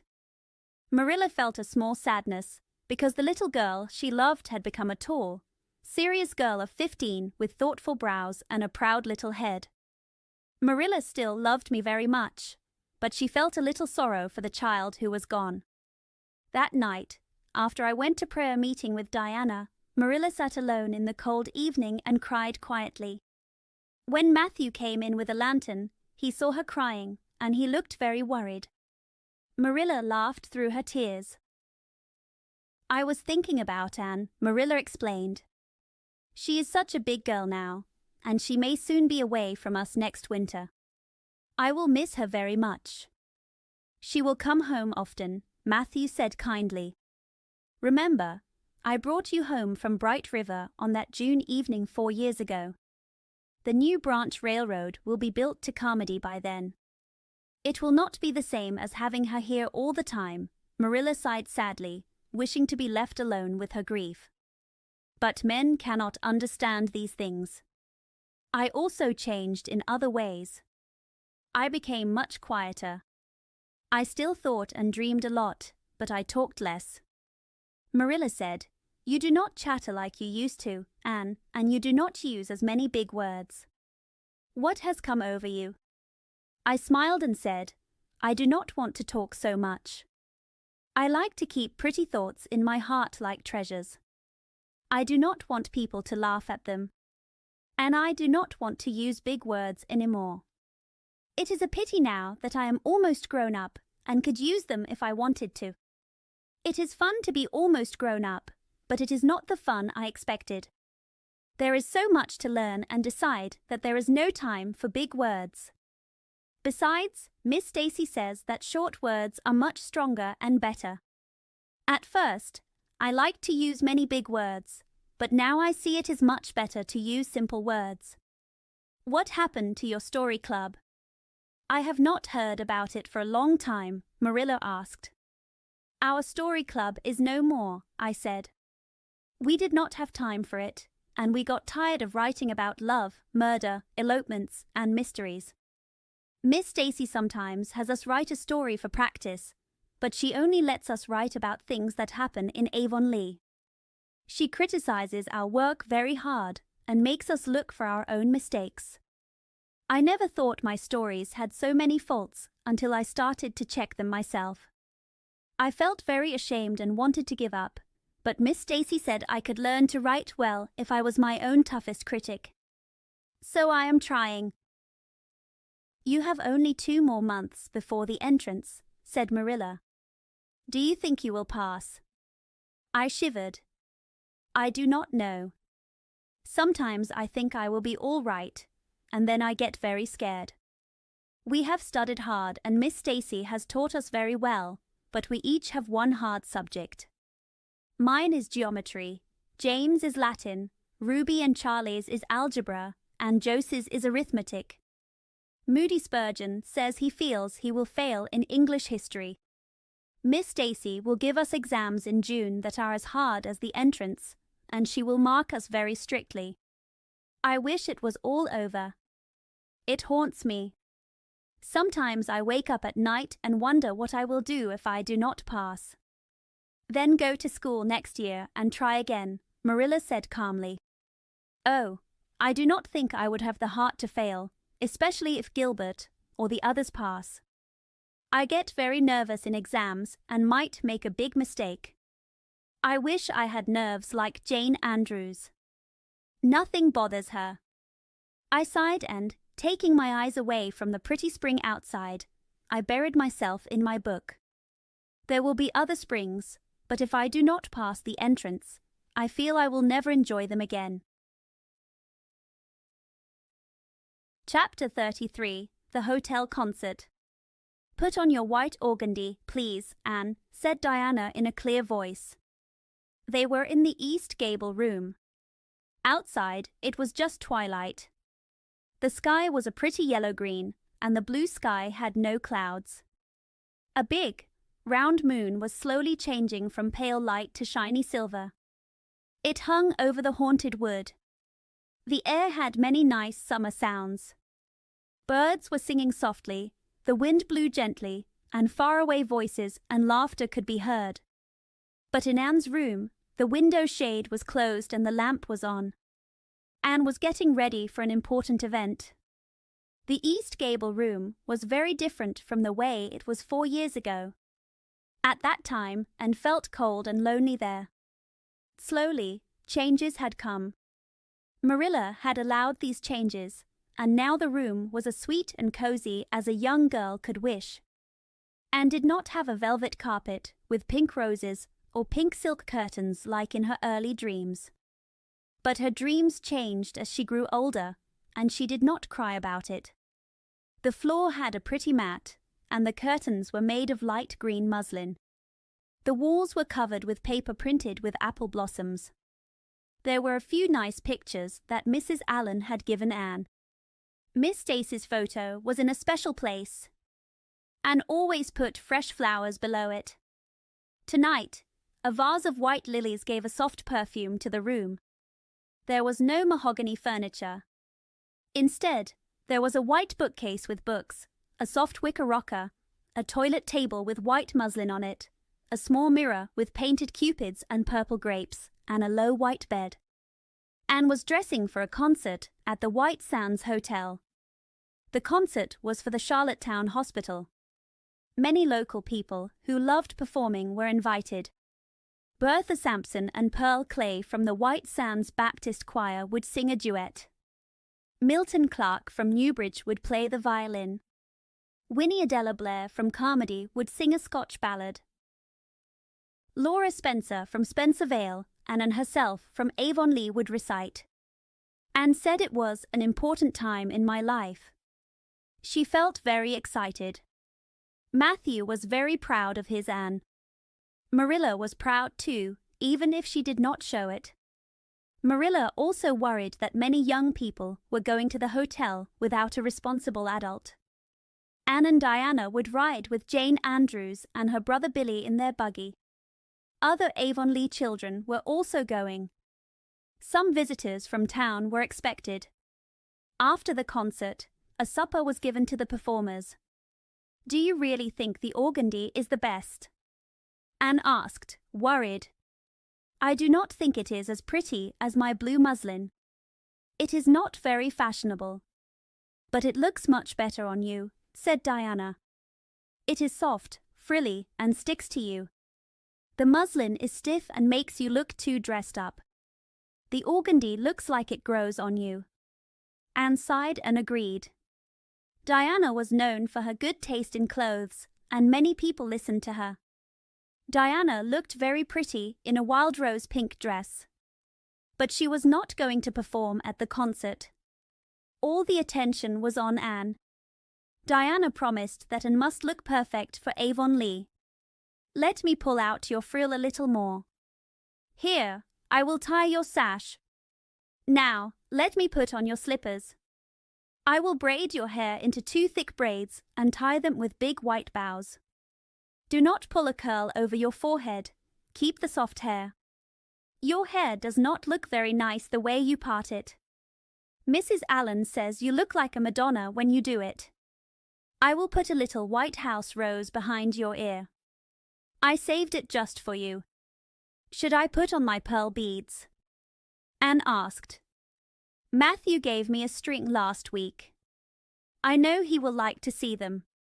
Diana looked at Anne and then said, "Yes, put the beads on." Soon the beads were tied around Anne's thin, white neck. "You look very stylish, Anne," said Diana. "You hold your head so nicely. I think it is because of your figure. I feel small next to you. I have always been afraid of my figure. I suppose I must learn to live with it. But you have lovely dimples," said Anne, smiling at Diana's pretty, lively face. "Your dimples are like small dents in cream. I have given up hope of having dimples. My dimple dream will never come true. I have many dreams, so I must not complain. Am I ready now?" "Yes, you are," said Diana. At that moment, Marilla came in. She was thin with grey hair and many wrinkles, but her face was soft. "Come here, Marilla. Look at our elocutionist, Anne. Does she not look lovely?" Marilla made a sound like a sniff or a small grunt. "She looks neat and proper. I like the way you fixed her hair. But I think she will ruin that dress when she rides in the dust and dew.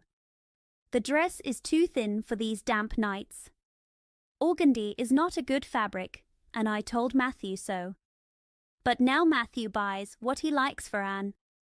The shopkeepers tell him that things are pretty and fashionable, and he pays for them.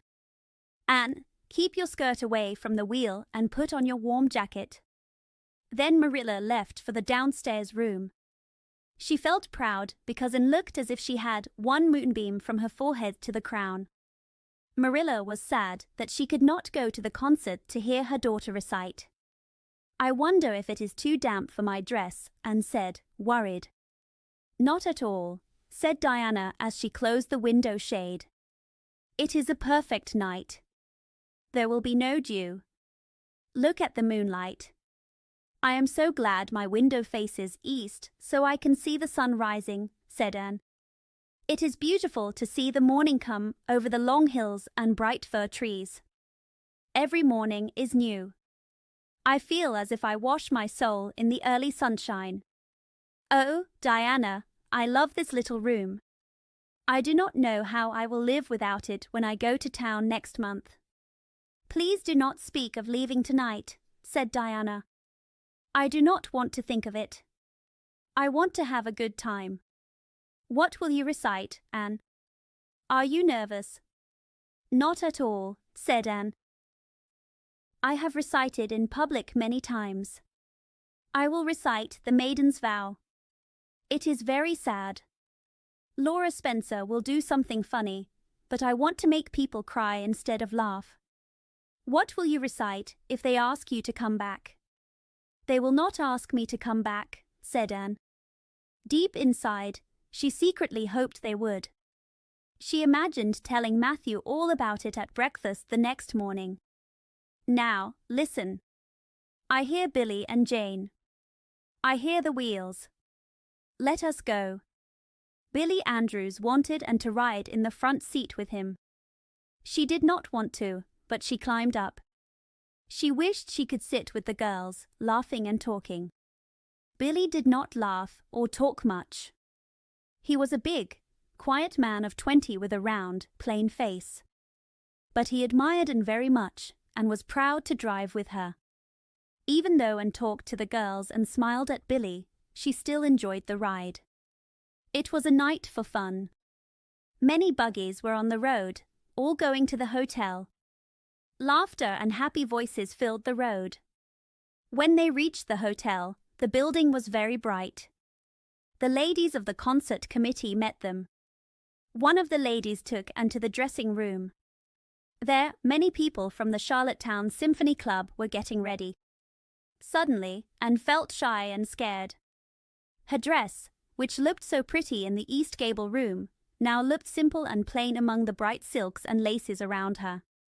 Her pearl beads looked small next to the big, pretty diamonds on another lady, and her little white rose looked poor compared to the many flowers the others wore. Anne put her hat and jacket away and hid in a corner. She wished she was back in the quiet white room at Green Gables. The situation was even worse on the stage of the big concert hall. The bright electric lights hurt her eyes. The strong perfume and loud sounds confused her. She wished she could sit quietly with Diana and Jane at the back of the room. Instead, she sat between a stout lady in a pink silk dress and a tall girl in a white lace dress. The stout lady sometimes looked at him through her glasses. Anne felt very nervous under this attention and wished to scream. The white lace girl talked to her friend about country bumpkins and rustic bells in the audience. They laughed and looked forward to the local talent. Anne felt very upset with the white lace girl. Then, a professional reciter came on stage. She was a slim, dark-eyed woman in a beautiful grey gown that shone like moonlight. She had gems on her neck and in her dark hair. Her voice was very flexible and full of power. The audience loved her performance. Anne forgot her own problems and listened with wide, happy eyes. When the recitation ended, Anne covered her face. She felt she could never recite again. She wondered if she could ever recite well. Oh, how she missed Green Gables.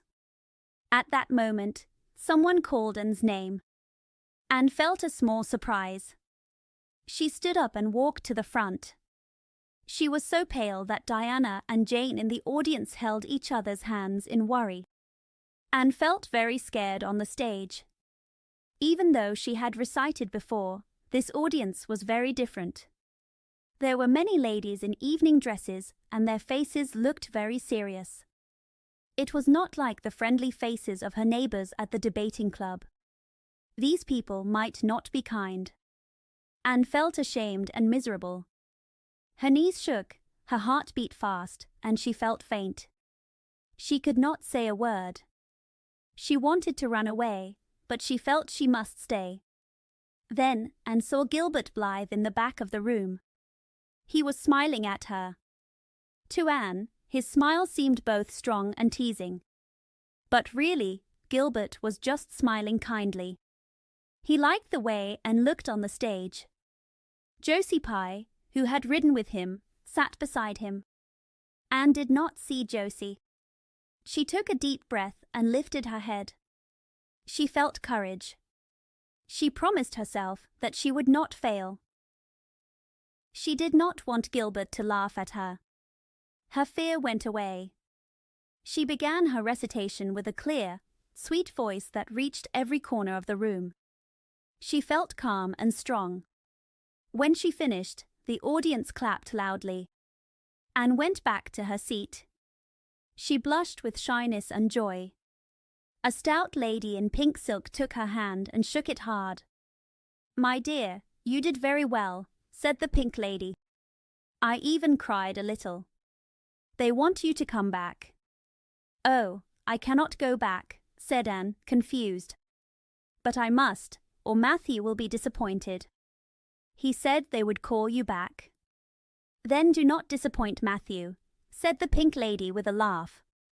Anne smiled, blushed, and gave a short, funny recitation that made the audience even happier. The rest of the evening was a small victory for her. After the concert, the stout pink lady, who was married to an American millionaire, introduced Anne to many people. Everyone was very kind. The professional reciter, Mrs. Evans, came to talk with her. She said Anne had a charming voice and that she recited beautifully. Even the white lace girl gave Anne a quiet compliment. Later, they had supper in a big, nicely decorated dining room. Diana and Jane were invited to supper, too.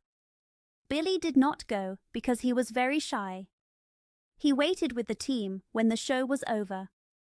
When the three girls came out into the calm, white moonlight, and took a deep breath and looked at the clear sky behind the dark fir trees, it was very good to be outside in the quiet, pure night. Everything was still and beautiful. The sound of the sea could be heard, and the dark cliffs looked like silent giants protecting a magical shore.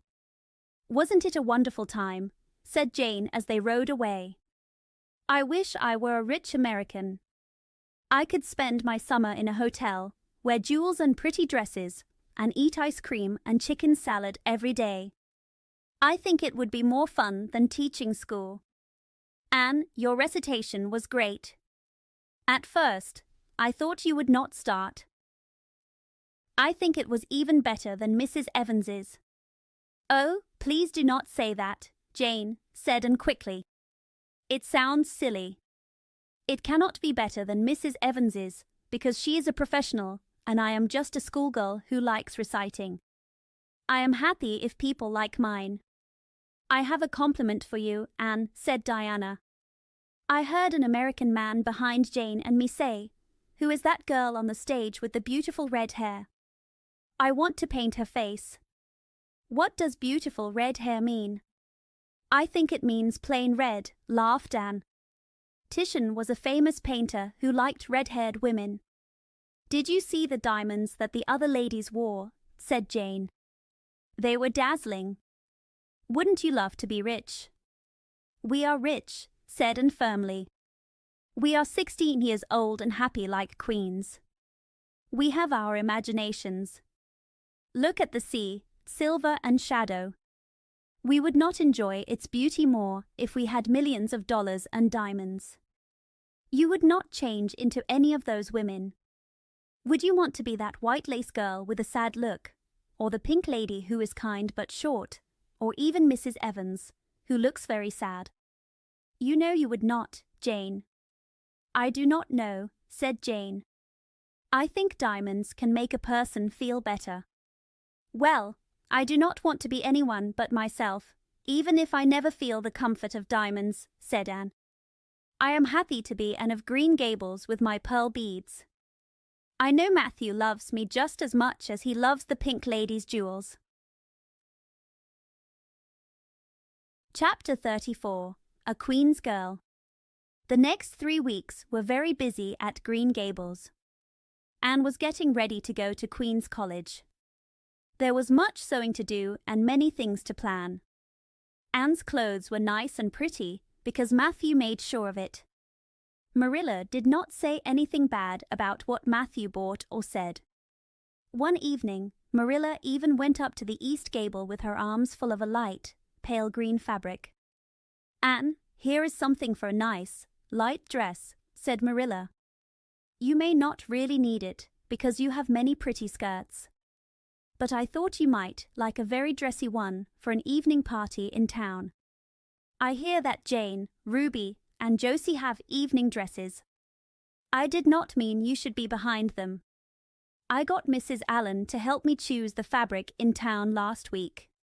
We will have Emily Gillis make it for you. Emily has good taste and makes very nice dresses." "Oh, Marilla, it is just lovely," said Anne. "Thank you so much. I feel it is hard for me to go away when you are so kind." The green dress had many tucks, frills, and gathers, just as Emily liked. One evening, Anne wore the dress for Matthew and Marilla. She recited the Maiden's Vow for them in the kitchen. Marilla watched Anne's bright, lively face and graceful movements. Then Marilla remembered the evening Anne first came to Green Gables. She remembered the little, frightened child in a silly yellowish-brown dress, with sad tears in her eyes. That memory made Marilla cry. "I see my recitation made you cry, Marilla," Anne said happily. She leaned over Marilla's chair and gave her a soft butterfly kiss on the cheek. "I call that a success." "No, I was not crying because of your poem," said Marilla. "I was thinking about the little girl you used to be, Anne. I wished you could stay a little girl with all your funny ways. You have grown up now and you are going away. You look so tall and stylish and different in that dress. It is as if you do not belong in Avonlea at all. I feel very lonely thinking of it. Marilla." Anne sat on Marilla's lap. She took Marilla's wrinkled face in her hands and looked into her eyes. "I have not changed very much. I am only a little grown up. The real me is still here. It does not matter where I go or how I change on the outside. In my heart, I will always be your little Anne. I will love you, Matthew, and dear Green Gables every day of my life." Anne rested her soft cheek on Marilla's face. She reached out and patted Matthew's shoulder. Marilla wished she could always speak her feelings as well as Anne did. Instead, she hugged Anne close. She wished she could keep her girl with her forever. Matthew, with a little tear in his eyes, got up and went outside. Under the stars on a blue summer night, he walked quickly across the yard to the gate under the poplar trees. "Well, she has not been spoiled," he said quietly with pride. "I sometimes help, and that did no harm. She is smart, pretty, and loving. She is a blessing to us. There is no luckier mistake than what Mrs. Spencer made, if it was luck at all. I believe it was Providence, because God knew we needed her." Finally, the day came for Anne to go to town. One fine September morning, Anne and Matthew drove away. They said a tearful goodbye to Diana and a practical goodbye to Marilla. After Anne left, Diana wiped her tears and went to a beach picnic at White Sands with some of her Carmody cousins. Diana tried to enjoy herself. Marilla, on the other hand, worked very hard all day. She felt a deep, bitter heartache. That night, when Marilla went to bed, she thought of the empty little gable room at the end of the hall. Without Anne's lively presence, Marilla felt very sad. She buried her face in her pillow and wept hard. Later, when she was calm, she thought it was very wrong to miss her girl so much. Anne and the other Avonlea students reached town just in time to go to the academy. The first day was fun and exciting. They met many new students and saw the professors for the first time. They were put into classes. Anne planned to do the second-year work, as Miss Stacy advised. Gilbert Blythe also planned to do the same. This meant they would try to get a first-class teacher's license in 1 year instead of 2. It also meant much harder work. Jane, Ruby, Josie, Charlie, and Moody Spurgeon did not try for more. They were happy with second-class work. Anne felt a little lonely when she sat in a room with 50 students. She did not know any of them except the tall, brown-haired boy across the room. She thought sadly. Yet she was glad he was in the class. Their old rivalry could continue. Anne did not know what she would do without it. I would not feel comfortable without it, she thought. Gilbert looks very determined. I think he is trying to win the medal. What a splendid chin he has. I never noticed it before. I wish Jane and Ruby had tried for first class too. Then I would not feel so alone. I wonder which girls will be my friends. I promised Diana that no Queen's girl will be as dear to me as she is. But I have many other affections to give. I like the girl with brown eyes and a red ribbon. She looks very pretty. And there is the pale girl looking out the window. She has lovely hair and looks like she knows a lot about dreams.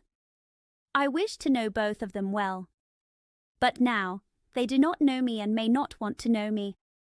Oh, I feel so lonesome. That night, Anne was alone in her small hall bedroom. She did not board with the other girls. They had relatives in town. Miss Josephine Barry had liked to board her, but Beechwood is far from the academy. So Miss Barry found a boarding house. She told Matthew and Marilla that it was a very good place for Anne. The lady who keeps it is a gentlewoman with little money now, explained Miss Barry. Her husband was a British officer. She is very careful about who she takes in. Anne will not meet any bad people there.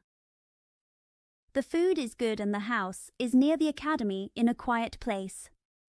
All this was true. But it did not help Anne when she felt very homesick. She looked around her small room. The walls were dull and had no pictures. The bed was a small iron frame and the bookcase was empty. Anne felt a tight pain in her throat as she thought of her white room at Green Gables. There she would see a big green garden, sweet peas, moonlight on the orchard, a little brook, and spruce trees dancing in the night wind. There was a vast starry sky and Diana's window shining through the trees. Here, outside her window, was a hard street with telephone wires, many unknown footsteps, and many strange faces. Anne knew she was going to cry. She tried hard not to cry. I will not cry. It is silly and weak, she said. A tear fell by her nose. More tears are coming. I must think of something funny. But nothing is funny except Avonlea, and that makes me sad. I am going home next Friday, but that feels like 100 years away. Oh, Matthew is almost home now. Marilla is at the gate waiting for him. 1, 2, 3. Oh, it is too many to count. They will come like a flood soon. I cannot cheer up. I do not want to cheer up. It is better to be sad. Just then, Josie Pye appeared. Anne was happy to see a familiar face, even though she and Josie were not very close. In Avonlea, even a Pye was welcome. I am so glad you came up, said Anne. You have been crying, said Josie with a little pity. I think you are homesick. Some people do not have much control over their tears. I will not be homesick. Town is too fun after that small Avonlea. I do not know how I lived there so long. You should not cry, Anne. It does not look good. Your nose and eyes become red and you look all red. I had a very nice day at the academy. Our French professor is very funny. His moustache is great.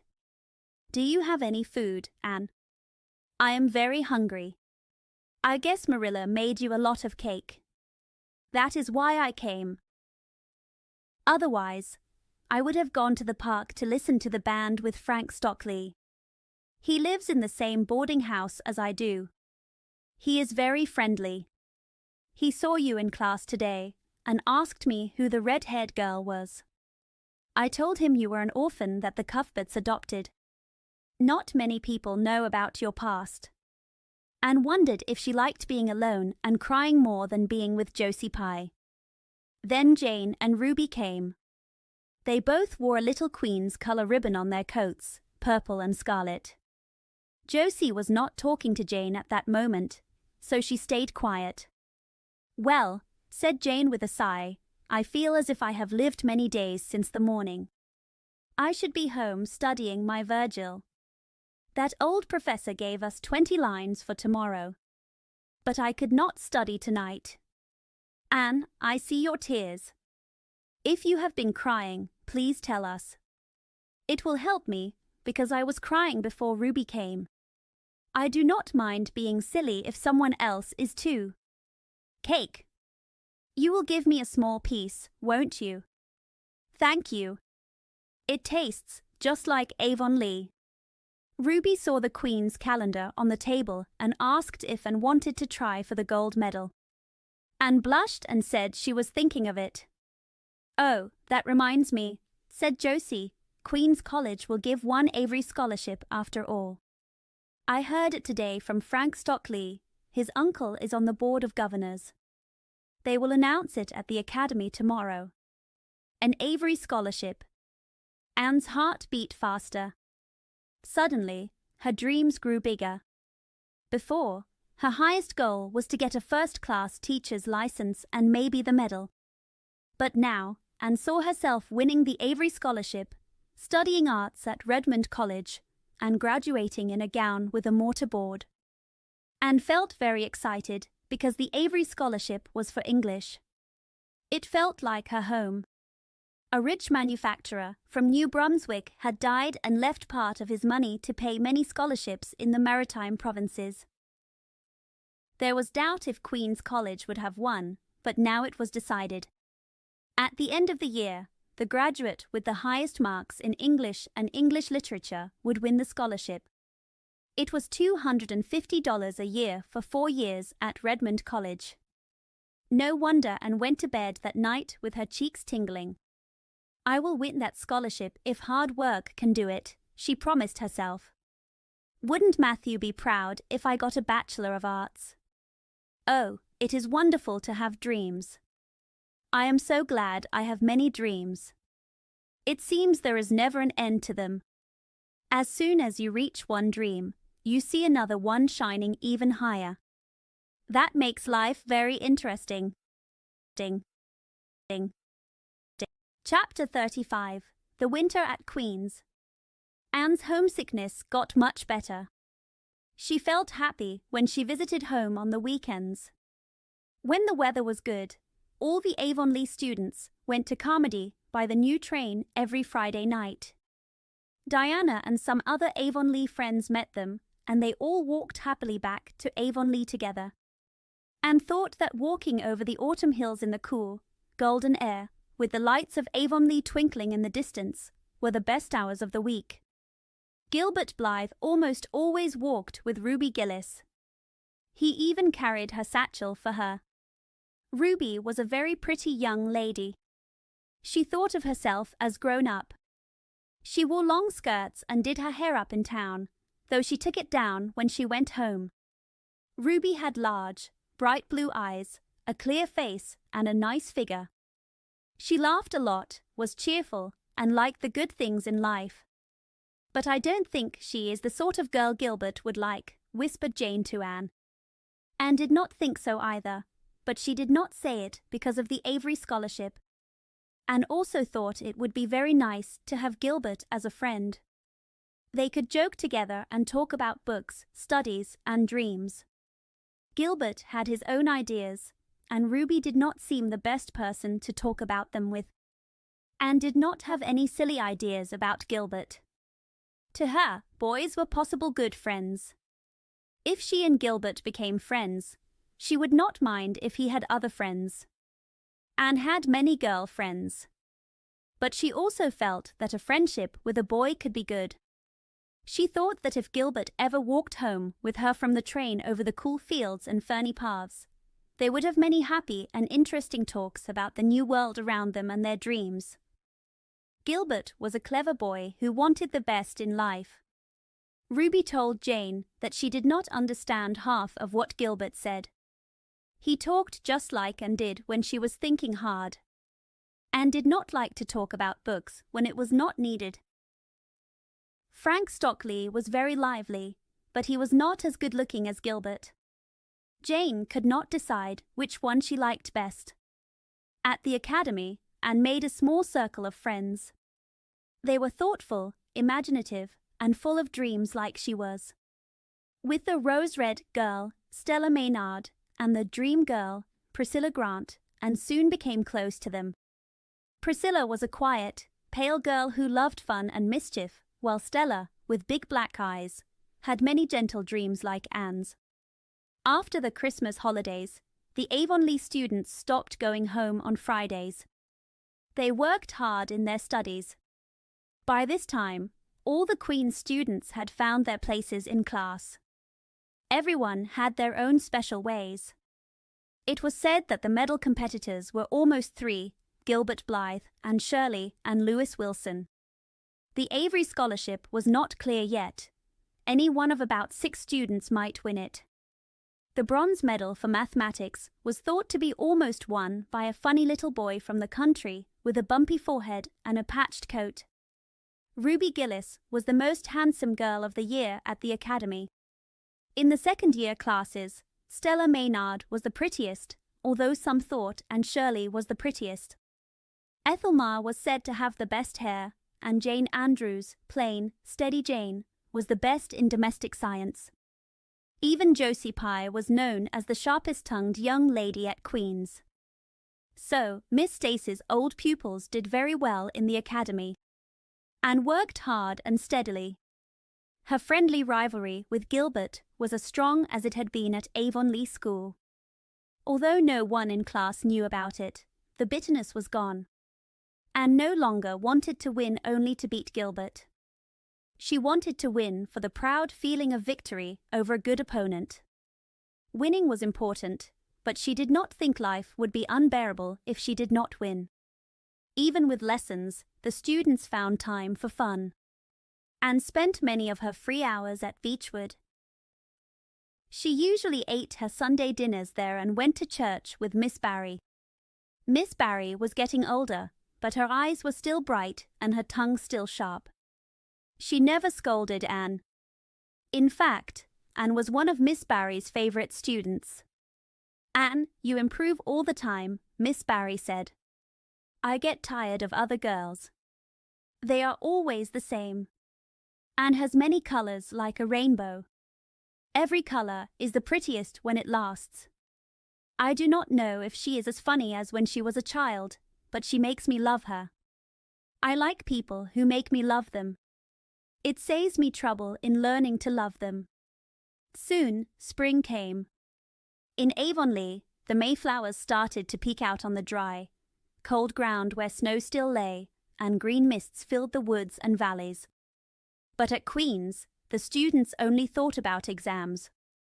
"It is hard to believe the term is nearly over," said Anne. "Last fall, I looked forward to a whole winter of classes. Now the exams are next week. Sometimes I think the exams mean everything, but when I look at the big chestnut buds on the trees and the blue mist in the streets, they do not seem so important." Jane, Ruby, and Josie, who came in to talk, did not think the exams were unimportant. To them, the exams were very important, more important than chestnut buds or spring haze. It was easy for Anne, who was sure she would pass, to say this. But for them, their future depended on the exams. "I have lost £7 in the last 2 weeks, sighed Jane. "It is no use saying don't worry. I will worry.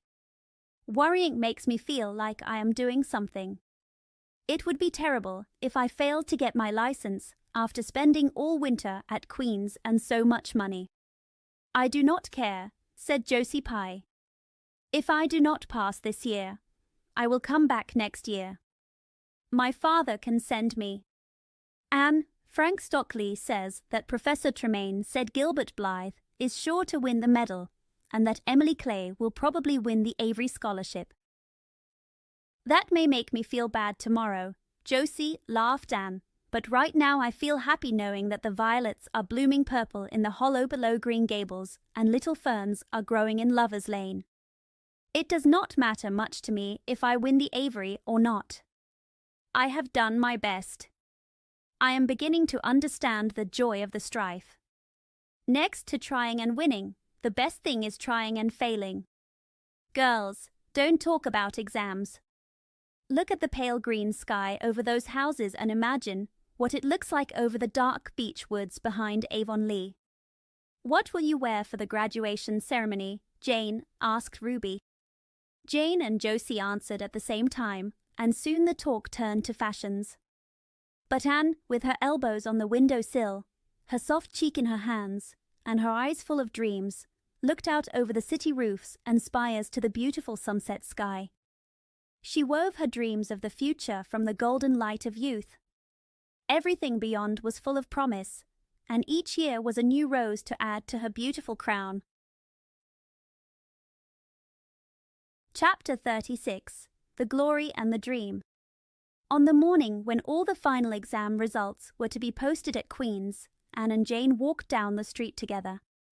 Jane was smiling and happy because the exams were over and she was sure she had passed. Jane did not worry much about the future because she had no high ambitions. Anne, however, was pale and quiet. In 10 more minutes, she would know who won the medal and who won the Avery scholarship. Those 10 minutes felt very long to her. "Of course you will win one of them," said Jane. She could not understand why the teachers would be unfair. "I have no hope for the Avery," said Anne. "Everyone says Emily Clay will win it. I am not brave enough to go to the board before everyone else. I am going straight to the girls' dressing room. Please read the announcements and tell me, Jane. And please, do not comfort me if I have failed. Promise me this, Jane." Jane promised solemnly. But they soon found they did not need that promise. When they went up the steps to Queen's, they saw the hall full of boys. They carried Gilbert Blythe on their shoulders and shouted, "Hurrah for Blythe, medalist." For a moment, Anne felt a strong pain of defeat. She thought, "I have failed and Gilbert has won.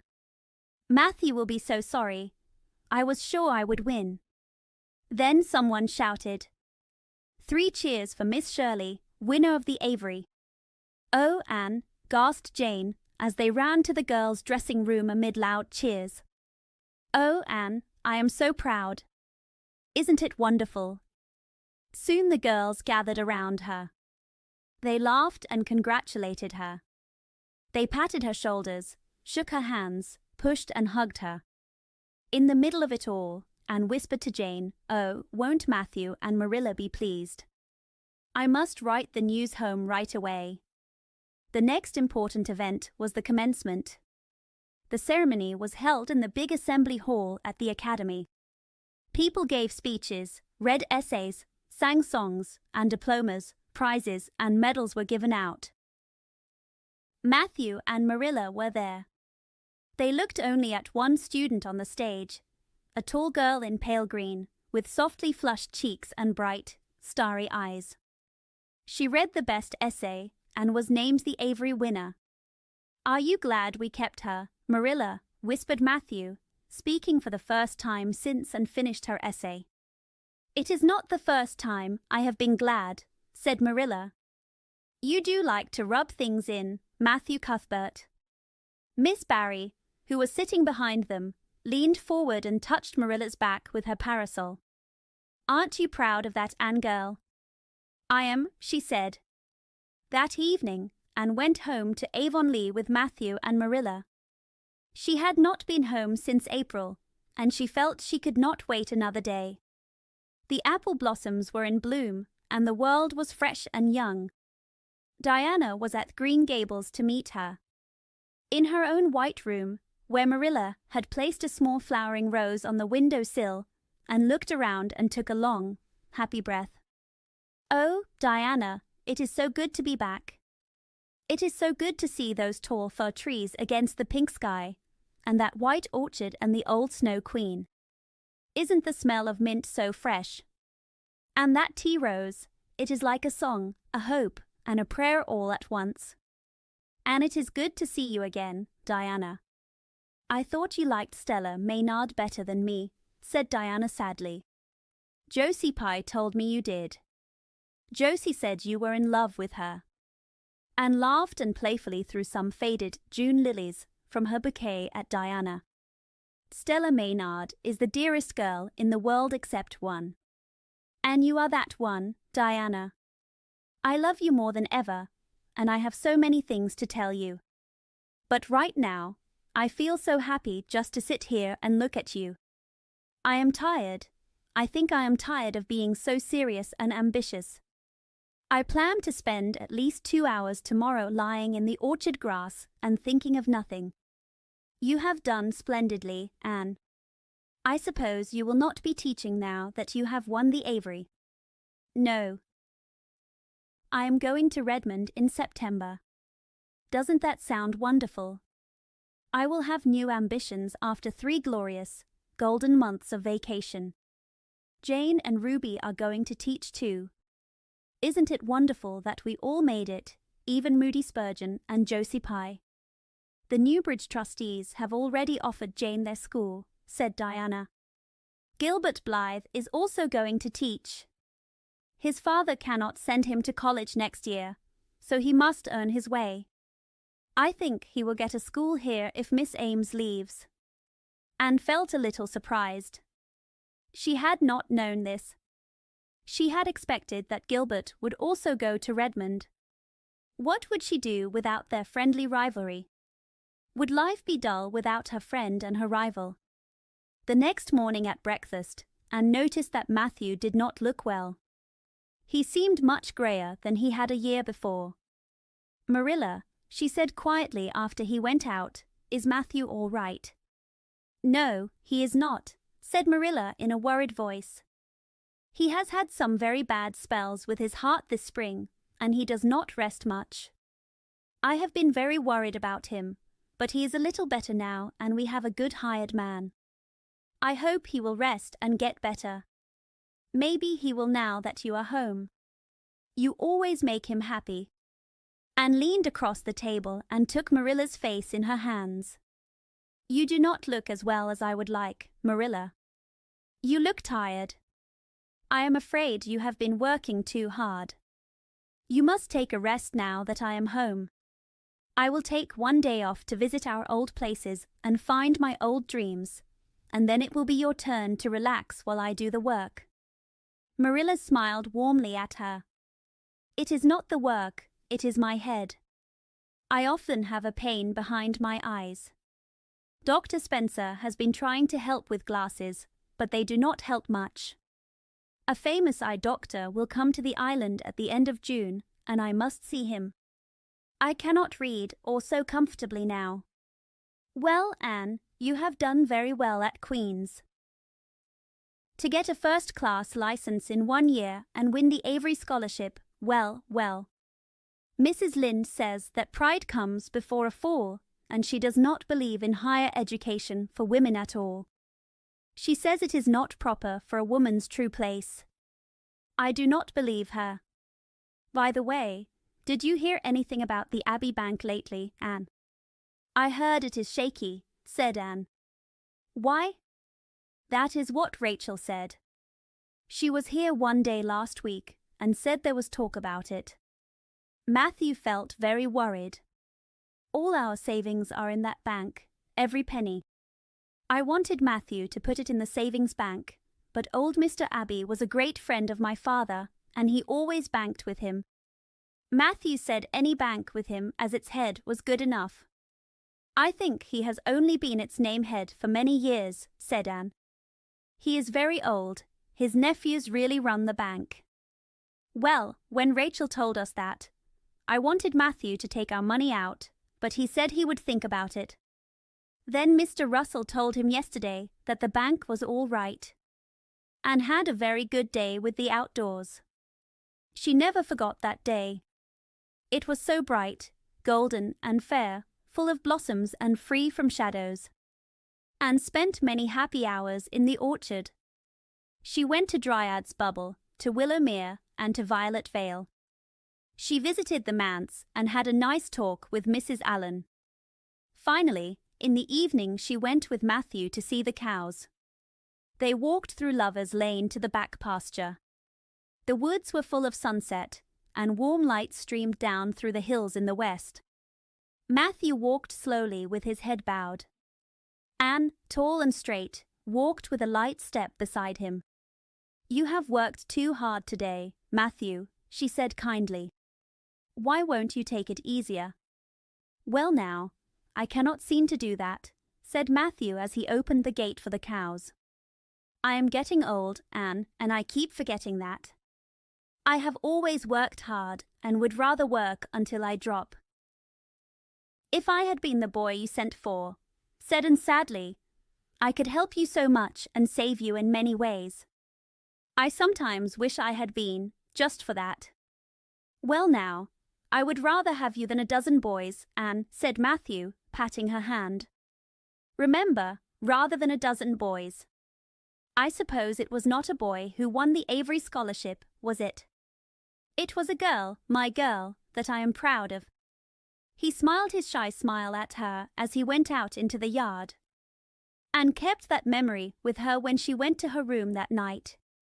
She sat by her open window for a long time, thinking of the past and dreaming of the future.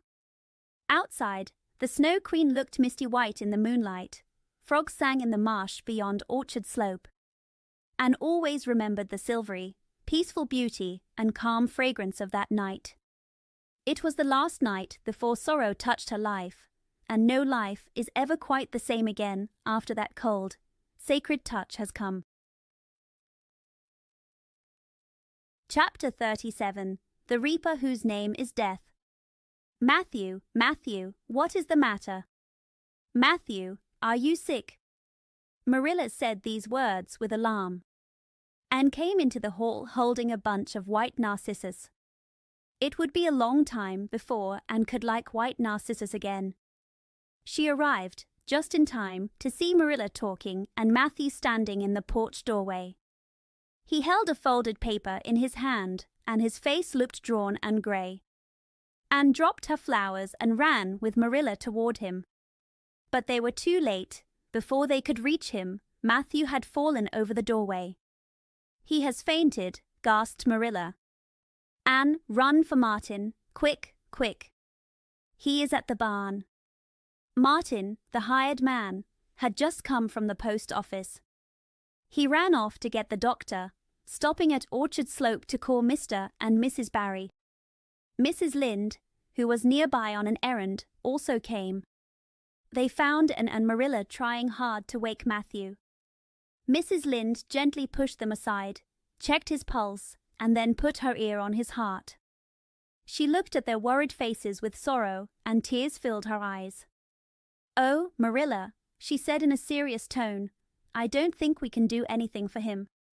"Mrs. Lynde, you don't think," Anne could not finish. She turned pale from fear. "Child, yes, I am afraid. Look at his face. When you see that look many times, you will know what it means." Anne looked at his still face. She saw something like a mark of the great presence there. When the doctor came, he said that death had come suddenly and was probably painless. The shock that caused his death was found in the paper Matthew had held. Martin had brought that paper from the office that morning. It told of the failure of the Abbey Bank.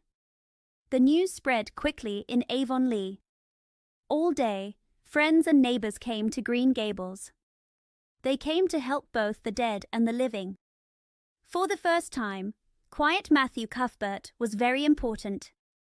The solemn beauty of death had touched him and made him seem crowned. That night, when calm came over Green Gables, the old house was quiet. In the parlor, Matthew Cuthbert lay in his coffin. His long grey hair fell around his calm face, which held a small kind smile, as if he were only sleeping and dreaming nice dreams. Flowers were placed around him, old-fashioned flowers that his mother had planted in the garden when she was young. Matthew had always loved these flowers in secret. Anne had gathered them and brought them to him. Her face was pale and full of pain, and though she did not cry, it was the last thing she could do for him. The Barrys and Mrs. Lynde stayed with them that night. Later, Diana came to the east gable, where Anne was standing at her window, and said softly, "Anne dear, would you like me to sleep with you tonight?" "Thank you, Diana," Anne answered. Then she looked into her friend's face and said, "I want to be alone. I am not afraid. I have not been alone even 1 minute since it happened, and now I want to be alone. I want silence and quiet so I can try to understand my sorrow. Sometimes it seems to me that Matthew is not dead, and other times it seems he has been dead for a long time, and I have a horrible dull ache." Diana did not quite understand. She understood Marilla's strong grief better than Anne's quiet pain. But she left kindly, leaving Anne alone with her sorrow. Anne hoped that when she was alone, the tears would come. It was terrible to think that she could not cry for Matthew, whom she had loved so much and who had been so kind to her. Matthew had walked with her at sunset the last evening, and now he lay in a dark room with an awful peace on his face. At first, no tears came. Even when she knelt by her window in the dark and prayed while looking up at the stars, no tears came, only a horrible dull ache that stayed until she fell asleep, tired from the day's pain and excitement. That night, Anne woke up in the still darkness. The memory of the day came over her like a wave of sorrow. She could see Matthew's smiling face as he had smiled when they said goodbye at the gate. She could almost hear his soft voice saying, my girl that I'm proud of." Then the tears came, and Anne wept her heart out. Marilla heard her and came to comfort her. There, don't cry so, dear," Marilla said softly. "It cannot bring him back. It isn't right to cry so much. I felt the same today, but I could not help it then. He was always such a good, kind brother to me, but God knows best." "Oh, just let me cry, Marilla," sobbed Anne. "The tears do not hurt me like that dull ache did. Stay here with me a little while and hold me." I could not have Diana stay. She is kind and sweet, but her sorrow is not deep like ours. It is our sorrow, yours and mine. Oh, Marilla, what will we do without him? We have each other, Anne. I don't know what I would do if you were not here, if you had never come. Oh, Anne, I know I have sometimes been strict with you, but you must not think that I did not love you as much as Matthew did.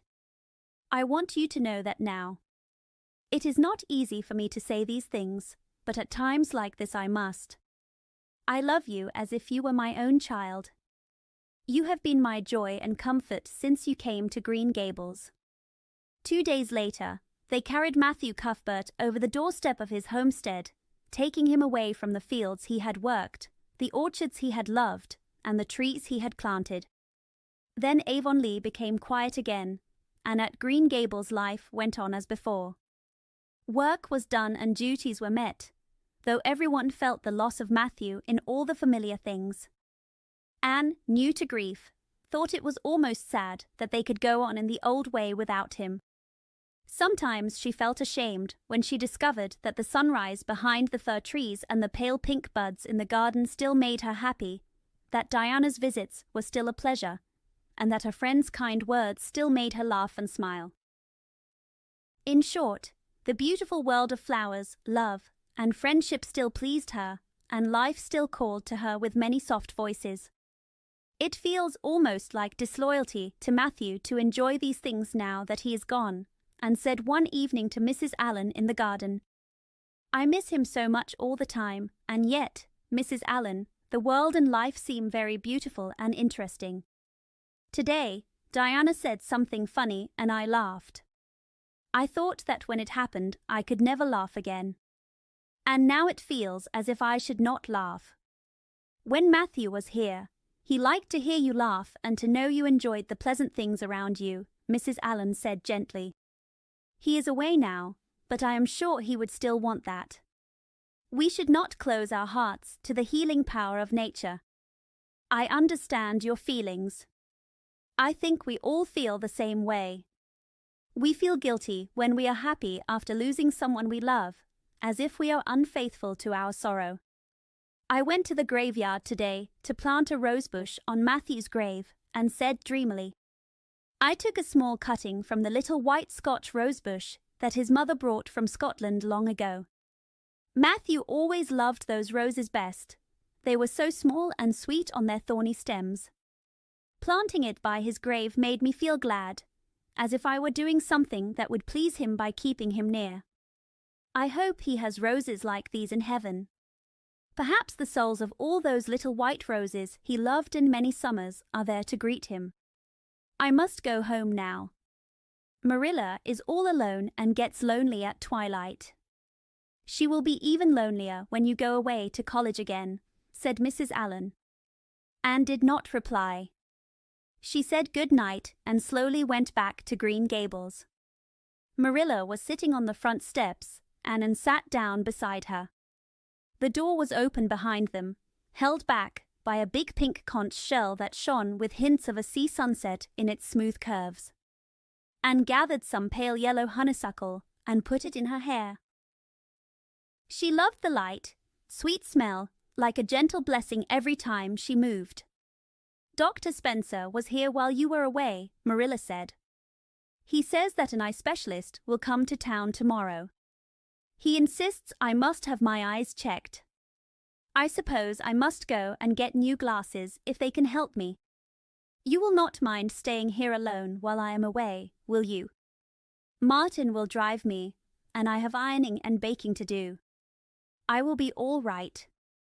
Diana will come by to keep me company. I promise to do the ironing and baking well. I won't starch the handkerchiefs or put strange flavors in the cake. Marilla laughed. You were such a naughty girl in those days, Anne. You were always getting into trouble. I even thought you were possessed sometimes. Do you remember when you dyed your hair? Yes, I remember, smiled Anne, touching the heavy braid of hair on her head. I sometimes laugh when I think of how worried I was about my hair, but I do not laugh much, because it was a real problem then. I suffered a lot about my hair and my freckles. My freckles are gone now, and people say my hair is auburn, except Josie Pye. She told me yesterday that she thought my hair looked redder than ever, or that my black dress made it look redder. She even asked if people with red hair ever get used to it. Marilla, I have almost decided to stop trying to like Josie Pye. I tried very hard once, but Josie Pye just cannot be liked. Josie is a pie, said Marilla sharply. She cannot help being disagreeable. I suppose people like her have some purpose in society, but I do not know what it is, just as I do not know the use of thistles. Is Josie going to teach? No, she is going back to Queen's next year. So are Moody Spurgeon and Charlie Sloane. Jane and Ruby are going to teach too, and they have both been given schools, Jane at Newbridge and Ruby at a school up west. Gilbert Blythe is going to teach too, isn't he? Yes, said Anne briefly. What a nice-looking fellow he is, said Marilla absently. I saw him in church last Sunday. He looked so tall and manly. He looks a lot like his father did when he was young. John Blythe was a nice boy. We used to be very good friends. People even called him my beau. Anne looked up with quick interest. Oh, Marilla, what happened? Why didn't you? We had a quarrel.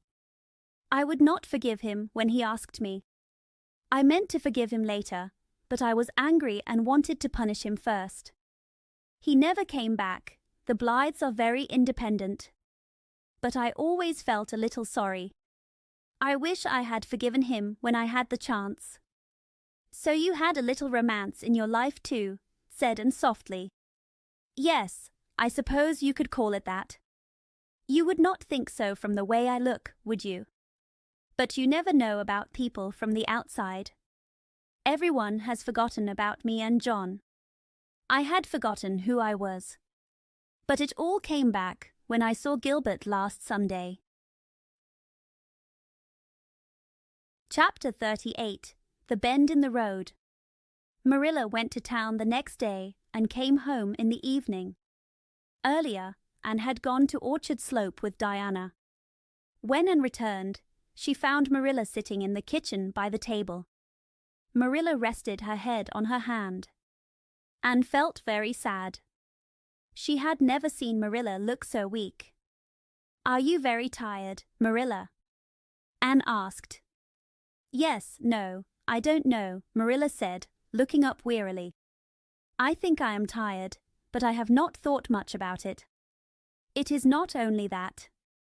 Did you see the eye doctor?" "What did he say?" Anne asked with worry. "Yes, I saw him. He looked at my eyes. He said that if I stop reading, sewing, or any work that strains my eyes, if I do not cry, and if I wear the new glasses, my eyes may not get worse and my headaches may go away. But if I do not, I will be blind in 6 months. Blind. Anne, just think of it." For a minute, Anne was silent. Then she spoke bravely, though her voice trembled. "Marilla, don't think about it. You know he has given you hope. If you are careful, you will not lose your sight completely. And if his glasses cure your headaches, that will be very good." "I do not call it much hope," Marilla said sadly. "What will I live for if I cannot read or sew?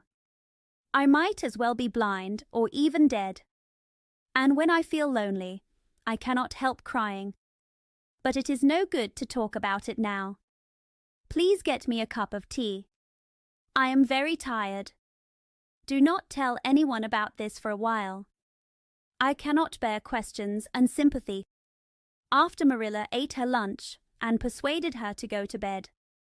Then Anne went to the east gable and sat by her window in the dark. She wept quietly, thinking about how things had changed since the night after she came home. Back then, she was full of hope and joy, and the future looked bright. Now, her heart was heavy. But before she went to sleep, a small smile came to her lips. She had faced her duty with courage and found a little peace.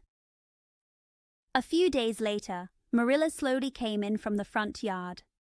She had been talking with a man named Mr. Sadler from Carmody. Anne wondered what he had said to make Marilla look so sad. What did Mr. Sadler want, Marilla? Anne asked. Marilla sat by the window and looked at Anne. Tears filled her eyes and her voice broke as she said, "He heard that I was going to sell Green Gables, and he wants to buy it." "Buy it? Sell Green Gables?" Anne asked in surprise. "Oh, Marilla, you cannot sell Green Gables." "Anne, I do not know what else to do. I have thought about it long and hard. If my eyes were strong, I could stay here and manage with a good hired man. But I cannot. I may lose my sight completely. I will not be able to run things. I never thought I would have to sell my home. But things are getting worse. All our money is in that bank, and there are some bills from last fall. Mrs. Lynde tells me to sell the farm and move in with her. It is small and old, but it might be enough for me to live on. I am sorry you will not have a home to come to on your vacations, but I suppose you will manage." Marilla began to cry bitterly. "You must not sell Green Gables," Anne said very firmly. "Oh, Anne, I wish I did not have to. But you can see for yourself. I cannot stay here alone. I would go crazy with worry and loneliness. And I know my sight will go," Marilla said sadly. "You will not be alone, Marilla. I will be with you. I am not going to Redmond." "Not going to Redmond?" Marilla lifted her tired face from her hands and asked, "What do you mean?" "Just what I say. I am not going to take the scholarship. I decided that the night after you came home from town. You do not think I could leave you alone in your trouble after all you have done for me. I have been thinking and planning. Listen to my plans. Mr. Barry wants to rent the farm next year. Then you will not have any trouble over it. And I will teach. I applied for the school here, but I do not expect to get it because the trustees promised it to Gilbert Blythe. However, I can teach at the Carmody School. Mr. Blair told me this last night at the store. It will not be as nice as the Avonlea School, but I can drive myself there and back in good weather. In winter, I can come home on Fridays. We can even keep a horse for the trips. I have planned everything, Marilla. I will read to you and cheer you up. You will not be lonely. We will be very cozy and happy here together. Marilla listened as if in a dream. Oh, Anne, I know I could be happy if you were here. But I cannot let you sacrifice yourself for me. It would be terrible. Nonsense. Anne laughed cheerfully. There is no sacrifice. Nothing is worse than giving up Green Gables. Nothing can hurt me more. We must keep our dear home. I have made up my mind, Marilla. I am not going to Redmond. I am going to stay here and teach. Do not worry about me. But your ambitions, Anne, Marilla began. I am as ambitious as ever. I have only changed my plans. I want to be a good teacher and save your eyesight. I also plan to study at home and take a small college course by myself. I have so many plans, Marilla. I have thought about them for a week. I will give my best to life here, and I believe life will give me its best in return. When I left Queens, my future looked like a long straight road. Now, there is a bend in the road. I do not know what is around the bend, but I believe the best is ahead. That bend is very special, Marilla. I wonder what new beauty lies beyond new landscapes, new hills, valleys, and curves. I do not think I should let you give up the scholarship, Marilla said. But you cannot stop me. I am 16 and a half, stubborn as a mule, as Mrs. Lynde once told me, and laughed. Oh, Marilla, do not pity me. I do not like pity, and I do not need it. I am very happy at the thought of staying at dear Green Gables. No one can love it as you and I do, so we must keep it. You blessed girl, Marilla said, finally giving in. I feel as if you have given me new life. I suppose I should try to make you go to college, but I know I cannot, so I will not try. I will make it up to you, Anne. Soon, word spread in Avonlea that Anne Shirley had given up on going to college and would stay home to teach. Many good people thought Marilla was foolish, not knowing about her weak eyes. Mrs. Allen did not think so. She spoke kindly to Anne, and her words made Anne cry with joy. Mrs. Lynde also approved. One evening, she found Anne and Marilla sitting at the front door in the warm, sweet-smelling summer dusk. They liked to sit there when twilight came, when white moths flew in the garden and the smell of mint filled the cool air. Mrs. Rachel sat on the stone bench by the door. Behind her, tall pink and yellow hollyhocks grew. With a long sigh of tiredness and relief, she said, I am glad to sit down. I have been on my feet all day. 200 pounds is a lot for 2 feet to carry. It is a blessing not to be fat, Marilla. I hope you understand. Well, Anne, I hear you have given up your idea of going to college. I was very glad to hear that. You have as much education as a woman needs. I do not believe in girls going to college with men and filling their heads with Latin and Greek and all that nonsense. But I am going to study Latin and Greek too, Mrs. Lynde, and said laughing. I will take my arts course right here at Green Gables and study all the things I would at college. Mrs. Lynde lifted her hands in surprise. And Shirley, you will kill yourself. Not at all. I will do well. I will not do too much at once. As Josiah Allen's wife says, I will be medium calm. I will have plenty of free time in the long winter evenings, and I do not need to do very fancy work. I will teach at Carmody, you know. I do not know, said Mrs. Lynde. I think you will teach right here in Avonlea. The trustees have decided to give you the school. Mrs. Lynde, cried Anne, standing up quickly. I thought they had promised it to Gilbert Blythe. They did promise it to him, but when he heard you applied, he went to them at a meeting last night. He said he would withdraw his application and suggested they give it to you instead. He said he was going to teach at White Sands. He knew how much you wanted to stay with Marilla. I think it was very kind and self-sacrificing of him. Now, the trustees have given the school to you. I was very happy when Thomas told me. I do not feel I should take it, and said softly, I do not think I should let Gilbert make such a sacrifice for me. You cannot stop him now. He has signed papers with the White Sands trustees. It would not help him if you refused. Of course, you will take the school. You will do well, now that no pies are in the school. Josie was the last of them, and it is a good thing she is not here. There have been pies at Avonlea School for 20 years. Their life seems to be to remind teachers that Earth is not their home. Bless my heart. What does all that winking at the Barry gable mean?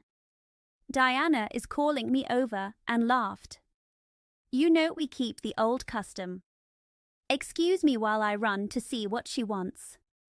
And ran down the clover slope like a deer and disappeared into the shadows of the haunted wood. Mrs. Lynde watched her with a kind smile. There is still much of the child in her, Mrs. Lynde said. There is also much of the woman in her, Marilla replied, and for a moment she felt a bit crisp and strong again. But Marilla was no longer known for her crispness. That night, Mrs. Lynde told Thomas, Marilla Cuthbert has gotten mellow. That is what. The next evening, Anne went to the little Avonlea graveyard. She put fresh flowers on Matthew's grave and watered the Scotch rose bush. She stayed there until dusk, enjoying the quiet peace of the place. The poplar trees whispered like soft, friendly voices, and the grasses swayed around the graves. When she left the graveyard, she walked down the long hill to the Lake of Shining Waters. It was past sunset, and Avonlea lay before her in a dreamy light, a place of ancient peace. The air was fresh, like a wind from honey-sweet clover fields. Lights twinkled among the trees. Beyond, the sea lay misty and purple with a soft, unending murmur. The west shone with soft colours, and the pond reflected them in gentle shades. The beauty of it all filled Anne's heart with joy. She opened her soul to the world and whispered, Dear old world, you are very lovely, and I am glad to be alive in you. Halfway down the hill, a tall young man came whistling out of a gate near the Blythe house. It was Gilbert. He stopped his whistle when he saw Anne. He lifted his cap politely. He would have passed by quietly if Anne had not stopped and held out her hand. Gilbert, she said with rosy cheeks, I want to thank you for giving up the school for me. That was very kind of you. I appreciate it. Gilbert took her hand warmly. It was nothing special, Anne. I was happy to do a small service for you. Will we be friends after all this? Have you really forgiven me for my old fault? Anne laughed and tried to pull her hand back. I forgave you that day by the pond, even though I did not know it at the time. I was a stubborn little goose. I have been sorry ever since. We are going to be the best of friends, Gilbert said happily. We were born to be good friends, Anne. We can help each other. You will continue your studies, won't you? So will I. Come, let us walk home together. Later, when Anne entered the kitchen, Marilla asked curiously, Who came with you up the lane, Anne? Gilbert Blythe, Anne said, blushing a little. I met him on Barry's Hill. I did not think you and Gilbert were such good friends that you would stand for half an hour talking at the gate, Marilla said with a dry smile. We were not always friends, we were good enemies. But now we have decided that it is much better to be friends. Did we really talk for half an hour? It felt like only a few minutes. But we have 5 years of lost conversation to catch up on, Marilla. That night, and sat by her window, feeling happy and content. The wind whispered softly in the cherry branches, and she smelled fresh mint. The stars twinkled over the tall fir trees, and Diana's light shone through an old gap. Anne felt that her world had become smaller since the night she sat there after coming home from Queen's. But even if the road ahead is narrow, she knew that small flowers of quiet happiness would grow along it. The joy of good work, strong ambitions, and kind friendship was hers. Nothing could take away her dreams. And there was always a bend in the road. God's in his heaven, all is right with the world, and whispered softly,